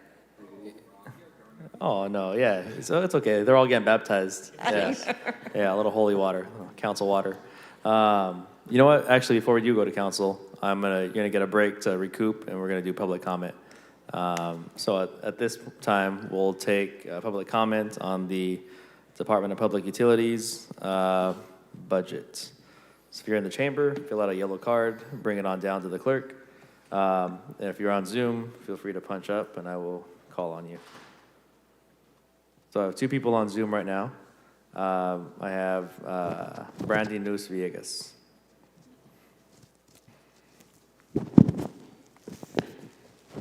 Hi, sorry, I have to wait a moment for it to unmute. Regarding, I have a request. It says on the budget that the Homeless Assistance Response Team, a partnership with co-enforcement, solid waste staff, along with police department. This team continues to manage waste materials while respectfully handling and storing the personal belongings of our community's population. This is no fault of the employees or maybe even or even the department, but that is not always the case. It depends on the leading of the Hart police officers, which really comes back to the guidance of the city, as we're asking you to actually show the compassion that is being propagated and stop the can't miss sweeps. We've had people, I helped someone when it was freezing, go over to the warming center, and he said he had gone to go get some food and came back, and there was quote unquote cleanups happening when they were gone, and if people weren't there, their belongings were just thrown out, and he lost his tent while it was still freezing temperatures. One of the rules are you can't have food or wet items. I had friends that were detained for ridiculous reasons. She was disabled and could not get up in time, and she was being detained, and her boyfriend trying to help her was detained, and they were waiting for their mother to come to help them move their stuff, and they would not, the police would not give them time, and they had all the food that they had bought with their benefits thrown out, three coolers full, and the coolers. So there is a lot of inhumanity. There is a lot of not respectful that is done because of the people directing this team. So I want to ask for humane practices of having out dumpsters in places, in cleaning around the Poverello House area.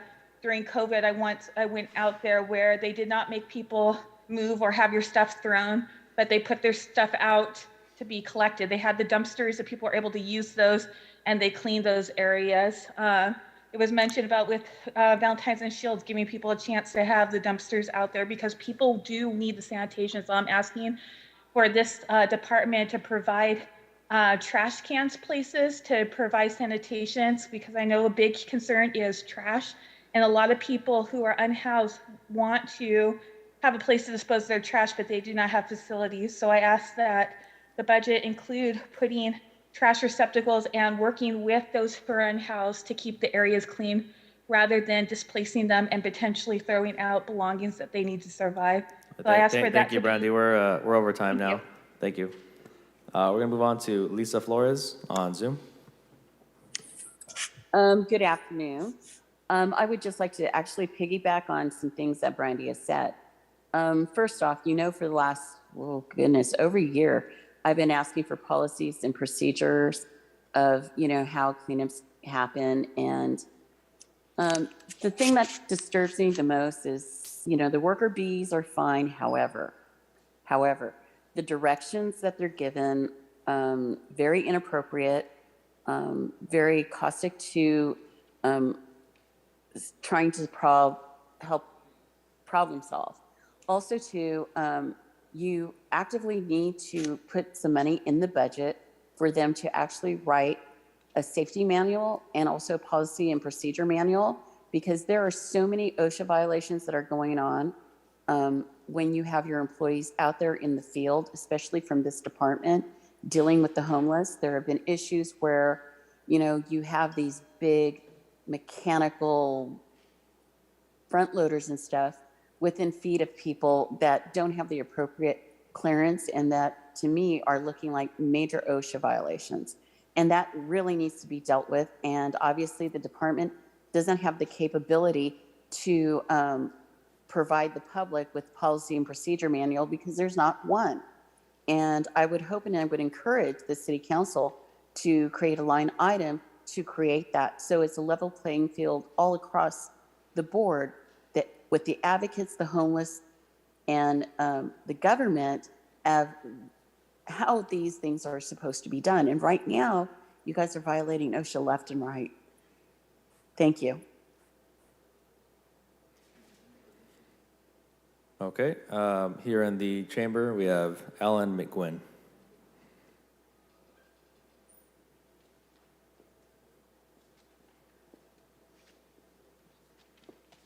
Hi, hello, thank you. My name is Alan McEwen, and I apologize. I missed the Parks Department public presentation period of time. I'm with Fresno Area Pickleball. We submitted a proposal back in August of last year for 8 permanent pickleball courts at East Rotary Park. That's at the corner of Cedar and Sierra Streets. The demand for pickleball is gradually increasing, and it has been showing very high numbers for the participants as basically each week goes by. Fresno is the only or even the largest city in the San Joaquin Valley that does not have permanent free use pickleball courts in their city parks. So you have 77, I guess I heard it's 84 parks in the city, and there are no places for people to play at their will. Currently, they need to work through our scheduling. We have 1,100 members that participate on our scheduling and 300 paid members. I wanted to make a point that I've been participating with the commission, the Measure P Commission as well, and I have not seen any prioritized list of projects that have been proposed for the budget for this year. We missed out on the first year of Measure P just because of the timing and the newness of it. And so I'd like to ask a couple of questions of the city. This is, I haven't seen a Measure P priority list of projects, and where is our project on that list and how did it rate? If you look at your own survey, question number 4 asks what are the most needed new types of sports, and out of 13 sports, pickleball was number 3 on that list. I know there's a project proposal in there which is at Woodward Park, but we need something at the local level that is free use, where parking's not charged and people can come at their will. Right now, we provide all of the equipment and the scheduling for it and the nets that are necessary. So with that, I do wanted to make one last point, is we are not against any other of the other sports that would be non-traditional in mind, like cricket and field hockey, etc. We need it all. They are in kind of the same boat. We have some places to play, but they're not permanent and they're not at will use to the citizens of the city. So I would strongly encourage you that we fund this, if at all possible, with the dollars that are remaining, so that we can get this $150,000 project in place this coming year. The demand is there. I think Councilmember Maxwell is aware of that, as well as Councilmember Bredefeld. He's been very supportive in the past. We're very, very happy about that as well. So with that, I would strongly encourage that that project be included this year, if at all possible. Thank you. All right, seeing no further yellow cards, go back to Zoom. Cynthia Piombino on Zoom. I say put it out there on the wood, where they'll see it. Hello?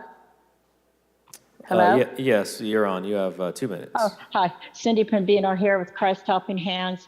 We're on the topic of sweeps and the unhoused, correct? This is public comment for the Department of Public Utilities. Sanitation? Yes. Yes, okay, so I see a strong need for sanitation services out. I don't know if water stations are a part of that or not. It's hot out there, and they really could use a bathroom, especially the females out there. It's impossible for the females, especially when they have their monthly. Sanitation, disappointed with the way they clean up and just destroy everybody's property. I seen it happen this morning. Disappointed with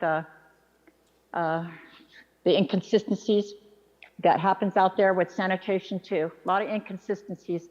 We need to have a clear and cut rules to go by. They're not clear and cut. They're on everybody's mood that day. HTF workers. So we have a lot of things we need to work out. I'm always willing to work and meet with anybody there. You know, we're never invited as advocates on anything to get our input. And our input, I think, could be very valuable. And we're here to help you. We all got to work together. Like our mayor says, one Fresno. But you know, when it's one, you got to include all. All for one, one for all. Thank you so much.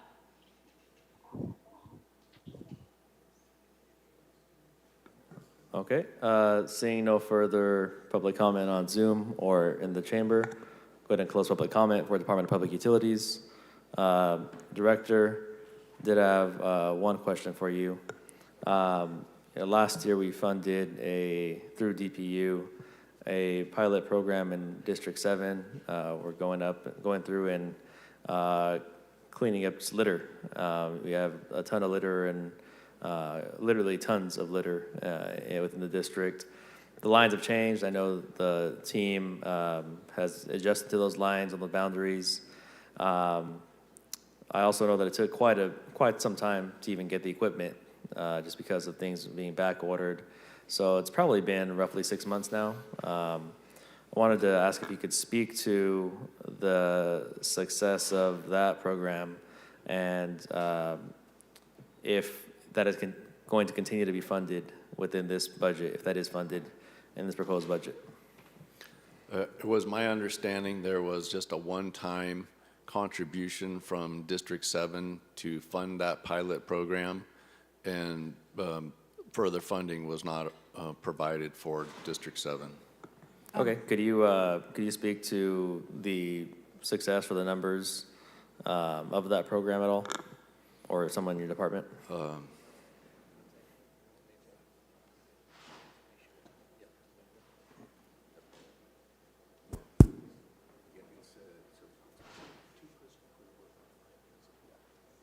Council member, I'm going to need to check in with staff because I'm not sure that that was our intent with regard to that program. So we may have got our communication. I mean, obviously, I want you to hear about the success of the program, but I'm not sure that we may have gotten our wires crossed on that.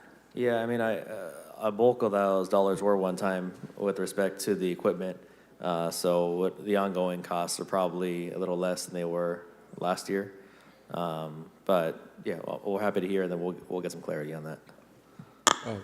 Good afternoon, Council. I'm Adel Kayat, Assistant Director for Public Utilities, Solid Waste.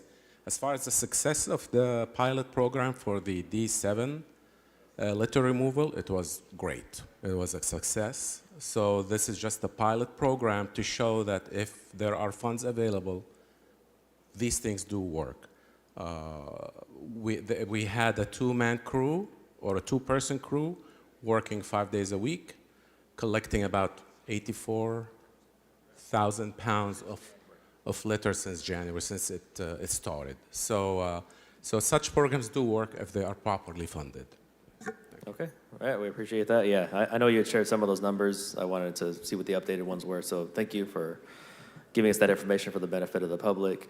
It is something I'd like to see continue to be funded in this coming fiscal year. And again, I suspect since last year's allocation was the equipment and then only roughly half a fiscal year's worth of 2 full-time equivalents, it probably comes out to less this year. So we'll get some clarity before I make any motions on that. But yeah, thank you. That was my question for now. First up, punched up, is going to be Council Vice President Maxwell, followed by Councilmember Chavez. Hey, good afternoon, Director. Thank you for your presentation this afternoon. We talked about this at last council meeting. We've been having ongoing conversations about conservation efforts when it comes to water supply. Can you let me know what was the total amount set aside in that fund for FY22 and what is being proposed this year for all conservation efforts, whether that's lawn to garden or updated appliances inside the home? I don't have that number right now. Oh. So you're looking for a number for all funding of conservation efforts? I believe you have a separate fund for just conservation efforts within the department. Is that correct? Do you mean the rebates or just water conservation division in general? I'm not sure how you have it structured. I mean, if you have rebates under conservation, I'd be interested to know both of those. We can get that information to you. I'd like to know how that compares in this proposed budget versus last fiscal year. Okay. Okay, so I'll make that a formal request for a memorandum. How about that? You pointed out your $3+ million deficit in your department, Director. You pointed to several things: utility rates, rising cost of fuel. This is not a DPU specific question, but since you're the guy up here, I'll ask it to you, and maybe City Manager could chime in, is how have the rising cost of fuel been accounted for in each department's budgets? It's been factored in as part of what we would budget going to fleet for paying of the fuel. But then also there are significant increase for PG&E that we've accounted for. That's not the fuel part of it, but also significant increases that there as well. So are the departments projecting out high costs for the entire fiscal year? I mean, how's that been working? Yeah, I think we have fuel contingencies in a couple different places. We talked a lot about that. Greg, do you have anything to add on that part? Yeah, so each department was asked to increase their energy costs, their PG&E costs, as well as look at the fuel needs. The good thing about DPU is that they use liquid natural gas on the refuse truck, so that's a much lower cost than going to Costco to fill up your Corolla, sir. And so, but there has been an increase even in the LNG cost. You do have some diesels and some unleaded vehicles too that are seeing that increase. And again, it'll be discussed more in the general services budget, or there is also additional information in the general services budget under fleet. Director, out of all the vehicles you have that can be converted to hybrid or electric, have all those been converted at this point? As we are replacing vehicles, we're trying to do more of those conversions. You know, the LNG for solid waste is working out well, but as far as the other fleets, we still need to evaluate how that conversion would work. Yeah, I think that, as you pointed out, there's multiple factors that could be used to address the deficit.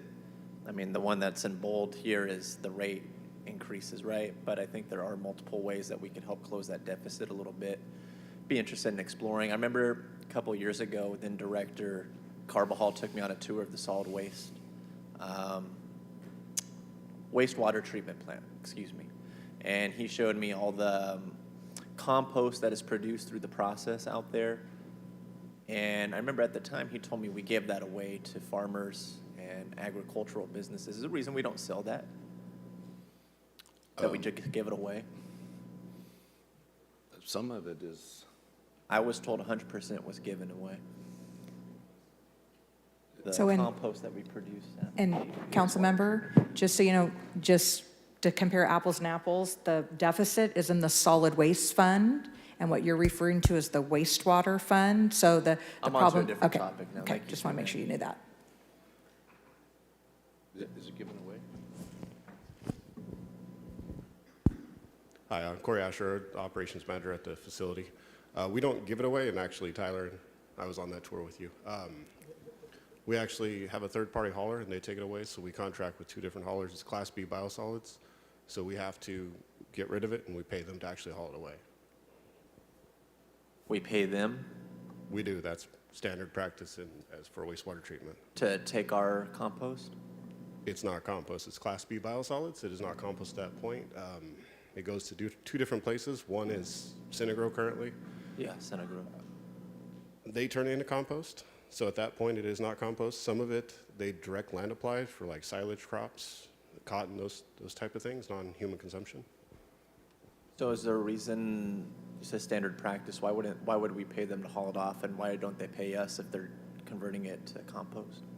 Because most of the fee is at the front side. Sure, they take it, they make compost, but most of the money that's made is on the front side of that, the hauling costs and having to deal with it and process it. So at the other end of it isn't much money made. If they didn't get it from Fresno, because I assume we process both Fresno and Clovis, the 2 largest cities in the region, if they didn't get it from us, where would they likely get that from as their main source? Last time I heard, it was about 86% of wastewater treatment facilities in California did Class B biosolids. So any other wastewater treatment facility that does anaerobic digestion. Good to know. Thank you, Corey. I'll yield the rest of my time. Thank you for answering those questions. I'll look forward to that one being answered in a memo, Director. Thank you. All right, Councilmember Chavez, followed by Councilmember Arias. Yeah, I just want to make two quick motions. The first motion is to continue the litter abatement programs for the ones we were just discussing, Blackstone, Kings Canyon, and Tower District this year.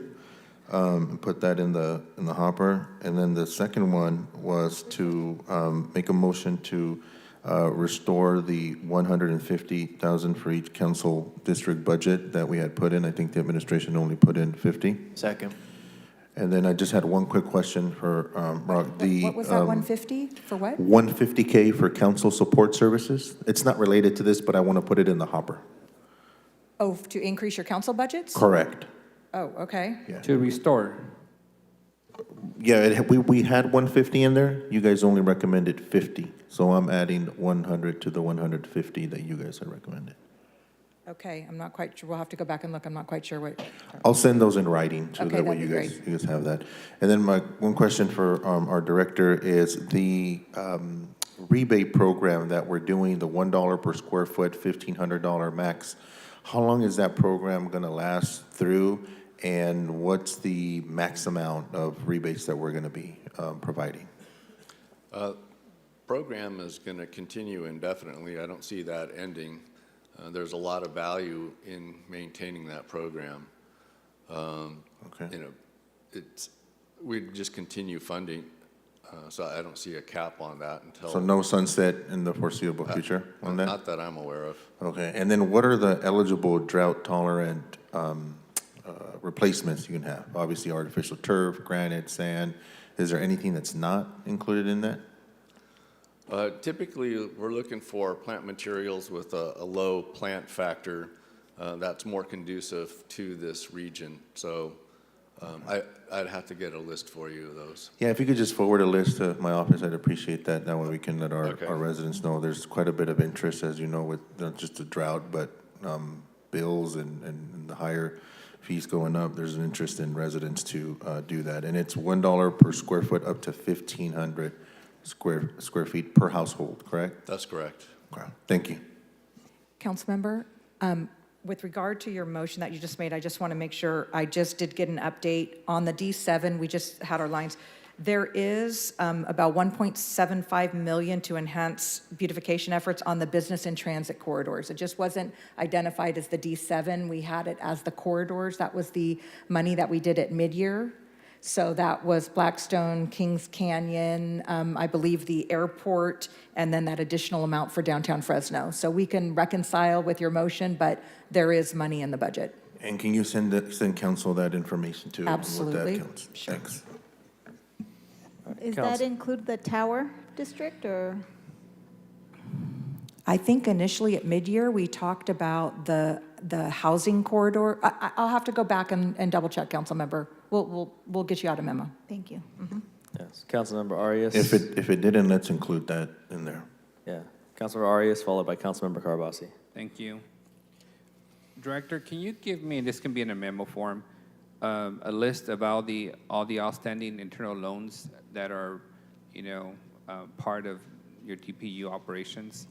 Sure. Whether it's to whatever purpose. I think there's the fire station and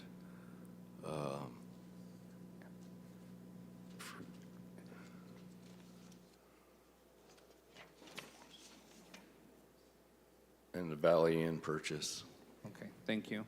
And then can you also give me a breakdown of how you plan to use the Measure P allocation of nearly 1.2 million in your budget? Yeah, that's in the Beautify Fresno support Correct. under litter control. Yeah, but I'd like a breakdown of how that money is actually going to be used. Okay.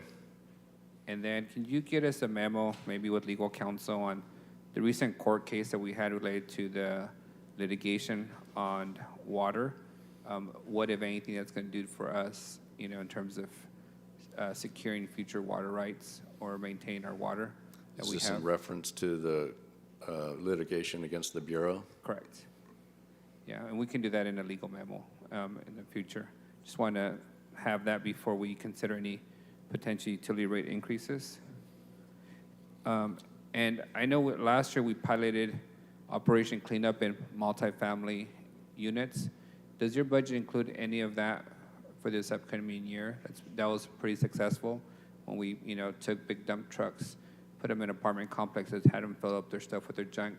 As you know, multifamily residential doesn't get Operation Cleanup. I'm going to take that one. So, unfortunately, we are not, I'm not quite sure how that program happened because multifamily is serviced by commercial haulers, and we cannot use residential solid waste funds to put dumpsters at multifamily that are handled by. We use general fund dollars.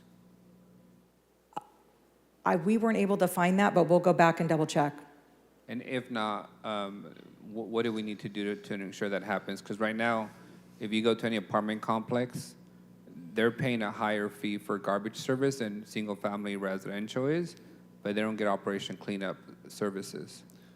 And it's because it's a commercial facility. And so as that request has been coming up, we've been providing a list of providers that can be contacted to provide a bin to support that, but it would not necessarily come from the utilities department. Correct, but the utilities department is the one that is the holder of the contract with commercial waste, and ultimately is the one that recommends changes to the contract. What we're seeing, Director, is everybody that lives in an apartment complex dumps their extra furniture and big bulk items on the alleyway. The homeless take it to an embankment, a highway, a city street. We then have to use public utility funds to go pick it up. So I've been trying to ascertain for 3 years now, why haven't we modified the commercial waste contract to require them to provide that additional service for their tenants or their customers versus us having to pick up the garbage after it's been dumped in a city alleyway?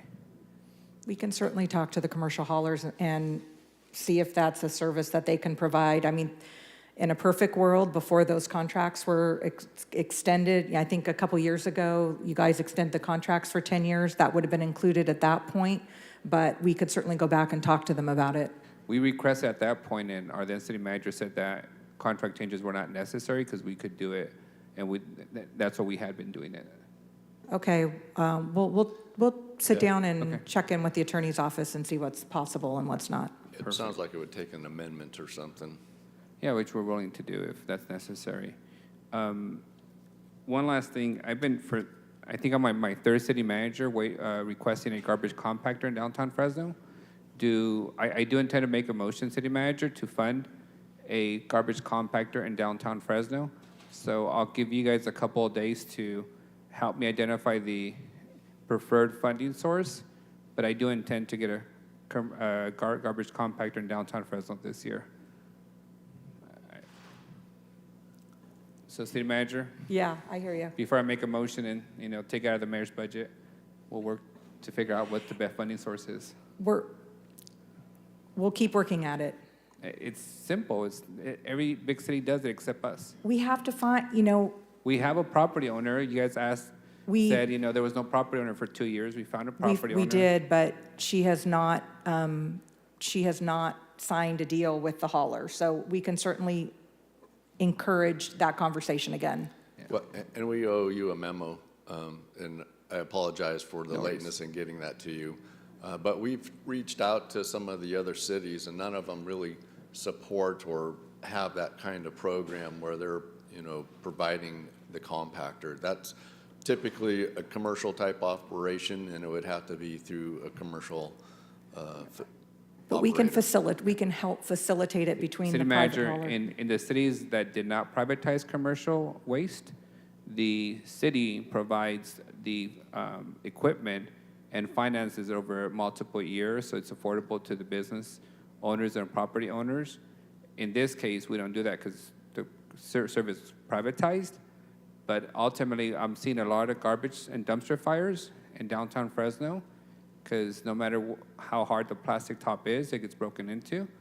I've had multiple buildings burned down as a result of that, and I can't seem to get a, city to prioritize what we know is a solution, which is a, compactor that would be secure and would now allow folks to jump in and, take stuff or set it on fire.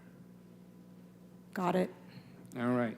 One other thing, Alma just reminded me, on the bins for the apartment complexes, the solution that we had talked about previously was that convenience center where people could take their stuff to, that we decided not to go that direction and we put the money elsewhere. So we needed to go back and. And if I recall that, the convenience center only works if you have a truck to drive to the. Correct.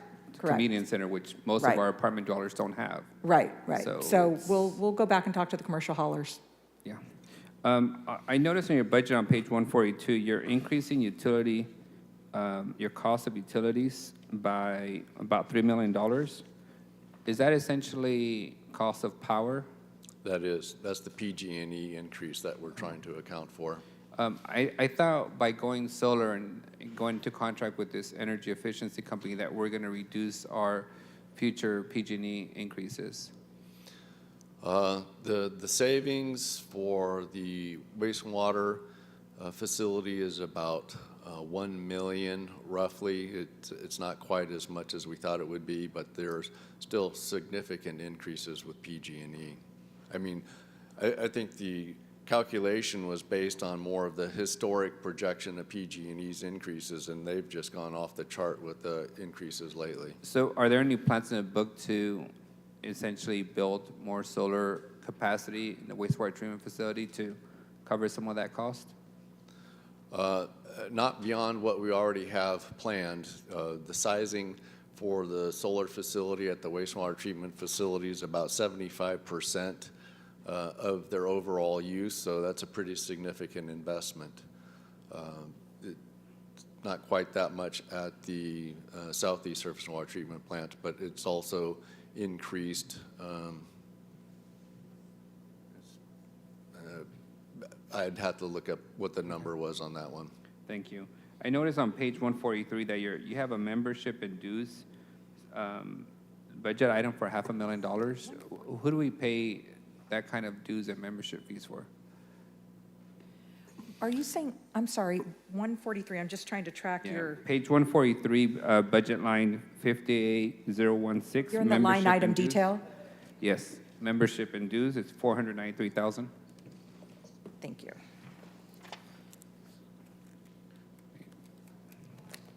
I'm sure it's not a GB3 membership, but I don't know.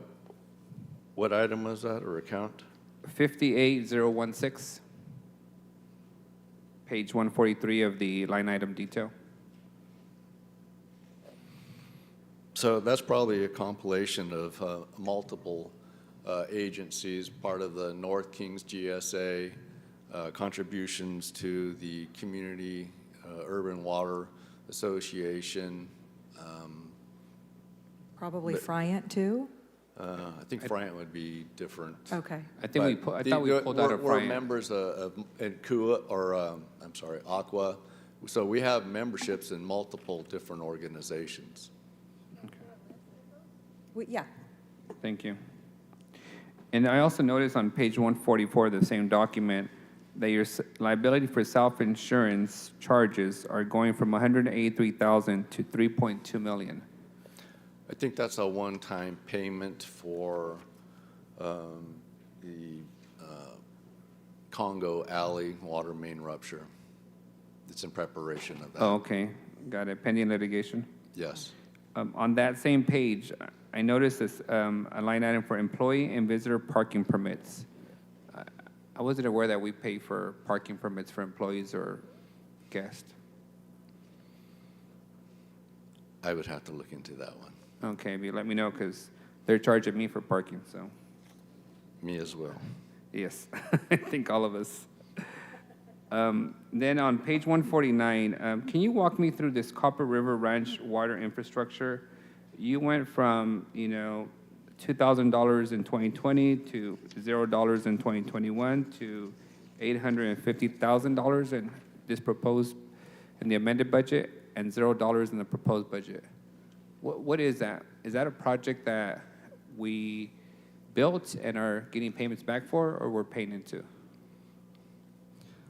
This is associated to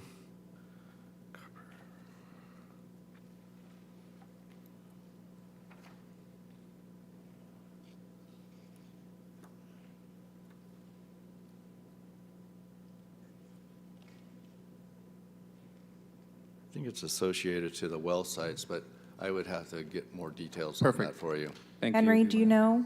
Henry McLaughlin, do you know the answer to that? Here he comes. Henry, what are you building that we're not aware of? This fund was set up as part of that settlement that was negotiated a few years ago with the developers in that area to pay their share of the water, additional water facilities. Originally, Brock may remember this, they were going to construct some wells in that area, but they weren't sufficient enough to produce the water needed for their development. So previous administrations negotiated with the developers in that area, and they came up with money that we've been using for the water treatment plant, the Northeast plant there. There is still some money left over, so we went ahead and budgeted that, and we'll see if there's any additional projects that they could contribute, and we can spend down the rest of that money. So it was money that the city contributed towards the settlement, or that the developers contributed towards? The developers contributed. For the and purpose of? We put it in a separate fund. Got it. For the purpose of us building water infrastructure in that area? Right. And for them to reimburse us for some that we had already done. Got it. Thank you. Sure. And then, Director, on page 160, you have a contract construction for $600,000 for the city landfill closure capital. Can you describe what that is? So there has been ongoing needs for repairs for the liner at the landfill and Which doing one? some regrading. What landfill? The Fresno landfill down at Jensen. The one that's been closed for some time. The former Superfund site? Yes.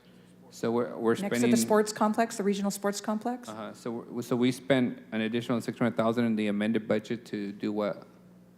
There's some ongoing design changes, preparation of plans so that we can go out to contract to get the repairs done to the liner, get some grading done. There's been some settlement that we need to repair, and then the ongoing gas flare unit out there needs a little bit of updating. Is that the same landfill that we built the quote-unquote regional park in West Fresno on? It's adjacent to it. So there's some damage there that we clearly are trying to fix. Not at the park. It's more to the facility that's to the west of the park. There's a large mound out there, and That's the landfill that has this cap on it. Speaking of that park, that grass is always yellow. I don't think there's a lack of water there or lack of pressure. It seems like a pretty, modern infrastructure. Is there another, scientific reason for that park grass never being green? I don't know offhand. I don't know if it's, in irrigation or some other type of problem. Can you follow up and find out? I know that the land, the feedback I'm getting from users that try to use that park/landfill is that there's quite a bit of settlement that's taken place, and the fields are pretty, there are a series of waves which make it dangerous for people to play softball or soccer on. That seems to be quite a bit of settlement that's taking place adjacent to a landfill. We'll make sure the Parks Department, they run the regional sports complex, so we'll make sure and get that question to Aaron and Gary as well. Thank you. And then my last question is, on page 163, you show that this upcoming year you'll be paying 0 rent for City Hall. Are you fully moved out of City Hall? We will be by the end of the month. What's your new location again? The Fresno B building. Okay, and that's ready to fully occupy? It's getting very close. And City Manager, all the excess space that DPU is vacating at City Hall, who's getting that? Public Works. Public Works, Public Works? mostly. With all their vacancies? No, I mean, we've added a significant amount of engineering positions, and they're pretty tight up there, so they are already scoping out the property. Perfect. Thank you, Director, for my questions. Thank you, City Manager. All right, Councilmember Carbasi, followed by Councilmember Soria. Thank you. Director, a few questions. Let's talk about the rebates. So we have a lot of great rebates we offer residents. Toilet rebate, if you're a commercial tenant, you can get a toilet rebate for multifamily, rain barrels, all kinds of great things. How are those rebates funded?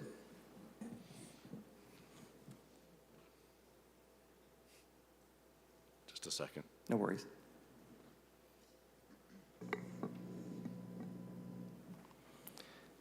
And thank you, Ryan. Doing good work. They're funded with non-ratepayer revenues that we receive. So we get additional monies for interest, earnings, okay.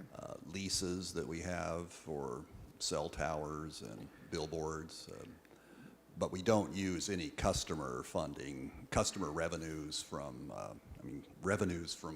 customer user fees for that. That's not why I'm asking. I just wanted to know, do we have any extra money in that fund? Because in the last 12 months, we've had about inflation at about 8.6%, and I'm wondering when we're going to increase those rebate amounts. Because let's say you buy a new toilet, it's probably going to cost more now than it did before. Off the top of your head, do we have any extra money that if we were to make a motion to increase that, that we would be able to cover that based on usage? Yes. Currently, for next fiscal year, we have $200,000 budgeted. For the entire? Right. That doesn't, now maybe it's not used a whole lot. That seems rather low. Right. We've been averaging not even $100,000 in actual payments to customers. Okay. And yes, if we exceed the $200,000, we could come back and request more, be transferred in. Then what I'd like to do is I'd like to make a motion to increase all rebates to match CPI for the last 12 months. Second. Does that make sense? Okay. Okay, that answers that question. Thank you. Let's talk about new areas of growth. I think in your presentation, Director, let's see, you have here goals of the department, I believe. Budget priorities. And fourth from the bottom was master planning for expansion of water and sewer services, and you mentioned how this can impact economic development. So how exactly does it work? For example, we will approve a general plan, and then we come back maybe after 5 years and make some changes to it. But the question I'm asking is, are the current plans for expansion of infrastructure, what areas are they predominantly, what areas of Fresno are those investments being made in? Is it southwest, is it southeast, is it the west area? What are we looking at right now? Because it is very expensive, obviously, for sewer and water. So as we're looking at what infrastructure we need for the future, we're taking into account the general plan land use designations. And throughout the city, we're looking at it from the perspective of what water and sewer infrastructure is needed to meet that. And so right now, predominantly the most area that has the least amount of infrastructure is the southeast development area. So we're looking at what does it take to put infrastructure in there. And, you know, so we look ahead, we're planning the size of the sewer trunk system needed to serve that area. And actually we have in this coming budget, you know, money to start the design of that sewer infrastructure. The water supply is a little bit more complicated for that area. So, you know, we're looking at and evaluating the needs for that. But, you know, we're looking at a number of well sites and expansion of surface water treatment facilities to meet the demands with that. Okay. All right. And then for the attached, dwelling units, people are, the tiny homes potentially they could build in their backyards. What do we do about, because we have to by law now permit those, which is great because it can increase usage, but what about being able to fill the needs for increased water use? It's kind of, I'm sorry I didn't ask you beforehand, but what will we be able to do to make sure we can meet the needs for pressure and supply? I don't see the demand being very high right now. What's that? I don't see the demand being high right now. I don't think it's something that's, not a lot of permits are being pulled for that right now, but over time, if that becomes a regular practice. So overall, the biggest demand on the water system is fire suppression demands. And typically, that's going to govern the size of that infrastructure. And so, you know, we're talking about tiny homes. There's not a lot of demand associated to that. So it's not going to tax this infrastructure beyond, you know, what its capability is of meeting the biggest demand, which is fire suppression. So I don't see an impact there. Great. So let's talk about purple piping. Now, I've had a few residents ask about this, and it makes a lot of sense, but the question is, do we have the infrastructure and how much does it cost? Along the 41 or along our freeways, why not have more water and use purple piping to have irrigation and green freeways? Can you elaborate on that and what the plan is for future expansion? I think this drought just highlights the importance of having the purple pipe program. You know, we've invested $100 million right now in the treatment facility out at the regional plant and the infrastructure bringing the pipeline up to the heart of the downtown area and going up in northern areas of the southwest region. So we have opportunities to really tap into that system. Some of the biggest opportunities are we have turnouts at the Freeway 41, 99, and we're poised to push a little bit further north on one section to hit the 180. And we've had conversations with Caltrans, and you know they've expressed an interest in tying to that. But we're really building, you know, we've kind of worked out a price. It's not in the master fee schedule, and it's a negotiated price. But we're really ramping up our efforts on making, you know, connections to that system because it's really a year-round, very sustainable supply that, you know, is available. And for those watching, the Purple Pipe program is basically using recycled water. Absolutely. Okay. So how do we pay for it, though? I mean, let's say we want to do an expansion. There's a cost per mile. Where do those funds come from, and are we doing what we have to do to make those investments? So the first $100 million was financed through low-interest loans through the state. We've actually built out of Enterprise, or that small section to MLK, was that Enterprise? A small section down to MLK and the Future State Center using Enterprise. But, we would look at, what is the opportunity and getting the infrastructure there, and does it make sense for us to continue expanding? So this new campus will be able to have access to recycled water for beautification? Yes. That's great. Okay, very good. Okay, so the last thing is, let's talk about the elephant in the room, rates. Somewhere in the presentation, you put, actually, the next slide, you talked about we're operating at a loss right now of $3.6 million, almost $3.7 million this past, for 23, is that correct? Well, that's the projection for Projection. FY23. That's correct. Okay. Council member, Yes, please. if I remember correctly, we have been operating at a loss. We just have been using our reserves. That was, my next And question. we're out of reserves. So this is the first year that we've burned through the reserves completely, and we don't have anything left. So that's why we're projecting that it's going to end in a deficit this year. Okay, I was going to ask. So we haven't had, it says a rate increase in 13 years, is that correct? That's correct. Okay. Yet, especially now, fuel prices are going up, the labor prices are going up, obviously. But I'm just trying to understand how we've been covering that. So the city manager explained it from reserve. So your reserves are going to be negative? Completely zero. Okay.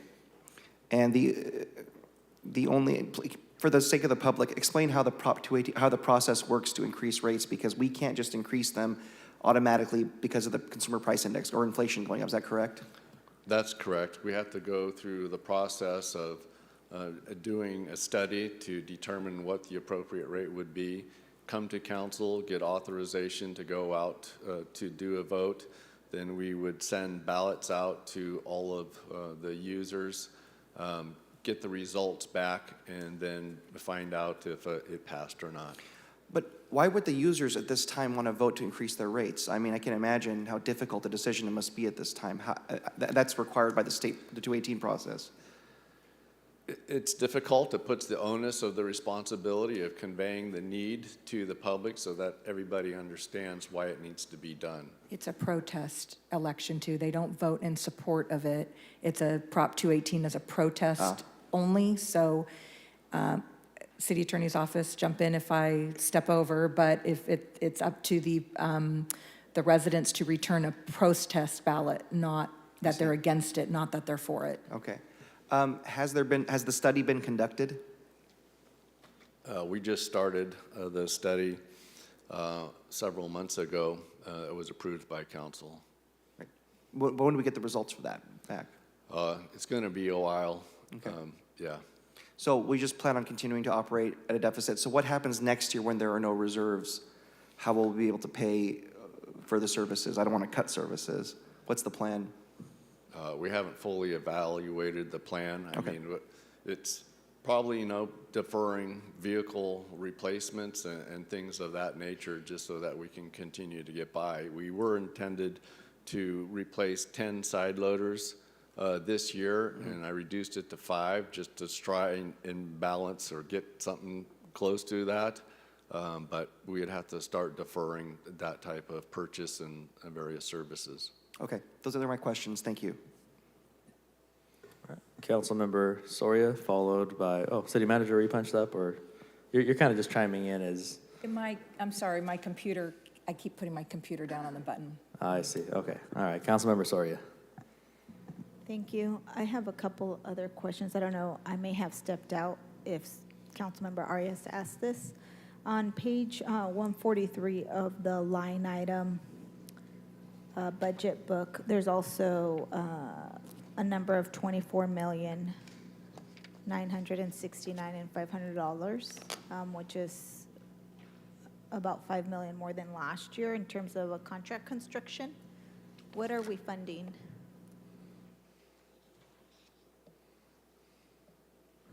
So that's enterprise, so it's a ramp up on water main replacements. Where is it? Most likely. All of the 24 million is water main replacements? Water main replacements, well sites, rehabs of wells, replacements of pumps. Okay. And then also on page 144, when we're looking at the overhead charge to capital, we go from, at least last year, we were at million to now 8 million.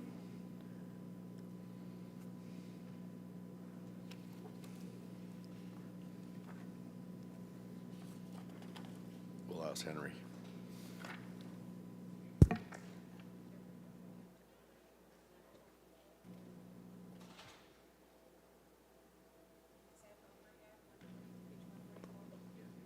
Overhead charge to capital.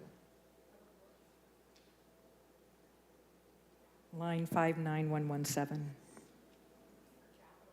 Capital. Overhead charge by Public Works for a capital project. So what are we doing? What are we funding, I guess? I'm not understanding. So there's $123 million worth of CIP projects. Okay. It's a portion of that. For them Construction for them management. to do the project management, is that what you're saying? It's their overhead. It's not their labor, but it's overhead for computers, office space, those type of charges. Okay, that just seems like a lot. We went from 1 million to 8 million. So I think if you looked at the capital improvement, I'm guessing that there's a correlating, like we're doing that significantly more capital projects, and so the overhead charges go up. Is that true, Carla? And, okay. That could be, or is that what? Well, Yeah. it would be related.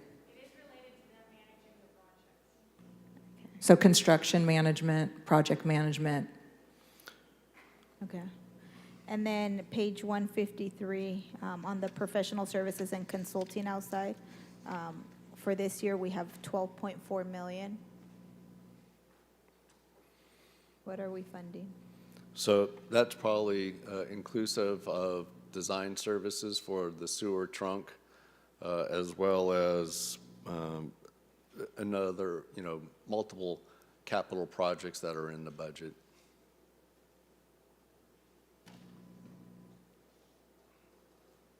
And I'm assuming, so same in terms of the contract construction in the following page on the line item, over the last couple of years, we've gone from like 6 and 5 million to now in the 40 million range. What are the big projects that you guys are building? There is a multitude of projects. This is under wastewater, Brock. Yeah. It's And we're buying land as well, I think, for 222 as part of one I of would our have projects. to get a list of those projects for you. Like renewable gas diversion, some of these projects, would that help? Yeah. So part of it is probably renewable gas diversion for FY23, substation expansion out at the treatment plant in FY23. We'd have to go through the list of projects and pull that together. Yeah, I just like, I guess, to know what the increase over the last few years, we went from the $6 to $5 million line items in terms of the construction or contract construction to 44 and 40 million. So There's been a lot of large projects, emergency generators, looking at design for side stream treatment and other type of endeavors like that. So. Do we get a list of those types of projects? I know, like, for example, Public Works publishes a list for us, on the budget. Do we get a list of those big capital we have projects? a list. We can provide that to you. Yeah, I think it'd be good to at least get a good sense before we end up voting on the budget. Another question that I had related to our water services. I know in the past, this council, at least for the last few years, has funded what we call, I'm trying to remember what we call, but it's like the water affordability program for low income and seniors. Yes. I don't know if in the last couple of years, given COVID and, the fact that we weren't going after folks for not paying their water bill or for late fees. I'm just wondering, what is the status of that program? It's ongoing. There's 2,410 people taking advantage of that right now. Okay. I know that initially we had put about $1 million from some of those, what were they, we were paying it out of, was it late fees or something like that? It could have been the fines. Or the fines? Is that inclusive in the budget? I didn't see it anywhere that we talked about it. Was that included in this budget? The program, is the program continuing? I guess that's my question. The affordability program? Yes. Yes, for water it is, yes. Yes, so we are on, okay, so, and you said we have about 2,400 folks. It is only a $5, right? And that's my understanding, yes. Yeah, okay. Just wanted to make sure that it does continue. I know that folks have asked in the past. I don't know if $5 makes much of a dent.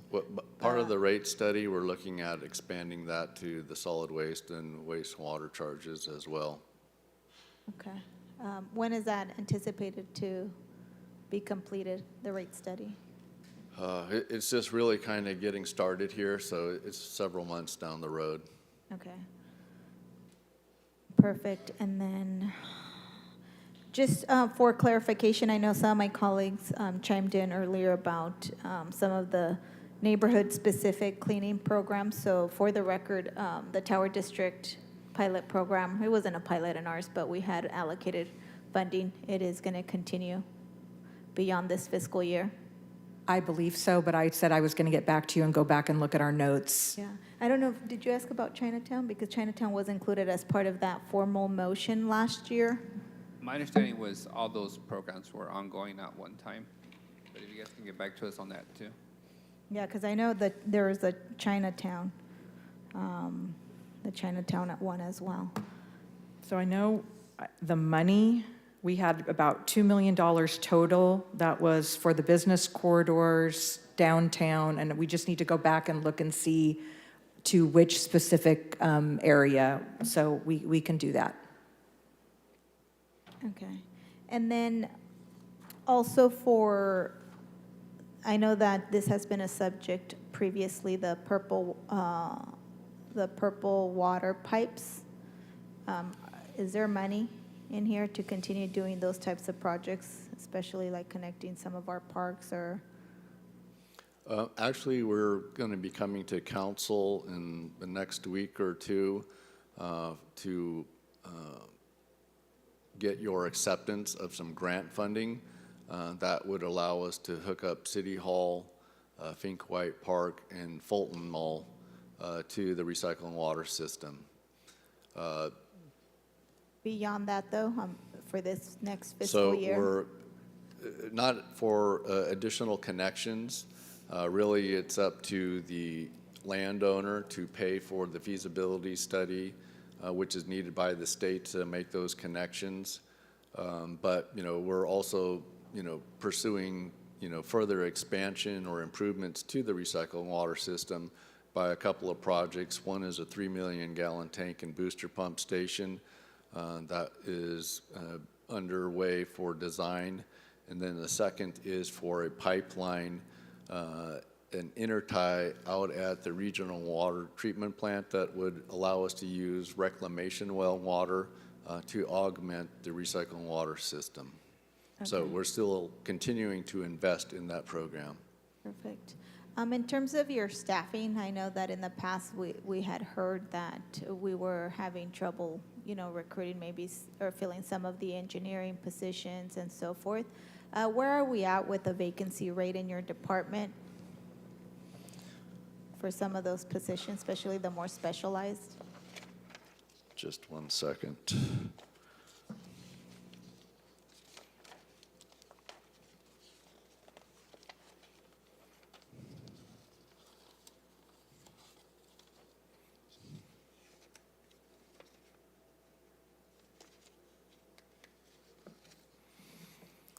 So we have currently 83 vacancies. 83 vacancies. Department-wide. Department-wide. And what about for those positions? I know that like more of the engineering, are salaries competitive enough to attract those folks to come and fill those vacancies? So actually there were some efforts by TJ, Marissa, and Vanessa on improving the salaries for the engineer 1-2 class, which I think is going to help us with those recruitments. Further efforts are still needed on the professional engineer classification, but I think the first step has been made, and that will help us with those recruitments. Who actually does the recruitment? Do we just post it on our website? We don't do any actual like do we go to Fresno State and work with their water department or the water, whatever? I know that they have some kind of school related to water engineering and all that. Are we like making efforts to really work with them to create that pipeline? Are we working with State Center Community College? I know that they also have some programs where maybe they could help us, you know. Yep, Fresno State had kind of like a job fair thing, and we had a couple of our folks go out there and start making contact with individuals. I think it was helpful in this last round of recruiting, and then Christian Pyrock attends, you know, the various kind of job fairs that occur throughout the city area. So we're definitely engaged in the process, but you know, I think largely too it's based on, you know, the website and that portal to access people. Okay. Yeah, I just was wondering because I know that has been an issue at least for a couple years that has been mentioned. Hopefully that initial effort will help, but I think we need to think really outside the box, especially right now where there's so much opportunity out there that we have to compete with the private sector. Making sure. And we expand kind of our outreach with a professional engineer by advertising in American Public Works Association, American Water Works Association, and some of those other type of organizations, just to, you know, further broaden our recruitment effort. Do you guys do any internship programs with these college students that are in the engineering or that water field? We haven't recently. Yeah. So maybe that's a good pipeline. Yes, that could be a good pipeline. You guys should, you know, I know that at least me when I was a college student, that's what really helped me get. Absolutely. You know, so I think we need to make those efforts. It's good for our students anyways to make sure that they stay here locally. Okay, I think those are all the questions for me, I believe. Let me just double check. Okay. Yeah, I think those are all it for now. Thank you. Sure. All right. Any further comment by council, this department? Seeing none, that will conclude DPU. Thank you, Brock. Thank you. Thank you, Brock. You did well. Thank you. Next up, we're going to have finance.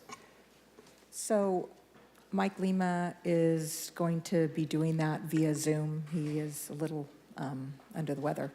Sure.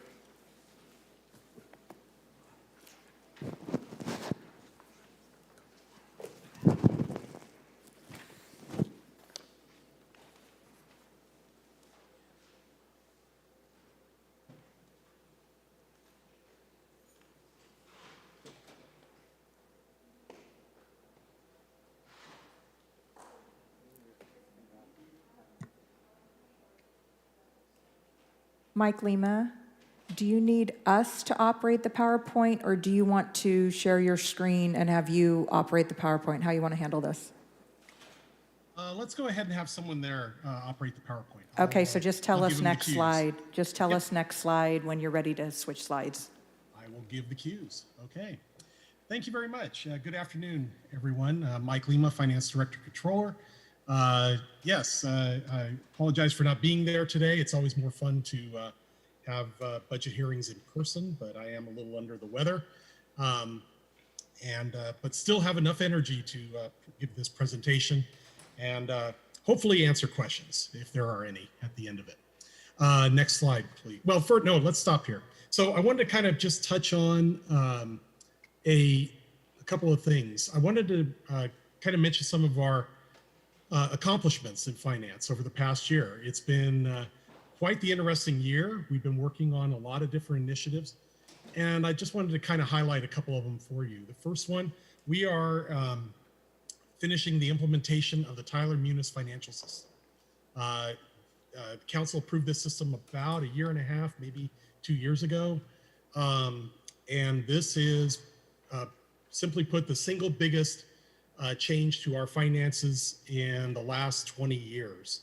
It is, we went live with our current system, PeopleSoft, on July 1st of 1999, and we are going to go live with this system July 1st of 2022. So we have had PeopleSoft for 23 years, and frankly, this system is probably going to be around for at least 20 years as well.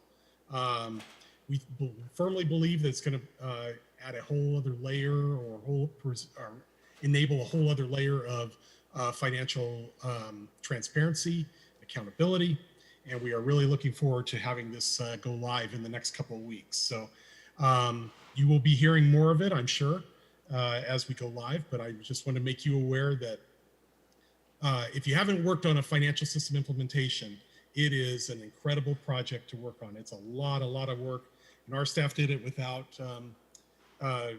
while still doing their regular jobs, which is a huge accomplishment. So my hat's off to all the team for the work that they did on implementing this financial system. Second big accomplishment we did is we wrapped up CARES. Believe it or not, you might remember CARES from 2 years ago, our CARES dollars that we received from the federal government. Last week, we did the final transfer on that. And so we will be doing the final report next month with activity through June 30th. And we'll be wrapping up CARES after about a little over 2 years that we've been working on that. And I think it made a major impact, not only on the organization, but also on the community as a whole. Very happy and proud to have been working on that item as well. And then finally, in the last accomplishment we've done this year, and I believe that you were all notified of this earlier, but we entered into a contract with a company to allow for remote pay of city utility bills. And by remote pay, I mean someone could walk in with their utility bill into Walmart, Walgreens, 7-Eleven, Dollar General, and actually pay their utility bill there as opposed to putting it in the mail, driving down to City Hall. It opened up a whole series of areas within the city where people can go and make it much more convenient to pay their utility bills. And so that went online, or that went active at the beginning of this month. We've been working on that one for about 8 months now, I suppose. And big accomplishment. I think opened up a whole new level of customer service that we haven't had for quite a few years with individuals who need to pay their utility bills. In FY23, we're looking to do 3 other big items. The first one, we are looking to implement the payroll module for the Tyler HR system. So we're finishing financials and we're moving into HR. Personnel is going to be the lead on that, and I'm sure Marissa will talk about that a bit. But finance still has their fingers in it because we are going to be working on the payroll module. That's about 1.5 years out before we'll go live with that, but I wanted to make you aware we will start working on that probably in August. We'll start working on that and getting that up and running. The other thing is we're going to be implementing the utility billing module in Tyler as well. So a new utility billing module. The current utility billing system we implemented in 1994. So we've had it almost 30 years, and it's time to replace it. And this, by using the utility billing module in Tyler, it's going to integrate with their financials, and so it's going to end up reducing a lot of the workload that is down there. As people right now, people input information into the utility billing system, and then they print a report, and then they re-input it back into PeopleSoft. This one is going to be all seamless. It's going to run right through, so it's going to save a lot of time for staff down there. And we're really looking forward to utilizing that system as well. That's also an 18-month implementation. So we're looking at about 1.5 years from now of having that module up and running. And finally, we're looking forward to working on ARPA. You know, we've kind of dabbled in it up till now, but the rubber is going to hit the road next year. And ARPA is a deceptively complex piece of legislation. I think, you know, the popular image is that, the federal government swooped in, dumped a bunch of money and just said, go spend it and have fun. And in reality, there are pretty significant reporting requirements. There's pretty significant requirements in general as to making sure that social equity issues are addressed, that you have what kind of labor issues are you spending this money on, or how you're addressing certain labor issues with it. So it's quite a complex, and it's going to be a full-time job for. Unfortunately, council and the mayor, in their wisdom, a few months ago, added a grants management unit to the finance department. Thank you very much for that. And these people are going to be the ones who are going to be keeping up with those monitoring and reporting requirements going forward. Okay, next slide, please. All right, so we have in front of you, this is the finance department's expenses, and at the very far right column, the budget. So this shows the actual expenses over the last 4 years, along with our estimated expenses for this fiscal year and the proposed budget for next. So at first glance, the finance department's budget has grown exponentially in the last few years and is expected to continue to do so into FY23. But our budget is actually inflated by these massive coronavirus mitigation grants that the cities receive, such as CARES, ERA, and ARPA. If you strip those out of the finance department's budget, our budget is actually decreasing by $41,000 in FY23. And that decrease is due to the recommended move of the purchasing unit from finance to the general services department. Next slide, please. This slide shows our revenues. And like expenses, the finance department revenues started to be inflated by the coronavirus grants in FY20. You can start to see them show up. At 92.8 million is the CARES dollars that we received, that you see under special revenue in FY20. So this pattern continues with FY23 as we have ARPA dollars in our budget. Again, if the coronavirus monies are removed, finance's revenues are actually decreasing by $574,000. Again, due to the proposed move of purchasing to the general services department. Next slide, please. All right, I did hear you, Councilmember Arias, that you don't want these slides read, but I'm going to make an exception for this one because it's exceptionally important. I want to talk about ARPA, and I want to talk specifically about revenue replacement. One of the categories that you can use ARPA dollars that's spelled out in the legislation is as revenue replacement. And so what is revenue replacement? Under the ARPA law, it was assumed that governments lost revenue during the coronavirus pandemic. And their interpretation of lost revenue not only means actual losses, but it also means it did not grow as fast as it would have had the pandemic not occurred. Under the ARPA final guidance, any entity that received a direct allocation can use at least a portion of their ARPA allocation to backfill those revenues.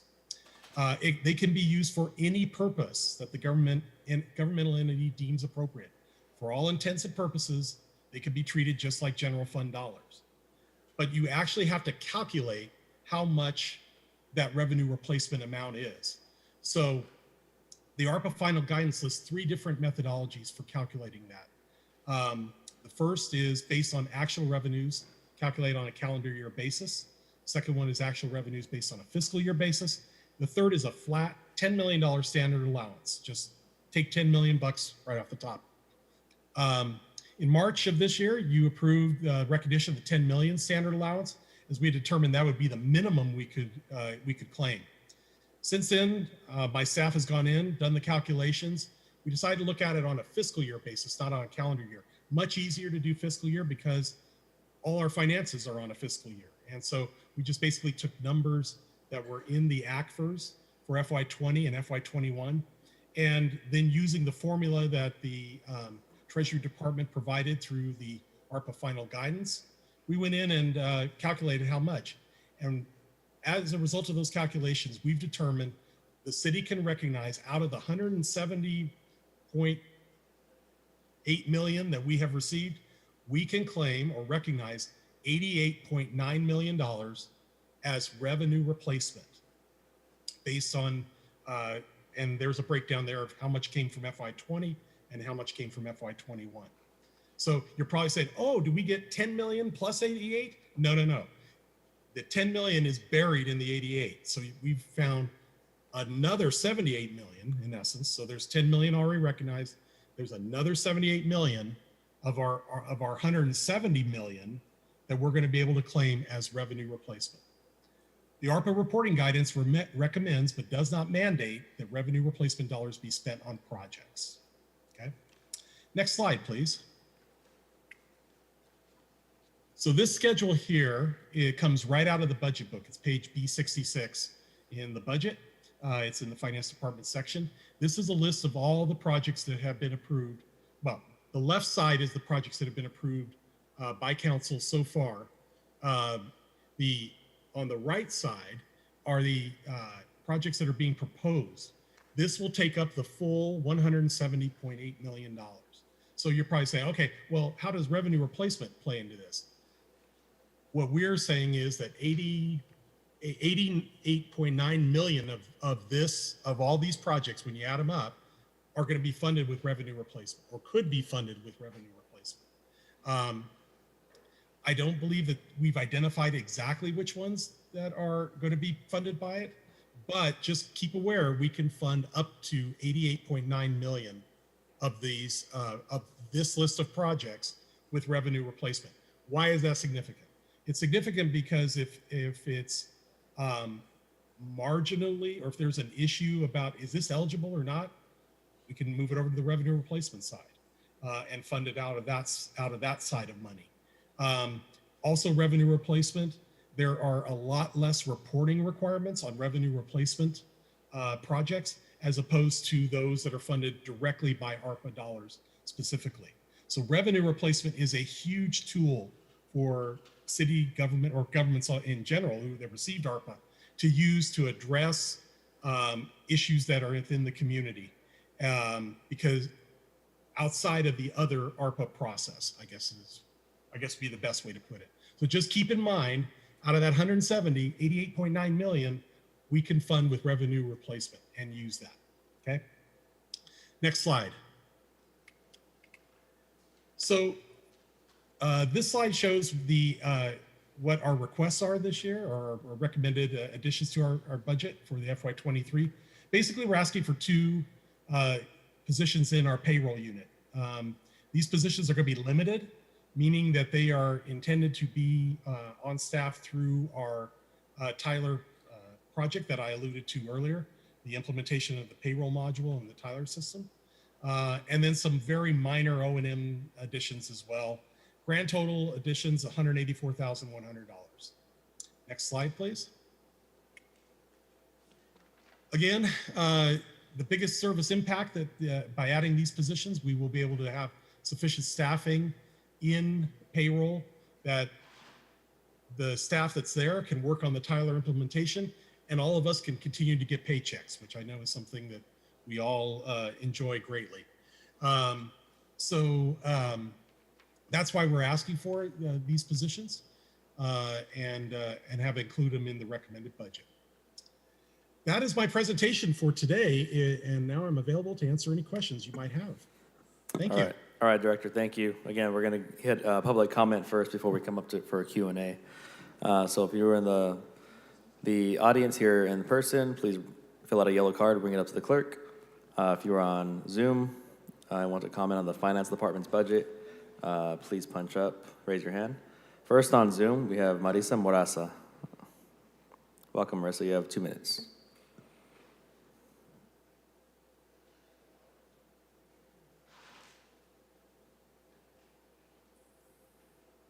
Hi there, can everyone hear me?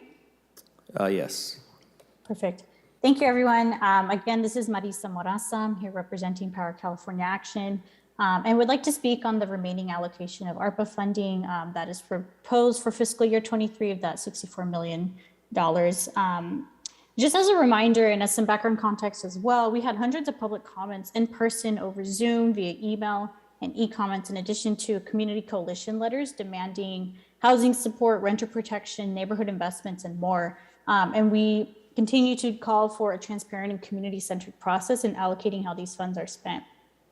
In particular, Power California Action works to build the power of youth here in Fresno. And this spring, we've had a team of organizers who talked to nearly 1,500 young people who are Fresno residents, and 80% of that number support funding going towards programs and services that keep people in their homes. Mind you, this is actually a higher number than the survey that you conducted last year, where community resource should be determined from ARPA allocations. We want to plant roots in our neighborhoods here in Fresno, and we have been severely impacted by the pandemic, inflation, rising housing costs, while big corporations continue to pocket money during this time. And housing justice is a racial justice issue. We must end housing discrimination to break down barriers that block BIPOC youth and families to secure safe and affordable housing. And this is why we need immediate action and must direct ARPA funds to support our housing crisis that has been exacerbated by the ongoing pandemic and not towards things like police. We need ARPA funding to go towards renter assistance programs, eviction protection programs, and right to counsel. $40 million to go towards 70+ recommendations will not work. We need dedicated funding in addition to this ARPA funding going to renter protections programs to keep people housed. Youth and their families cannot thrive when their basic needs are not met. And we need to also directly engage with residents to continue to hear their concerns and fund equitable investments that support youth and their families. Thank you. Okay, next on Zoom, we have Lisa Flores.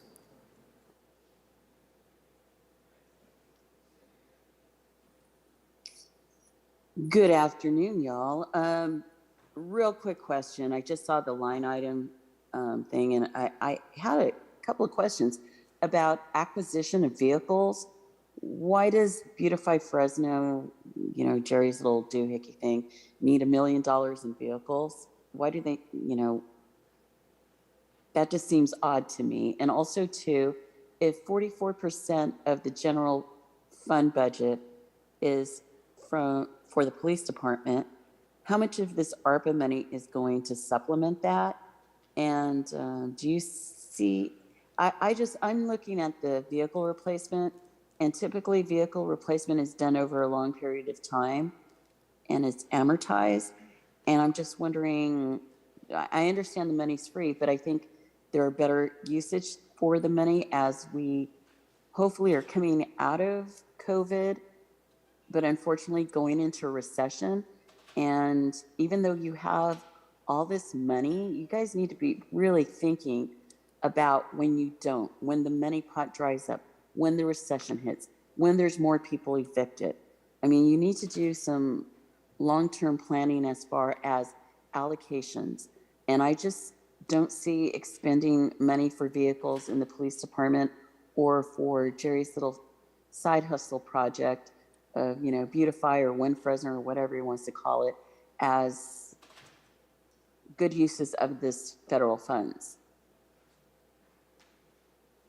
I see money should be going to other things that have local jobs for folks, keeping the youth busy, maybe employing them more often at some of the things we need around town. But yeah, vehicle replacement, no, should not be used for this. Thank you. Okay, next on Zoom, we have Kimberly McCoy.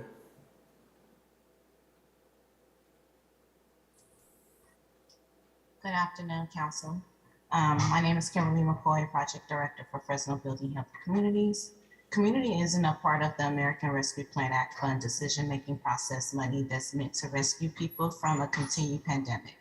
The $61.2 million remaining ARPA funds must be used to support public health response efforts. ARPA funds must be put into our neighborhoods and back into our community. ARPA funds allocate to things like street paving, sidewalks, and lighting improvements are necessary. But what about Measure C funds? Shouldn't that be what makes this community repairs? Better budgeting with ARPA funds would mean more shots and arms and premium pays for essential workers. But instead, $6.7 million of it is being used for different maintenance at police headquarters. $40 million of ARPA funds are going to be one Fresno housing strategy, a clear handout to developers, not a hand up to our vulnerable unhoused neighbors. Thank you. Next on Zoom is going to be Brandy News Villegas. Thank you very much. I appreciate the items regarding increasing access with utility pay and other things that that finance is doing it to make it easier for community members. But I want to echo with the ARPA funds what Marissa and Kimberly and Lisa had said. I'm feeling sad and a little discouraged knowing that we are on the end of the ARPA, and I feel like a lot of the needs that the community has tried to voice and the community input that we've been asking for has not been happening in the way that is accessible to the community, and ask that for some changes regarding where ARPA funds go. 40 million, Miguel mentioned that, that might just be one affordable housing unit. We need to pull more towards the things that are meeting our immediate needs. I'm concerned that 6.7 is going to police headquarters from our ARPA funds, and that potentially 1/4 of ARPA is going to police. When we have so many needs, I want to uplift. I ask that you increase the amount that is going towards housing. I ask that that there'll be a comprehensive renter eviction, the right to counsel that community members have been asking for, to protect our community members, especially as the moratorium ends and people may use that to be able for illegal evictions. I ask for an increase in funding in the renter assistance programs and other needs that we have been asking for, that the community has been asking for to come from this, that you listen to the things that have been asked, that we've been demanding, that funding would be guaranteed, that the housing will be guaranteed, that those who are in the shelters right now, those on the street, will have a place to go that is desirable, and just ask that we move money away from things like police and go to where people are asking for the funds to go, and echo the things that were said before me. Thank you. Okay, next speaker on Zoom is going to be Carla Martinez. Hi, good afternoon, Council. Carla Martinez with Leadership Council. Like everyone else has said, and we continue to reiterate that the Treasury Department's guidance to meaningfully engage communities in expensing these funds is urged within their guidelines, and the City of Fresno continues to not listen to communities. We urge you to listen to the experts in your communities as to what the needs are and the solutions, and your constituents are those experts as the residents who are living in their communities. The current process is merely following Fresno's status quo, and as we've seen by the current tale of two cities, that status quo is not working for over half of Fresno residents. This council and the mayor still have the opportunity to do the right thing by communities hardest hit by the pandemic and be responsive to those needs. The remaining $64,000 needs to listen to community demands and from the feedback you receive from your own survey, and go to more housing and keeping housing affordable, as well as many infrastructure projects still needed to be complete in the city of Fresno. Thank you for your time. Okay, seeing no further public comment in the chamber and no further public comment on Zoom, go ahead and close public comment on the Finance Department. Come back up here to the dais. Right now I have one person punched up. That's Councilmember Carbasi. I know we're running late, so I'm going to be very quick about this. Let's just talk about billing for a moment. So is there an option now for when residents want to pay bills to be able to do that over the phone, or is it all going to online? Utility bills? Mm-hmm. Mike, do you want to take that? Yeah, I'll take that. Yeah, we have a phone pay option. So we've had that. We have online, and as I mentioned, you can always put it in the mail. You can come down to City Hall, and now we, in addition, we have this partnership with various stores throughout Fresno, where you can go in and actually pay your bill there. So we have a lot of different ways, but yes, the short answer is yes. We do have a phone system that will also accept payments. Is there an extra charge? The reason I ask is you have a lot of seniors, and they're old school, and that's fine. They're more comfortable maybe talking to someone and doing that. It's just the way it is. Do we charge an extra fee when you use your credit card over the phone? Yes, we have a 2.3% of the bill charge on that. So if someone has a $100 bill, they're going to pay $2.30 as a charge. Got it. We do not charge that ourselves. That is charged by the credit card processor directly. We don't see a penny of that money. Sure. Okay. Going back to the proposed ARPA expenditures, there's $40 million for housing. Can you provide a little bit more explanation on that, please? You want me to take that, Mike? Yes, would you please? So as a result of the development of the One Fresno Housing Plan and the public hearings that we had, the mayor is recommending a significant investment in implementing the strategies identified in the One Fresno Housing Plan, and there's a whole bunch of them. And we think 40 million is a pretty substantial investment in housing, historic, I would say. There were, I think, about $100 million worth of strategies identified, and this is to go through and try and check off a few to create more affordable housing units. But just to clarify, these are for vulnerable populations. It's nothing to help like middle class access to home housing? Correct. This is for affordable housing. Got it. Okay. That answers my questions. Thank you very much. Thank you, Councilmember Carbasi. I had a couple of questions myself, seeing as nobody else is currently punched up. Mr. Lima?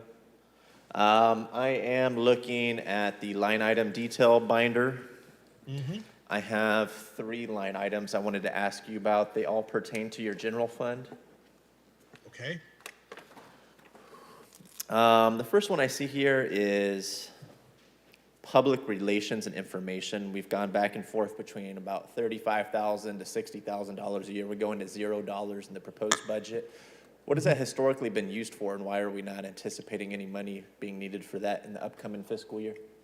That has been used to advertise bids from our purchasing unit, and what is happening is our purchasing unit is being proposed to move to general services, so that is actually going out of our budget and then over into the general services department budget. So you'll see it again over there, just not in ours. Gotcha. For a similar amount as we've seen in the past? Yes, gotcha. I believe so. Okay. My next question was, bottom of the page, I see $100,000 clothing and personal supplies. Care to comment on that one? Yeah, that is related to ARPA. That is a purchase of PPE. That was one of the items that was funded by council earlier this year. And we did not spend any of it in FY22, so we are rebudgeting that amount for FY23. You said that was for PPE? Yes, that is correct. That is, if you go to that page B66 that I mentioned in the main budget book, you'll see that was one of the items that council has already approved for purchase. And I assume that's for internal city staff. I mean, are city staff still taking full advantage of PPE to the tune of $100,000? I know city staff is doing it. I'm speaking personally. I have taken advantage of it. Haven't used 100,000 of it, but I will say I do know staff is there, but it is a significantly less amount than what was done under when the pandemic first started. But I do believe that it's an amount that we're just keeping in place as the pandemic goes on, and in order to be able to address any other spikes from variants that might pop up over the course of the year. Yeah, okay. Yeah, I see it is about 33% less than the height of the pandemic. It just seemed like a high number for masks. That's the reason I asked. So, Councilmember, we continue to maintain an adequate supply of masks right now, but I can clearly tell in the last couple of weeks there have been additional requests from city staff and departments asking for additional resupply. I'm pretty sure that will continue to go as we see spikes up and down. Are we not paying for any of that currently with any ARPA dollars?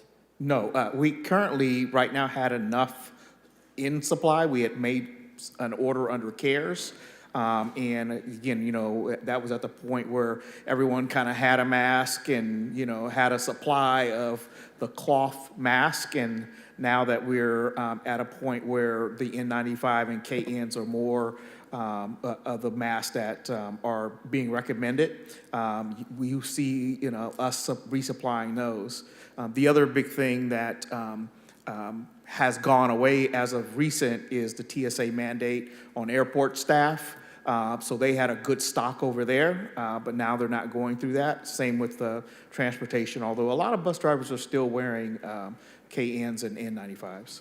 I think, I mean, it certainly is an allowable expense under ARPA, and so with the funding that we now have available, as we do budget balancing, that might be something that we might want to shift it from ARPA. Is this true general fund? Didn't have a bucket for that, correct, City Manager? We didn't have an appropriation set aside for PPE currently? No. This is ARPA? So yeah, this is ARPA. yeah. That's just rolled in. Mike, correct? The 100,000? Yeah, it's This being is- spent out of general fund, but then we'll do a revenue transfer to reimburse the general Yeah. fund for it. Yes. It's kind of a weird, it's the accounting. So it is, the funding source is ARPA, but it gets transferred as general fund. It ultimately becomes general fund dollars. As I mull that over, my final line item I wanted to point out, Director, was 58004, $10 million, special projects. Yes. Can you clarify what that line item is? Sure. So that is. This is gonna, the- sorry, one second. My colleague is asking me which line item this is on page 58 of the line item binder. 58004, special projects, $10 million. Mr. Lima, my apologies. Please continue. No problem, no problem. That is money that, again, council earmarked back in late February, early March as support for community-based organizations. And the council earmarked $10 million for them. We are going to spend it out of the finance department, out of the general fund side, and then we're going to get reimbursed with ARPA. Are we making progress on that?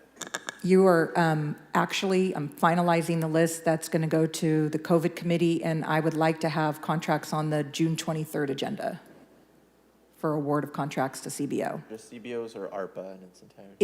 It's the 10 million Right. of Are you ARPA. just planning on bringing that element forward on the 23rd?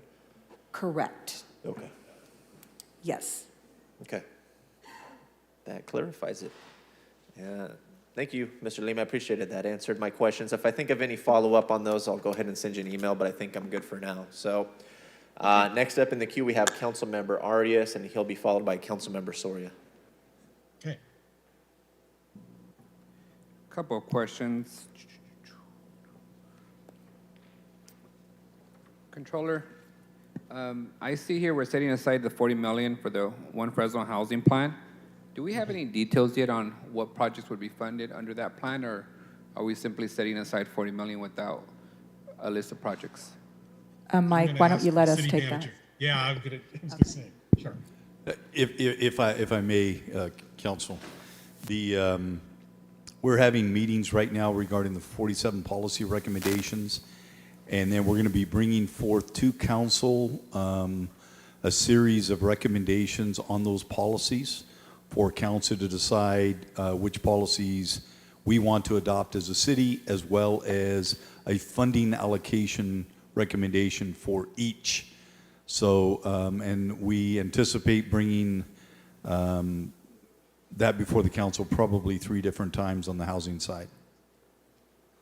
So we don't have a list of projects yet? I know policies is one thing, but I'm talking about projects. Where would the 40 million go to? So each of the policies would have a dollar amount being recommended. For example, tiny homes. There'd be a dollar amount set aside for that, or there would be a dollar amount set aside for land trust. There may be a dollar amount set aside for a number of policies that are in there. First-time home buyers. So we would designate a dollar amount for each of those policies and then bring it before the council with a resolution. And Controller, am I to understand that this ARPA funds does have a deadline for usage, correct? Yes, they have to be encumbered by December 31st of 2024 and fully expended by December 31st, 2026. So whatever proposals we bring, we have to bring prepared to fully expend them by then. Yeah, our proposals, as you were part of the One Fresno Housing Strategy meeting, was FY 23, 4, and 25.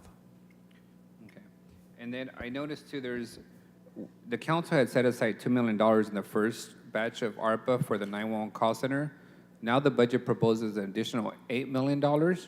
I'm yet to see a budget for the 911 call center or a plan or timeline. Do we have anything, or you're asking for us to park $10 million? I haven't seen I don't want to have a repeat of the animal shelter where I'm told it's going to cost one thing and then it costs another. So we do have some rough numbers. The 2 million was for design. Public Works had given us a rough estimate of 8 million for construction based on a per square foot. So we can give you the rough numbers. Obviously until we complete the design, we won't know the full number, but based on what Public Works has done the initial evaluation, it was 10 million all in for design and construction. And this would all be completed by 26? Yeah. Yes and no. I want to go back to what Mike said about the flexibility that we have with revenue replacement. Mm-hmm. It depends if we use it under the ARPA rules or under the revenue replacement. We have more flexibility and timelines on revenue replacement. And so we're going to be looking at each expenditure to make sure that things that we can get done quickly that are ARPA eligible, we're going to put under ARPA. Things that have longer lead times, we'll look to use under revenue replacement. My concern is that we start already using revenue replacement capacity on projects that are yet to be designed, while we have yet to hear from our Public Works Director on all the other projects that we identified more than a year ago for infrastructure improvements that Public Works should already have designs for and a scope of work. I don't want to be told later that we can't do a certain project because... Understood. This is, and the same applies to all of those projects.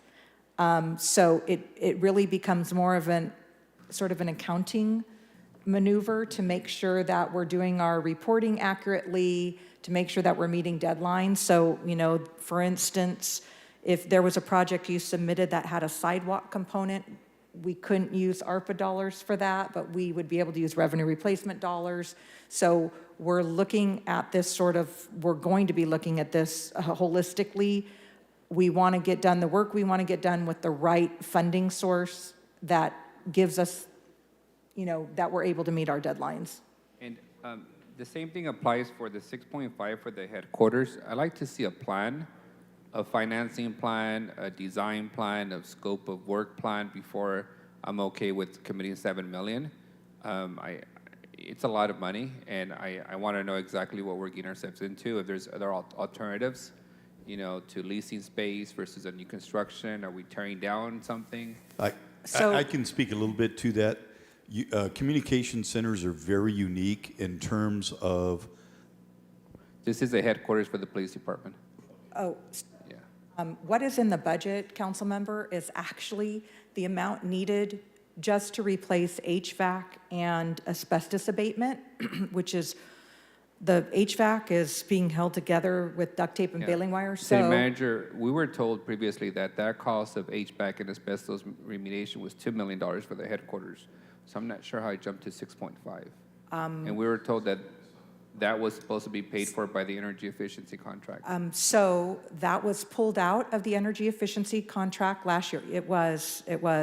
Yes. We recall that, but what we struggled with is when an energy efficiency program is willing to pay for it, and you pull it out, and now you're asking for $7 million.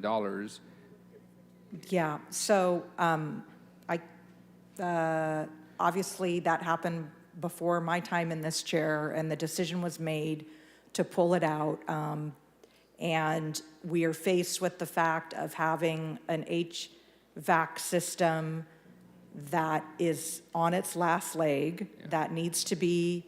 I can appreciate that, but that decision quadrupled our costs. I'll go back and look at the numbers. Well, let me go back and pull up the numbers. Yeah, I never saw a $2 million cost. And I don't want to put you on the spot, but what I'm simply trying to say is $7 million is a lot. I'm yet to see a plan. I've experienced the animal shelter. We were sold on one thing. We're going to borrow. Then we're potentially have bonded it. I want to know up front this multi-million-dollar project, what the scope is, what the plan is. Have we assessed other options, either to financing or fund it or to lease? before I'm comfortable setting aside that kind of money. Are you talking about the dispatch center now or the police headquarters? Both. Okay. Both. They're both, I mean, you're asking for essentially $20 million for capital facilities for the police department. When you ask for that kind of money, like we did for fire in the regional training center, we tend to have a full plan laid out on components, on phases, on, when we look at a fire station, everything's laid out. It's not a, give me this significant amount of money and then we'll come back with the final price. Okay. So- On the fire center, there wasn't one. There was a approximation of 25 million based on, without the details. And now we're being told there's, it's not sufficient. I think you know that. Yes. But with the police, I'll just speak to the communication center. The requirements for a dispatch center are very great in terms of seismic requirements. So to build a facility, you're better building that facility than trying to find a way to lease it. Yeah. With a police headquarter, once the communication center is removed from it, I think there is a strong possibility that you could go out and do a long-term lease for your police department. It's simply office space at that point, right? Pretty much. Yeah. And Mayor, you know, when we talked about the regional training center, to your point, we were told 25 funds the whole thing. So we committed 25 of ARPA, then the state governor graciously paid for the 25. Now we're being told could be 100 million more, right? It's that kind of experience that I'm saying. I want to know the full price up front. Yeah, and we do too. So those numbers were provided. Actually, there was a request more than 25 million, but our lobbyists in Sacramento had shared with us that the likelihood of getting anything more than 25 was going to be very slim. So recommended that we submit a $25 million. Even we had dollars in there for a communication center. We took that out. Yeah. So we try to make ourselves, create the appetite for the governor to fund it, and we did at 25 million. That was a sweet spot. And then on your deferred maintenance for parking and automation.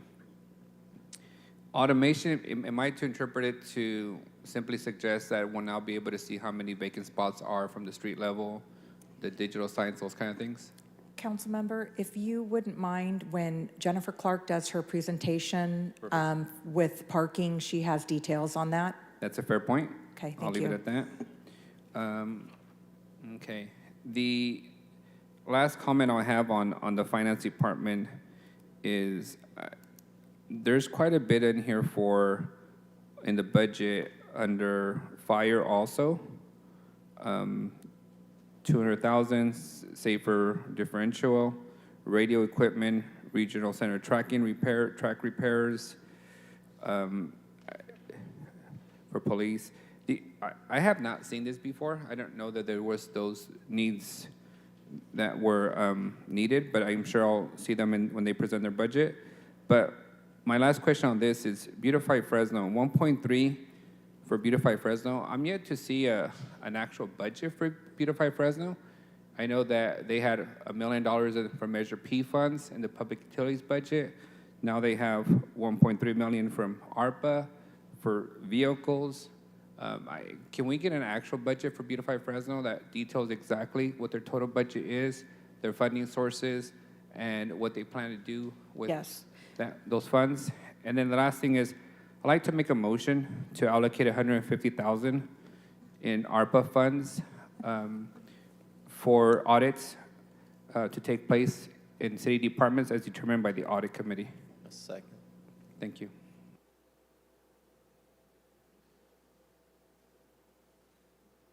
Conclude your comments, council member. All right, next up we have council member Soria, followed by council member Carbasi. I think Councilmember Arias asked some of the questions that I had, but I had a couple other on the line items just for further explanation on the general fund line item, page 57. Under professional services, non-consulting, just wondering what the $1 million is for.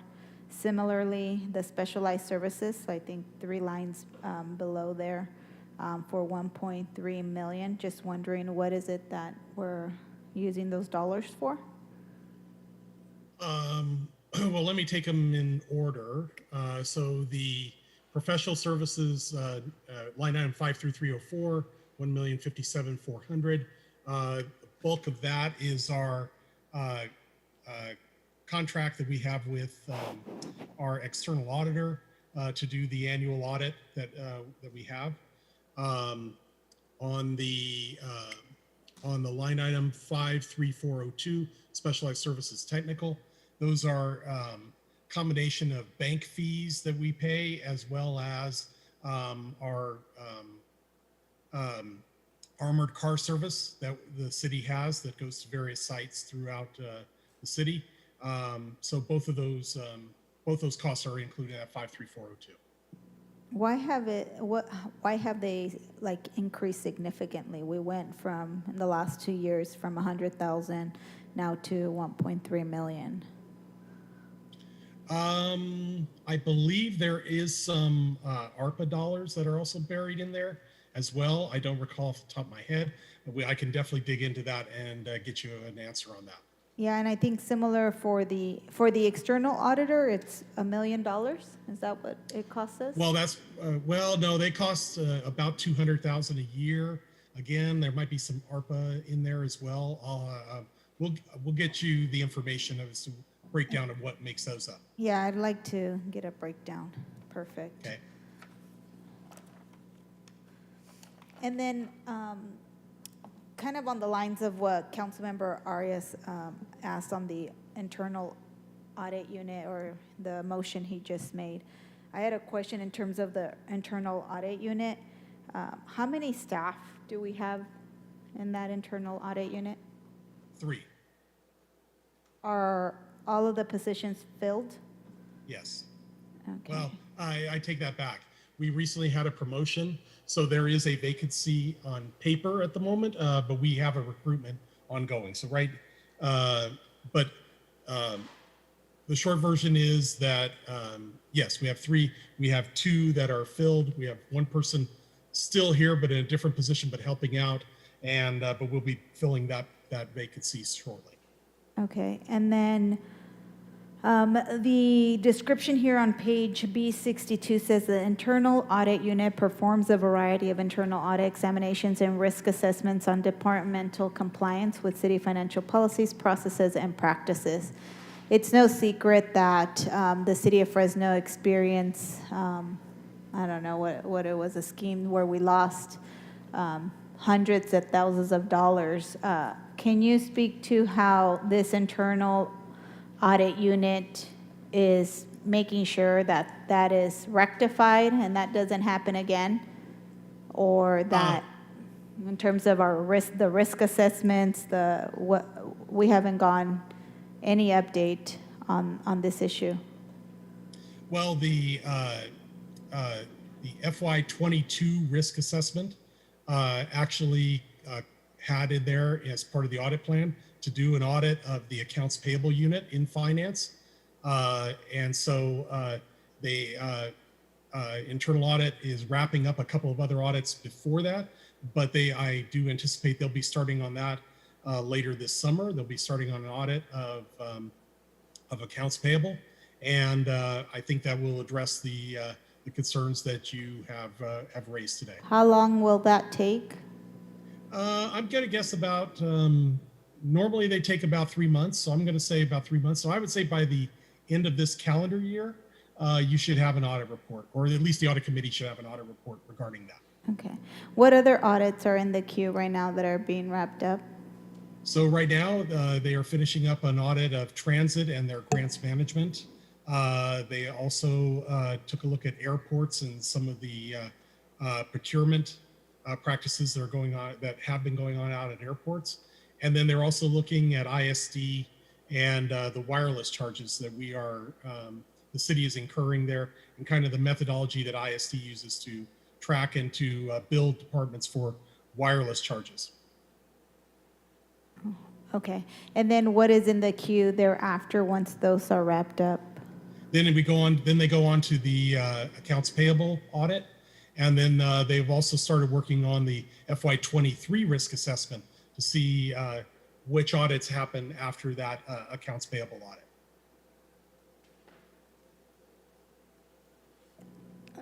Is the determination of the audits made just by you guys, or does the audit committee have any role in these internal audits? The audit, the determination of which departments and which functions get audited is made by the principal internal auditor. She uses the risk assessment as a guide in determining which departments get audited and which functions within. She does accept input from the audit committee as well as from the mayor and the city manager, but at the end of the day, it's her decision as to where she wants to go. That is critical to maintain the independence of the unit. And so, again, she uses a variety of sources, but does come up with her audit list for the internal audit team. And it is ultimately her decision. Okay, perfect. The other questions I have are more related to fire. I know that we have some outlined in terms of what the city administration is proposing for FY 2023 with ARPA. But I did have questions that I submitted, I think earlier last week, which I will reserve and just inquire about them. But I do think that they're related to the ARPA and maybe what we would want to allocate for some of those fire department expenses. So I will seize my questions. Thank you. Councilmember Soria, Councilmember Carbasi's punched up. Thank you, Council Vice President. I'm going to go back to that $40 million for affordable housing. And no, I think it's something I'm very open to. I think that we definitely need to stem the increase in homelessness and economic challenges. But I also want to talk about stemming the bleeding.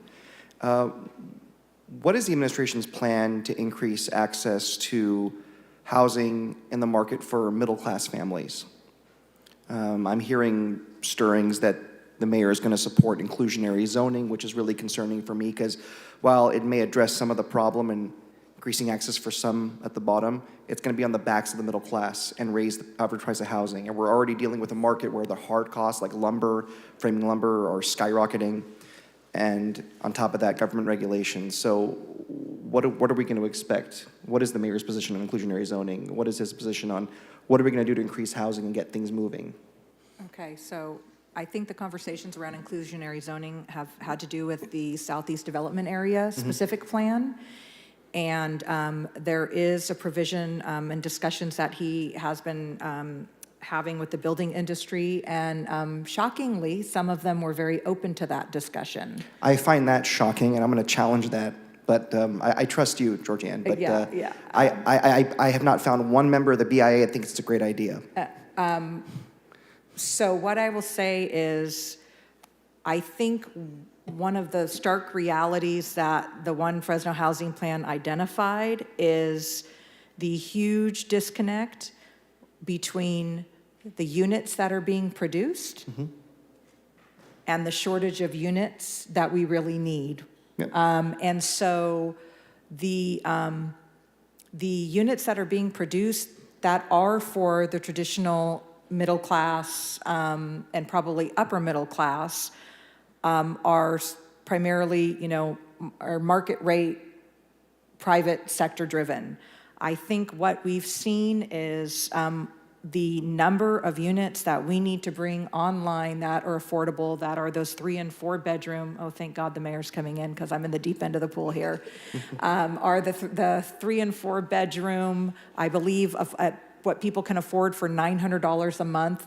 There's no way that the private sector can do that. And so I think what you'll see is that is where we are focusing some of our efforts on to figure out how do we get those built. And so what are we doing for the middle class was one of your questions as well. You helped me a little bit. So for the 3 and 4 bedroom homes for folks that need it, that can't afford it, that the private sector can't build, we'll be subsidizing those perhaps in some way, finding some way to do that. Yeah. But like, for example, there's a new development in District 2, I forgot everyone called the name, off of Bullard, and they're building an equivalent in Southeast. But basically, it's housing, it was under 300,000, and of course we had COVID and it went up. But that's pretty decent for a family on 2 incomes to be able to afford a house like that in Northwest Fresno. We want more of that. The question is, we're competing with the market, we're competing with the hard costs of actually building the home going up. What is the city gonna do to entice more investment? We only have a handful of developers in this town, which kind of stinks. There's not enough competition. What are we gonna do to actually not just put out physical red carpet, but actual red carpet? What's the plan there? That was a lot to Inclusionary zoning digest. is an important one. So I think I heard something about inclusionary zoning, because that's what caused me to come back in. Yes, thank you, Mayor. She did a good job of He explaining. said he heard about you supporting inclusionary zoning. I do support inclusionary zoning, and to this degree, that it is important that we, wherever we build, that there is a set-aside percentage of housing that people can afford to move into, first-time home buyers, whatever the case is. So when we have housing projects or housing developments, and regardless of where it is in Fresno, when your entry-level home is $400,000, it automatically excludes the vast majority of the people in Fresno. And so what working with the building industry, the developers, and asking that they lower their entry-level home in those locations, and so that people can afford to move into them. The people that are in the 100% or 120%, area median income level. And if that means that we set aside dollars to help first-time home buyers to get into those types of homes, then that's something we can decide as a city. But it's important to give those folks an opportunity. If the homes are going to be $400,000, $450,000, we can't subsidize a home buyer to get into those types of homes. So that's number one. Number two is we have the need in Fresno is really 2 and 3 bedroom homes. We have a lot of families that are living in 1 bedroom homes that should be in 2 and 3 bedroom homes. So incentivizing people to build more of the 3 bedrooms, 2 bedrooms, yes, that's what we want to do. And certainly, there's incentives that we provide financially. We can provide density bonuses to developers that are going to do the inclusionary zoning. So I think there's a lot of opportunity we have, but when we bring those policies before the council and you guys can digest those, look at the dollar amounts, and I think that's going to be the appropriate time to have the in-depth discussion in terms of what direction we want to go as a city. The $40 million is really set aside dollars for the council, for the administration to say that's the money we have available to us. In addition to some of the home dollars that we have, which is probably money that we would give out anyway or subsidize at about another 18 to 20 million. So we're going to have substantial dollars, but we know it's still not enough. Yeah, I appreciate that, and I think the details are going to be really important. It's going to be a hard sell for me to support that, because the problem is they have so many expenses they look at when they price these homes out, and yes, they make a profit too, but they're not going to put away their profits to do the right thing. They're going to say, well, we got to make it up, so we'll have 10% of this subdivision dedicated to people that maybe can't afford it, and it's going to come on the backs of the other 90%, and that's what I'm worried about. And if anything, it's going to be a middle-class tax. I don't want to support that. So I want to be assured that's not something we're going to face, because this is the wrong message to send when we're competing with Madera and Clovis. If you saw the property tax numbers, our valuations, Clovis is like almost 1/5 the size of us in area. They have half the valuation we have. I mean, now they're newer and they have higher value homes, but this is a problem. Yeah, and what we've shared with them, their margins are about 7 to 8% when they're building.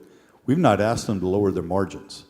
What we've said was, let's find ways together that we can get folks into those homes that otherwise couldn't afford them.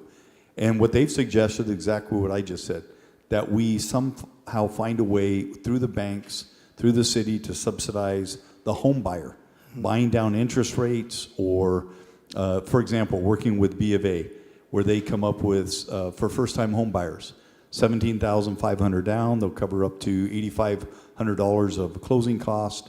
And then we help out as well as the city. We get those folks into those homes. It doesn't matter to the developer. All we're asking the developer is build a home that they can get into. That's different than inclusionary zoning. I like that. We Yes. need supply of a certain type of home. But if we're going to help someone with down payment assistance, that's awesome. I love that Yes. idea, and you talked about that. But if inclusionary zoning becomes a middle-class tax, then all we're doing is raising the price of housing. That's not the intent. The intent is Okay. to make sure that we have housing that The right is- stock we need. Yes, exactly. Gotcha. Okay, thank you. Thanks, Mayor. Okay. I don't see anyone else punched up, so that will conclude our finance hearing. Thank you, Mr. Lima, for your time and your presentation today. Thank you very much. Appreciate it. For my colleagues and the administration's edification, we're going to go ahead and try to knock out the other two departments today, but my plan is to have Chief Donis come up and give her uninterrupted presentation for the fire department. We'll take any public comments around 5:30. I plan on taking a small break. If we don't receive any public comment, we might go straight to the dais and take one of my colleagues' comments before that 5:30 break, if time permits. Do we have Chief Donis? I saw her here a moment ago. Oh, hey, there she is. Welcome, Chief. The floor is yours. Look at that response time. That was great.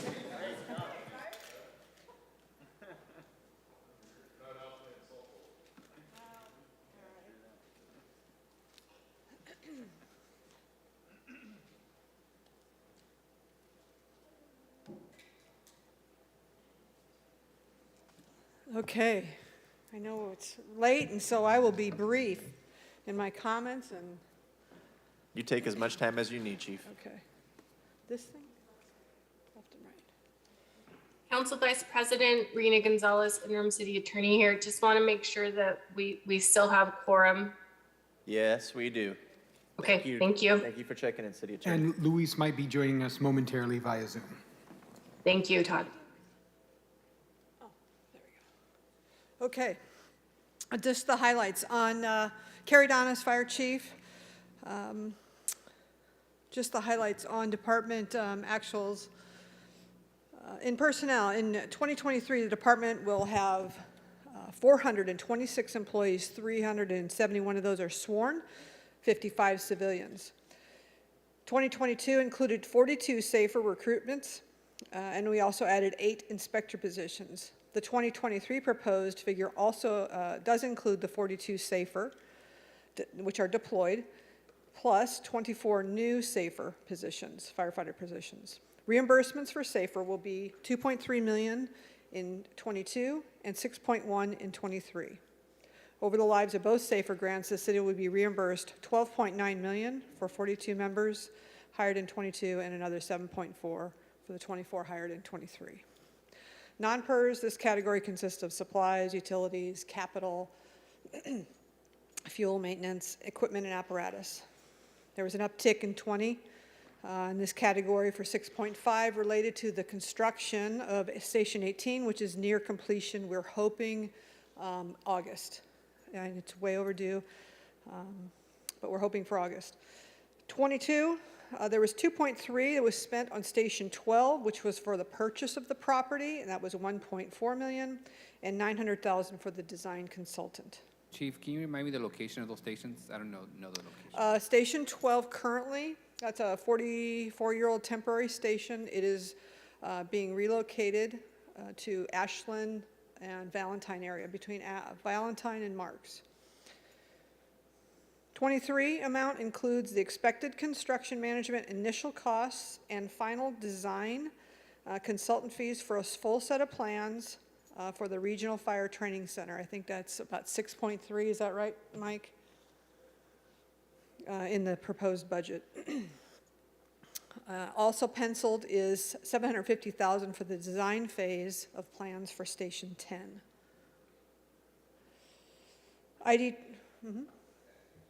Pardon? Oh, I'm sorry. It will be moving to Clinton and Armstrong, I believe. Clinton and Armstrong, Temperance. Currently, it is right across from the airport on Airport Way. ID charges, those have consistently gone up over the years, as with other departments for IT services, staffing, fleet. In '22, additional amount was budgeted for citywide energy efficiency, and in FY '23, facilities will be ID billed from general services.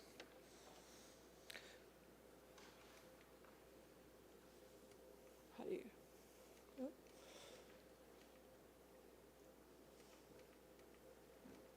Okay. Just real quick under general fund revenue, this consists primarily of the SAFER grants reimbursements.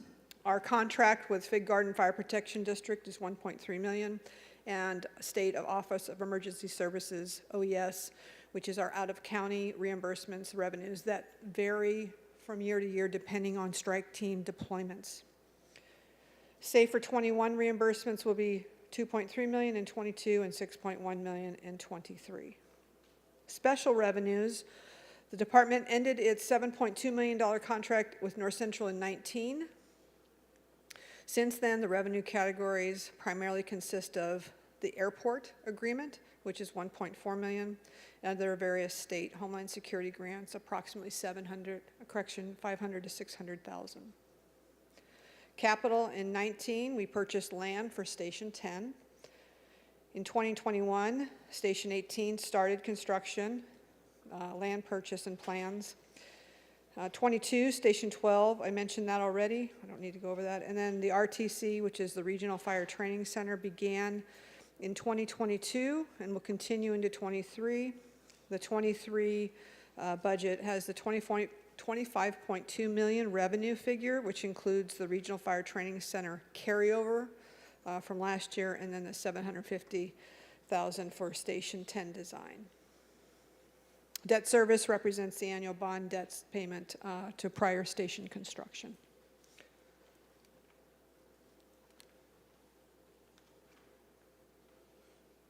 Okay, so department, just some highlights for this year. The department will be adding, with the proposed budget, 24 firefighting positions through a SAFER grant that will enable us to open a 4th medical squad, and a 4th firefighter will be added to 6 apparatus following a 16-week drill school.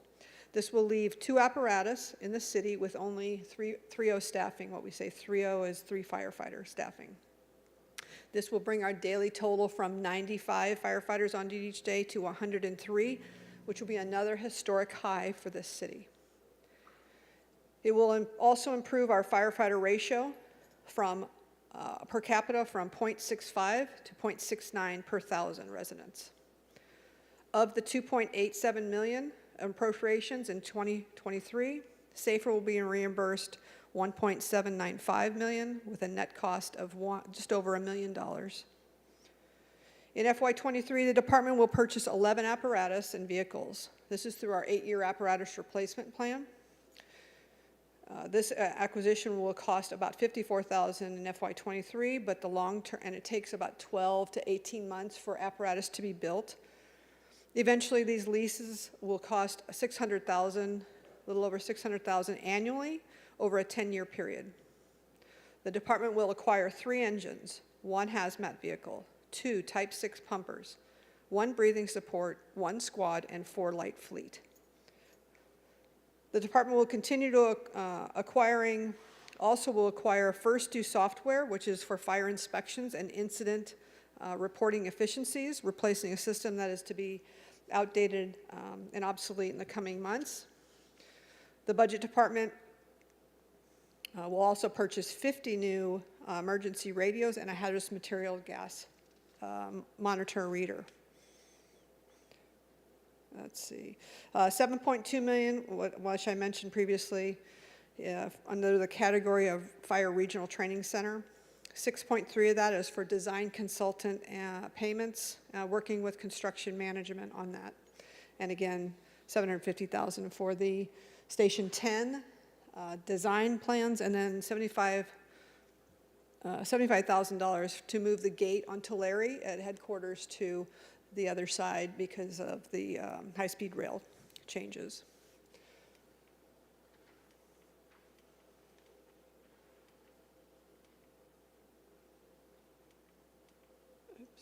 Okay. So just in closing, I want to wrap up my presentation. Unlike while the Parks Director, Aguirre, and our DPU Director, Buki, this was their first budget, this will be my last budget, as I intend on retiring in March of 23, as I've shared with the mayor and the city manager. That will be 27 years in the fire service and 9 as your fire chief. So I want to first say an enormous thank you to the mayor and the city manager. This mayor went in big the first year with 42 firefighters supporting this department, and along with other equipment. And then he came back again this year with another 24. That's impressive. He understands, and with your support last year, I think you also understand the depth that this fire department was in and are crawling their way out of to best serve this city. So I want to say thank you to that. Just a couple final highlights. I mentioned the 24 firefighters that are proposed in this budget, significant lift for this department. It moves the needle again to 103. This department's never seen that many firefighters on duty each day. And as our fire problem continues to grow, our population grows, so too is our fire call volume and also our incident call volume. Additionally, I wanted to just highlight, or we can go back to that if you want to ask specifically about ARPA. We will continue to work with the administration and Public Works on the design and identifying additional funds beyond the $25 million that the state gave us for the Regional Fire Training Center. Originally, those were the numbers that we had penciled. We thought we had pretty solid numbers. Then we hired a design firm that came in and had been building these throughout the country. And they told us immediately, those numbers are way off comparative to the different cities that have been doing this. And so we're working with the administration and Public Works to come up with a plan to phase this development in. I also, same for Station 10 and Station 12. Those two are things that we need to continue to construct and move forward for those constructions, but it also will require, a funding plan, and we'll work with the team to get that done. Finally, in closing, I just want to say thank you to each one of you council members. I have been truly blessed for 9 years to do this. And, that's kind of unheard of in the fire service. The lifespan of a fire chief is like 3 to 5 years. And so I just wanted to thank you for your support for this department and understanding how much we needed to be lifted up, and for your support personally. And with that, I'm happy to take your questions. Let me.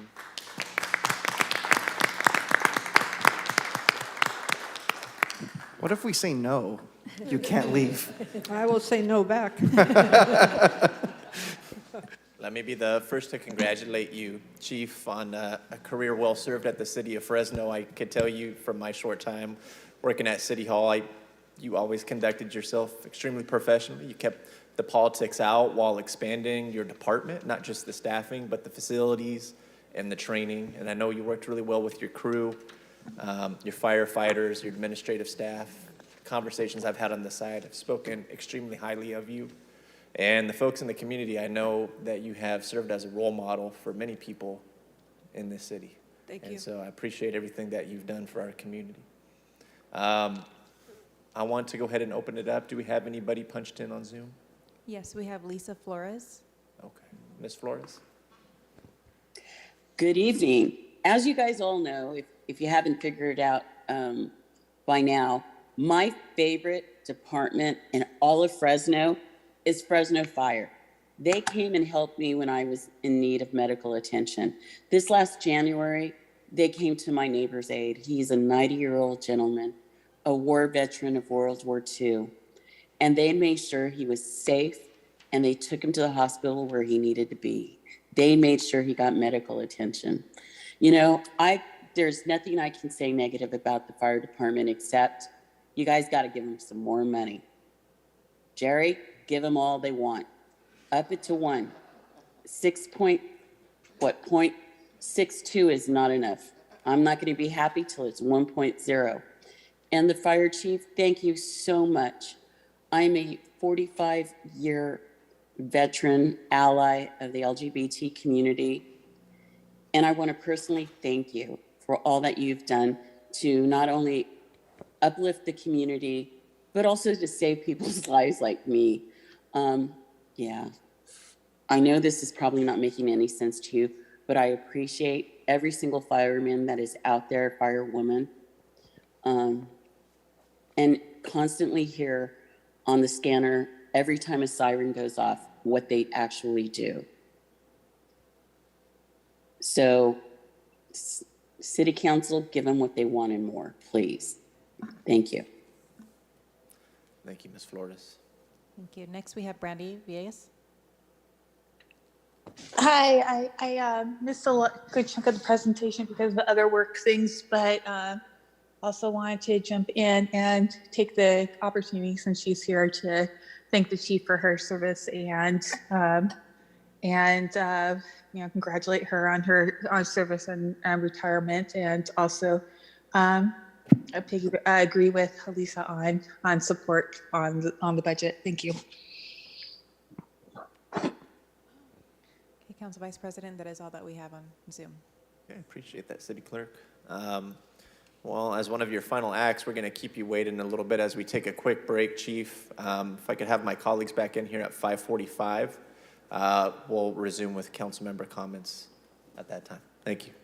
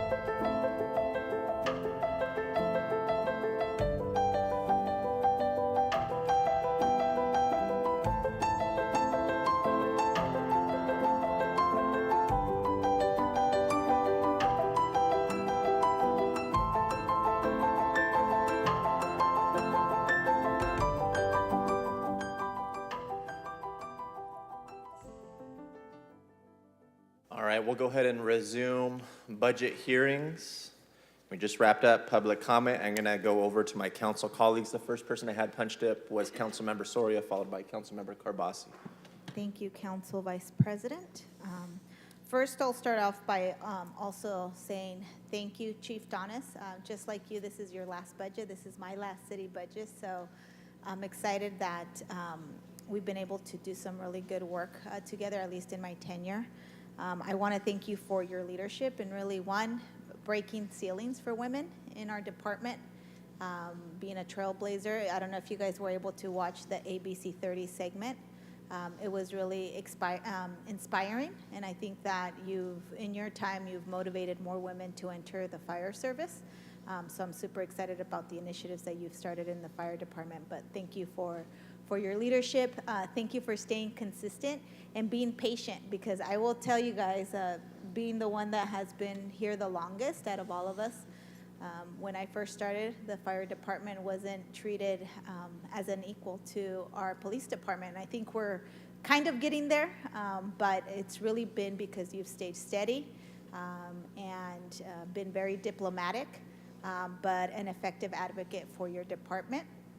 And so we are here today now, like you said, in a historic time where we are having the most firefighters than ever before. So I'm excited to have been a part of that over the last few years. So again, thank you for your leadership and for the work that you've done to lead, to make sure that the department is in this place today.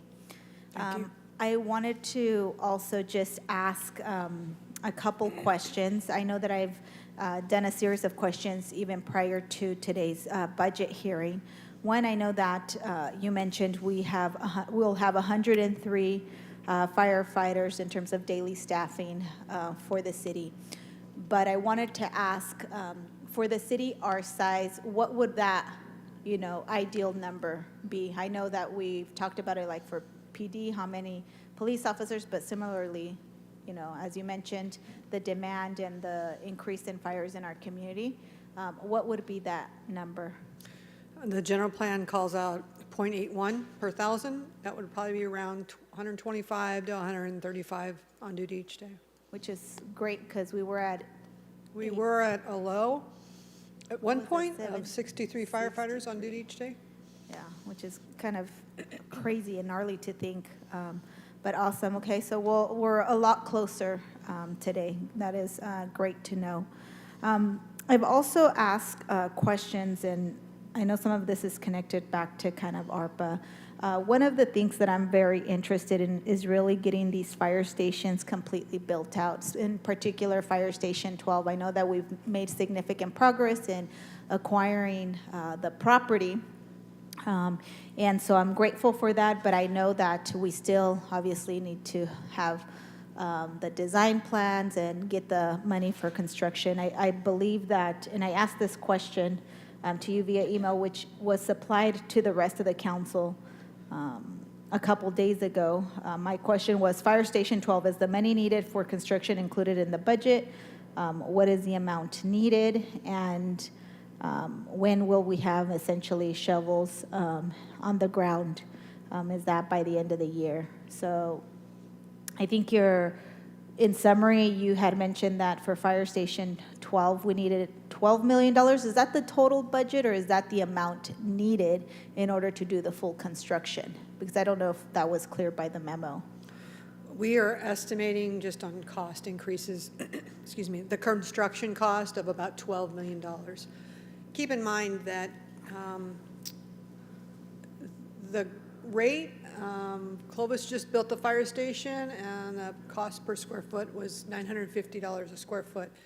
That is wood frame with a metal steel frame for the apparatus bay. There is no block in that building, and the entire thing is wood frame. So that's, even if we we eliminated and value engineered a station to be all wood frame and a steel structure, $950 a square foot seems to be the going rate, so that's why we penciled $12 million. That will be a larger station, though. We plan for 4 apparatus bays there, and enough to house future growth of an engine, a truck, a squad, and a battalion chief. Okay. And so currently in the budget, we only have enough money for what? The budget, we are already paid for the purchase of the land and the plans. We hope to have the plans, working with construction management to have the plans done, and we will be available to talk about those by August. And depending on if there's a plan to go out to bid for construction. So we'll work with, the administration. So the design plans will be done by August? We're hoping so, yes. They're already in process. I've seen a rough draft of them, but again, that has to go through the design consultant with Public Works. So if that is done by August or sometime later, late summer, early fall, if we're going to have that, I'm wondering why don't we have the construction dollars in? Are we going to bond out? I'd like to see this get funded. I don't know if I need to make a motion or if you guys have a plan to bond it out or how to fund the construction of it. City manager, mayor? Yeah, so the fire department has a number of capital projects that we do not have sufficient funding for. So we are in the process right now of sitting down with Public Works and going through to determine what could be, if we did bond out, what could be a payment source, i.e. development impact fees. And so we're determining what portion could be paid for with development impact fees and what would the remaining portion, general fund portion, need to be. So we're in that process right now. We had a very productive meeting last week that went over the significant facility needs for the fire department, and we're working on the finance plan. I mean, in all honesty, I think we've always said, more officers, paying them more, and facilities needs, and there just, wasn't enough money to go around as we prepared this budget, and we didn't have all of the information at the time the budget went to print. What about bonds? Is that an option? It is, but we need we need something to guarantee the payment of the bonds, right? So it's either could be the developer impact fees that we could bond against, or it would be a general fund, a general fund expense. And given that we know, that there's somewhere along the line there's a recession looming, we just want to make sure and look to see what portion of this is attributable to new growth that could be offset with developer impact fees, and which is for existing residents that would need to be absorbed by the general fund. Okay. When will we know what the plan is to cover that expense? Because if we're going to approve a budget, I'd like to figure out where that is included in the budget, how we're going to fund it. I'd like to, that for me is a priority. And the reason that for me it's a priority, I don't know if, Brianna, do you have the pictures that my staff sent for the fire? So just so you guys, for my council colleagues, so you guys understand the site and the location. It's on Ashland and Valentine, Marks area. By the way, one of your staff members reached out because somebody reached out to your office wanting to buy the property. So I did inform them that it wasn't for sale. Yeah, but, oh, it's not on there? No, it's the fire? No? Oh, okay. I thought they had sent it over. Well, if you look at the building, and I know that I've shared my concerns with the chief, it looks like it's just blighted. There's constant graffiti, so we're having to, constantly have city staff go expend resources in cleaning it up. It's a hot mess. I don't know if you've had a chance to look at it.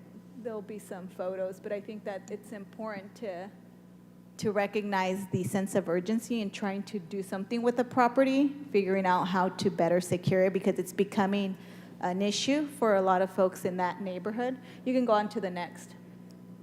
It's very terrible. I don't think Councilmember Bredefeld would want that in his neighborhood. You can go on to it's constant, it's an everyday issue. Who owns the property? We do. So we secured the property. You can go on to the next. You can keep going. It's just, I wanted folks to see, it's just a constant. I'd like to, for me, I'd like to make a motion to determine where the funding's gonna be to do to do the construction. I get it, you guys are gonna be working on it, but I do wanna ensure that that happens. If we're gonna have the plan, I'll second. Determined by this late summer, early fall, that we are able to go under construction if we can before the end of the year, but to make sure that there's a true commitment to get this fire station fully built out. I think one of the arguments for paying down our debt and making sure that we had the best credit rating was so that we could go out and bond out for the need in public facilities. I get the concerns in terms of having a looming recession. We don't know that, but yes, I get the concerns. But I think that the longer we wait, the increase in the cost. And I would hate to see that happen. I know that, we've had an experience with the animal shelter, in terms of the increase in price. I understand now we also have it for the fire training facility, but I would like really for us to prioritize this. That's an important project for me in my district. And as you guys can see, I think there's a sense of urgency in making sure that that piece of property, we continue to make sure that it's clean, but also that we move on and figure out how we're gonna get that project under construction. The other thing that I wanted to go more in depth is the training facility. I was a big proponent of making sure that we get this training facility constructed, and that's why we went for the $25 million request from the state of California. What's the plan, though, for the remaining of it? We know that, I think, Chief, you mentioned in that memo you sent us that it's going to be in the realm of 53 to 55 million. It's actually more than, that's the plan B. That's phase one. For phase one, yeah. Yeah. Yeah, talking with City Manager Mayor last week, we had that robust discussion. Again, what's the name of the firm? RDC? RDC is the architectural firm that has built these throughout the state. And we also compared our costing to other fire academies that have been built in the state. And we're right in the ballpark of what their estimated cost is. All in, it's around $122 million. I know that's not realistic, so we have proposed a phase-in plan of some very basic fire training buildings, a smaller administrative building that is more of a portable, and some classrooms, along with the Swiftwater training prop, which is something that, again, there is no training prop like that west of Texas. So it is a feature that I think would be very robust in this community. So there's about a $31 million delta just to do phase one. I think when you look at just infrastructure alone is about $7.2 million for power, sewer, water to be plowed in, and cement, because we have to drive 40 and 80,000 pound vehicles on there, is about another $6.5 million. You can quickly see how fast you can spend $25 million. And then like I said, to finish the plans is probably another $4 million, which is already encumbered in this budget, or proposed budget rather. So is right now our timeline just kind of on hold, City Manager, because of obviously the Delta?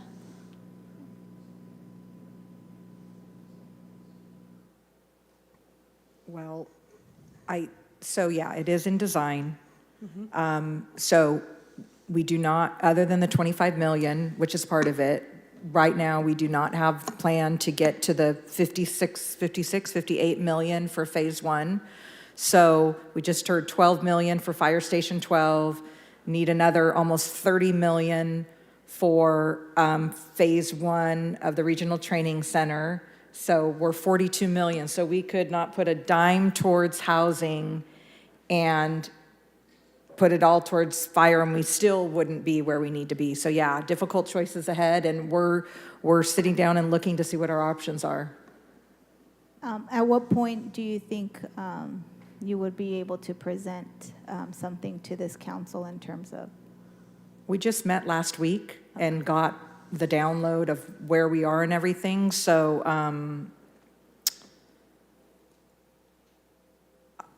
I guess my question maybe for the mayor is, what kind of priority is this? Is this something that we want to get accomplished and get it funded in the next year? Is it a 2? Is it a 3? Is it a 5-year thing? What I'm trying to figure out.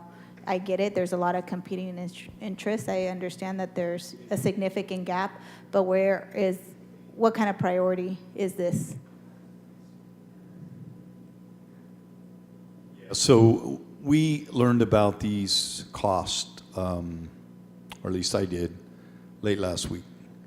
And a bit overwhelming when you consider the amount of dollars for the fire stations plus the training facility.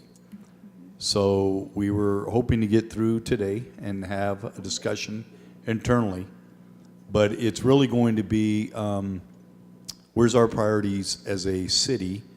Number one, it should be towards, again, the fire stations. I would hope the priority is for a communications center for dispatch, and with plans to consolidate that. And then we'll have to look and see where the training center is.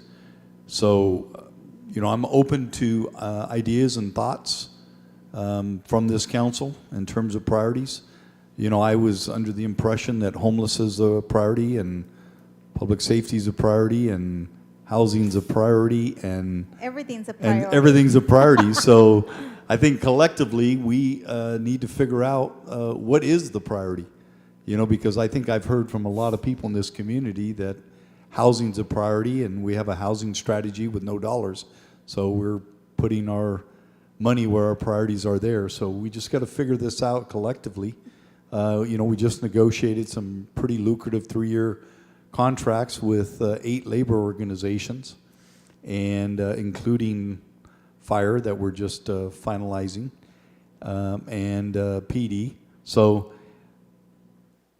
we have some one-time dollars from ARPA, and if my estimation, we got to take a strong look at how we're going to use those. I have some ideas, but it's not going to, that may get us through the fire stations, but not the training center.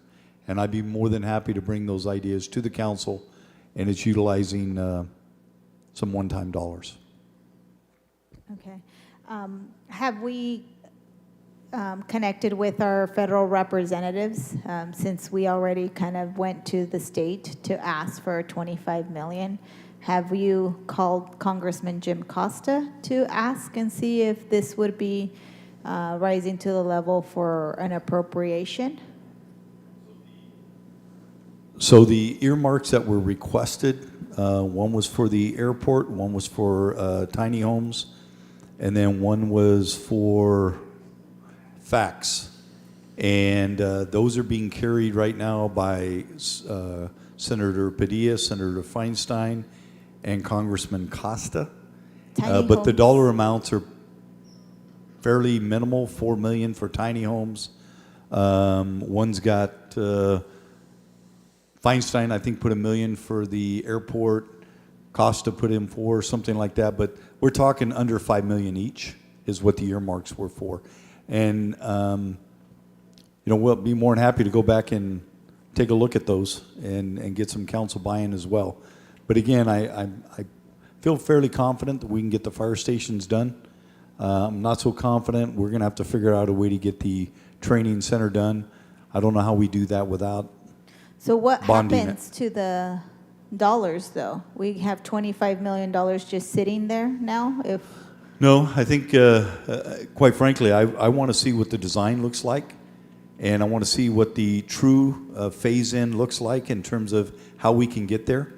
And if it's a matter of doing phase 1 at, what is it, Garrett, 52? Yeah. $52 million, we got to come up with $27 million to make that happen.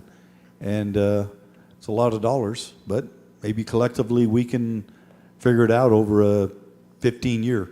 You know, we ended up doing that with, you know, because revenue is going to be, we have to factor that in as well. We have to when we built the training center for the police department, it was zero general fund impact. We did it through impact fees, revenue collection for post-reimbursable training, as well as overtime reduction for not sending officers out of town for training. That's how we make that bond debt. And we did bond it. And then we did a lot of cost shaving. We built that thing during the recession, and we ended up building it for about $15 million. Initially, it came in around $25 million, and we shaved it down. So if we can shave this one down some, we can do some reverse engineering, and then we can look at what that final dollar cost is, and then maybe we can get there with some type of a short-term bond. I don't know. So you're saying there's hope. We built during the recession. If we can build during the recession, we can build during these good times. Well, here's the difference. The reason we built cheaper during the recession is because there were a lot of people hurting for work. And right now, no one's hurting for work, and so our bids are going to come up sky high, concrete up, material up, supply chain shortage, labor's up. So we're going to be building at an all-time high. The time to build is in a recession. Well, we may not have to wait too long for that. Mayor, did they give us a deadline on when we needed to have the project completed, the state of California? No, they did not. So it's placeholder dollars. I mean, it's not placeholder dollars. We have the. Well, we have the money. We have the money. It's our money, but there's we don't have the total amount to build, and there's no timeline. Okay. So, but we still obviously need to. Yeah, we build want. it We so don't want the longer. Well, I don't know if the longer we set, the more it costs, because I don't know what the future is going to hold in the next 2 years. But I'm committed to building the training center. I think all of you are. We're not going to just give back $25 million. We just got to figure out how we're going to do it and how we're going to fund it. But we'll get there. And let's let the design happen this year. We're not going to need the funding in FY23. For the construction. No. Well, we won't. Not in FY23. I can't see that. Okay. Well, I'll be way gone. Okay. After this year, so. Let us put our heads together and come up with a funding formula for the fire stations first and foremost. Well, I already made a motion, so. What was your motion? To fund Fire Station 12? Yeah. The construction? Yeah, well, let us come up with the funding source, though. Oh. We're committed as well, so thank you. Okay. Chief, I did want to ask about the fire inspectors. I know that over the last couple budgets, we added additional fire inspectors. How are those working? Did we fill all the positions? Are we at a good number? I know that with a lot of the construction that is happening, are we meeting kind of people's deadlines and so forth? I know that there's been in the past frustration with not having enough staffing and getting folks out to do these inspections. Yeah. Yes. You know, with the city manager and your support, we added 2 inspectors at mid-year in March, I believe. We have filled all of those positions. Is that correct? All of them have been filled. They're in training right now. We have 8 new inspectors that are in training. We have come up with, Chief Alcorn is in charge of prevention and support services, come up with a 3-year inspection plan and get us back on track to inspect those things that need to be inspected annually. We will continue to do that per the state code, then inspected every 2 years or every 3 years. Also leaving capacity for all of our new construction inspections for the development. There's always going to be a few folks that want an appointment like tomorrow and they call in, yesterday. We try to make every available appointment we can to accommodate our customers, to include offering overtime to our inspectors to do that. So I think we're doing a really good job of accommodating them. We also are going to start every 6 months a meeting with the building industry and all the stakeholders to come in, share your thoughts with us, any feedback, just to keep, the finger on the pulse of what their needs are, the concerns. But at the moment, you feel like with what we have and the new ones that are going to be, full at work, that would be Yeah, sufficient? I think we're good. Definitely in FY23, I think we'll be fine, and we'll just reassess. Okay, perfect. And then lastly, I know that we are highlighting the fact that we are obviously adding all these new positions with the SAFER grant. The second SAFER grant that we applied for, when are we going to get notified if we get it? They can notify anytime right now. Anytime. Usually every Friday or every other Friday, FEMA will start issuing notifications. We just checked again. There's been no notification of any fire department of a SAFER grant yet. But in the current budget, the positions are recognized, but the funding is the positions are contingent upon us getting the SAFER grant. Is that accurate? That is correct. Okay. So we're crossing our fingers. What's the latest we can be notified? September 30th, they have to make all awards. Okay. By September 30th. Okay. Is there a reason to think that we wouldn't get it? Is it a competitive process? I'm just wondering. Yeah, it is competitive. I don't know of any other city that's our size that has the plight that we do when it comes to firefighting ratio per 1,000. So our story is solid, and I would think that we were going to be awarded. I would be optimistic that we would be. And this is 100%, right? Similar to the other one? Correct, 100% for 3 years. For 3 years. Good.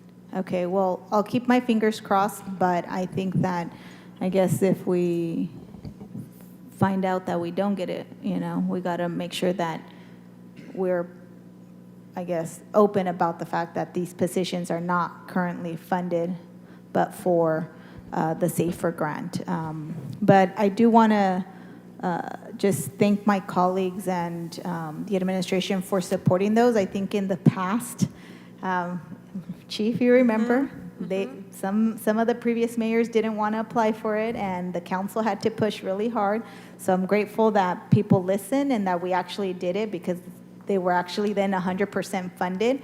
And so we're in this place because we had to push back, and we supported. I know that it was really your vision to have these positions funded through SAFER. So I want to thank the council members that supported those efforts, and also you for shepherding that through. So excited about hopefully being at 103 if we do get that SAFER grant approved. I think for me, those are all the questions. Again, thank you, Fire Chief, for the information you've shared and for the great work that you've done in your tenure as a chief. I have a quick request for a memo before I hand it over to Councilmember Carbasi. It's unrelated directly to fire, but Councilwoman Soria's line of questioning got me thinking something I don't know too much about. If I could get a memo on CDBG Section 108 loans, how much money we have borrowed against that, what the timeline to repay it is, and what kind of projects those can be used for. Put that into the hopper. Thank you. I'll hand it over to you, Count. You good? I don't see any of my other colleagues popped up. Councilmember Arias. I only have like 30 minutes of questions, Chief. A couple of things. First, I want to start off by saying thank you. You're in an extremely difficult position as a department head in this city. You submit your request to the administration. They probably cut 2/3 of it. Then you have to come before us. We're setting very high expectations for you. You have to be gracefully dance around on, whether you want it, whether it should be, prioritized higher than other things that the city needs at the same time. And you've always done it in a very professional manner. We've never, at least I have never felt the need to question your integrity, your truthfulness, and your honesty when it comes to the conditions of the fire department. We all recognize that. That's why we felt very comfortable with the previous administration to direct them to do something that they didn't want to do, because your interactions have always been professional, thoughtful, and truthful. So that is what I expected the next fire chief, mayor, not a yes person who's going to just talk to the administration about following the whatever, assigned narrative they give, but you have a responsibility to the whole city. So thank you for doing that, and I hope you're around to train the next person. With that said, Chief, I have a couple of concerns. Where are we at with the relocation of the burn tower in Chinatown? I know that was a requirement of us accepting the TCC funds of $70 million from the state. We have to relocate that burn tower before the housing project opens. If there's any delay in the regional training facility where it's supposed to be located, what are your plans to continue to be able to train people? Well, that's part of the Regional Fire Training Center, is to have a burn tower out there. If that is the only thing we build out there, we will do that with the $25 million. Right now, we train and do live fire burning in Clovis and or in Fresno County, out in Del Rey. Okay. I will be making a motion administration on land acquisition for fire stations in my district. I won't put an amount yet, but I do want to have that conversation the next couple of days. I'm getting mixed messages when it comes to fire coverage in South Fresno, specifically around the distribution centers. I know we have a station that's probably a few decades old, and it's not equipped with the apparatuses that, 1 million square feet of warehouse requires with the level of sophistication, security, and design of those warehouses. Previous administrations authorized construction of those facilities. They didn't, construct the fire stations with the apparatus to be able to serve them. Just last week, I was informed by our public utilities that without a new water well, the fire suppression systems in the existing facilities that are operational would, fail. That's a concern to me. So just, in full transparency, City Manager, I don't intend to approve not one additional distribution center in South Fresno until two things occur. One, we complete the South Industrial Specific Plan. Two, we complete the water infrastructure projects that are required for the current fire suppression system. And three, we have a clear articulated plan for adding an additional fire station to address those centers. The last thing I want to be is in a position where a city, those things go on fire, thousands of people are inside of them, and then we point fingers on, we knew the fire equipment, the fire station, the water pressure was not sufficient for that kind of situation. We've already had a couple of fires in that area when it comes to junkyards, and it took all the resources in the city to be able to put it out. So I want to be very thoughtful. I know there's been some conversations about land acquisition, a new fire station. I don't want to commit the city now to a $12 million fire station, but I'd like a plan on when we intend to address that, and definitely not add another 1 million square feet of warehouse if we already know that the fire suppression pressure is in there and the apparatus equipment isn't available for us to respond to that kind of fire. So know that over the last 3 years, I've been confirming that all those conditions exist in that area. It's also pulling away fire response time and increasing fire response time for the existing residents of Southwest Fresno that the original station was designed to build. So with that, I will be making a motion over the next couple of days on line acquisition, but I want to have enough time to, dialogue with you guys on, is it 100,000 for now? Is it 2 million for now? How far along can we get to a point of identifying the future sites? I know you also have plans to relocate the Tower Fire Station. I'd like to have an idea of how those plans are going if we're going to relocate that fire station. Okay. That's Station 9, that with the land available behind it. Yeah. Yep. All right. That's all I have. And then in terms of prioritization, I just want to remind the administration that the first phase of ARPA has $2 million for the call center, has $7 million for the police department vehicle replacement. The second wave of ARPA proposes $8 million for the call center, $6.7 million for police headquarters. In total, we're proposing $23 million for the police department on capital and equipment, just in the American Rescue Fund. So we found a way to prioritize them. I looked at the budgets for the police and fire department. In 2020, your actuals for the fire department were $77,893,000. your proposed actuals for this upcoming year are $97 million. That's an increase of about $20 million in the fire department. However, in the police department, in the same period of time, we're proposing a $43,700,000 increase in expenditures. So clearly, this budget reflects, and the last few budgets have reflected a huge increase in the police capital and operations side. So I do feel there's room there for us to be able to fund some capital. I'm yet to see any real capital in the fire department. I recognize that I'm not going to be in a position to provide $120 million for a training facility. I don't know where we ever come up with a $120 million facility, but if we're going to prioritize fire stations, we ought to be able to fund some of them. I'm yet to see any proposal to bond out, police capital facilities, and a discussion about identifying revenue sources. We tend to find the money for that. We went from leasing vehicles to purchasing vehicles, which was a huge amount of money. And now I see in the fire budget, we're going from purchasing to leasing. So some consistency would be helpful. If it's good for the goose, it's good for the gander, as they say. As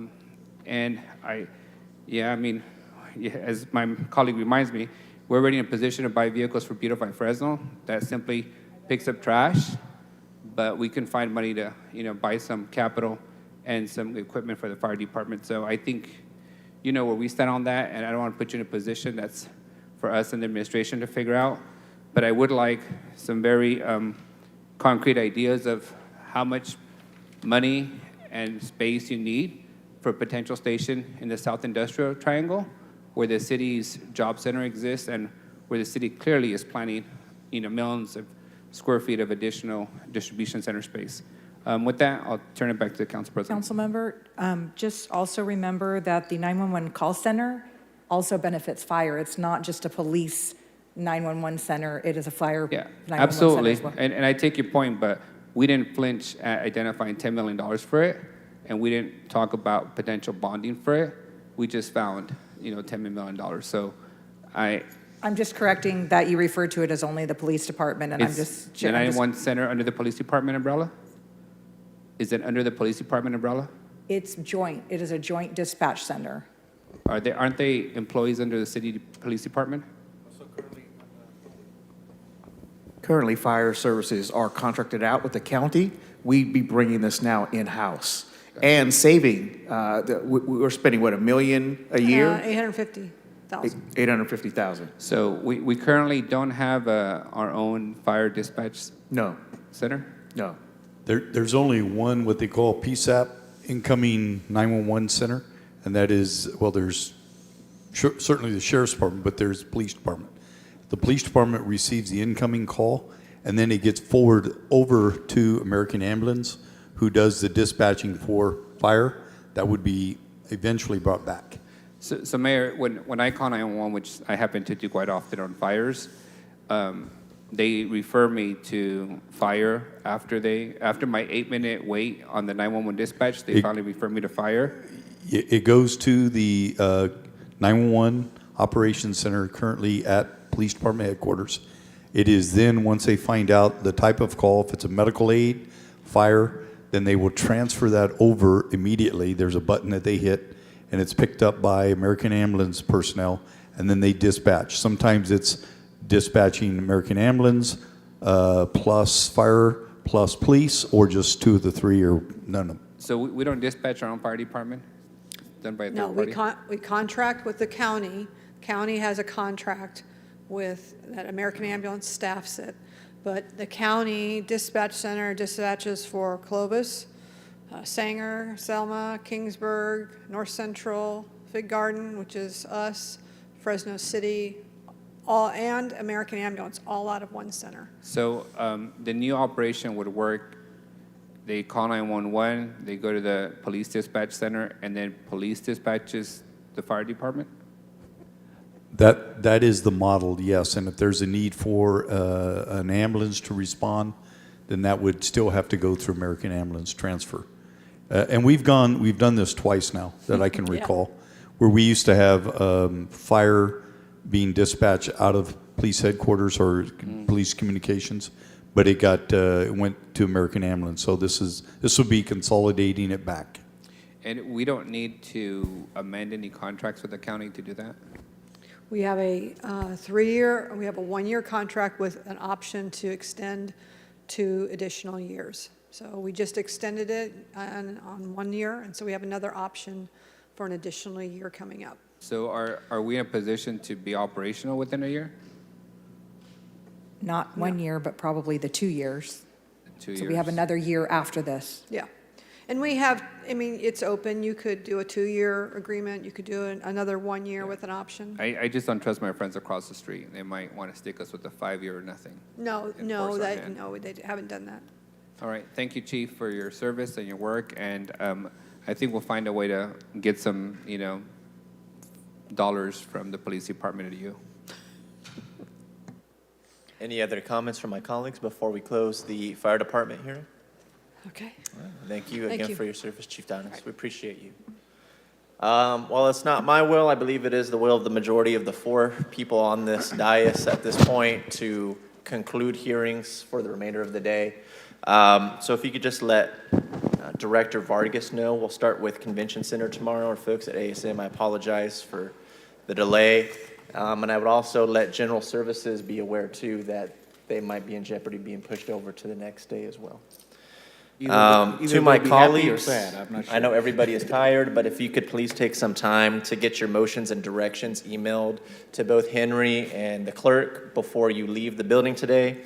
Administration, last year, I'll note that the memos got out a little bit late. If we could do that a little bit more expeditiously this year, as well as the dollar amounts, that will help us on our end. We will move as fast as we can. I appreciate that. And then I will see everybody back here at 9 o'clock tomorrow. Thank you. Good night.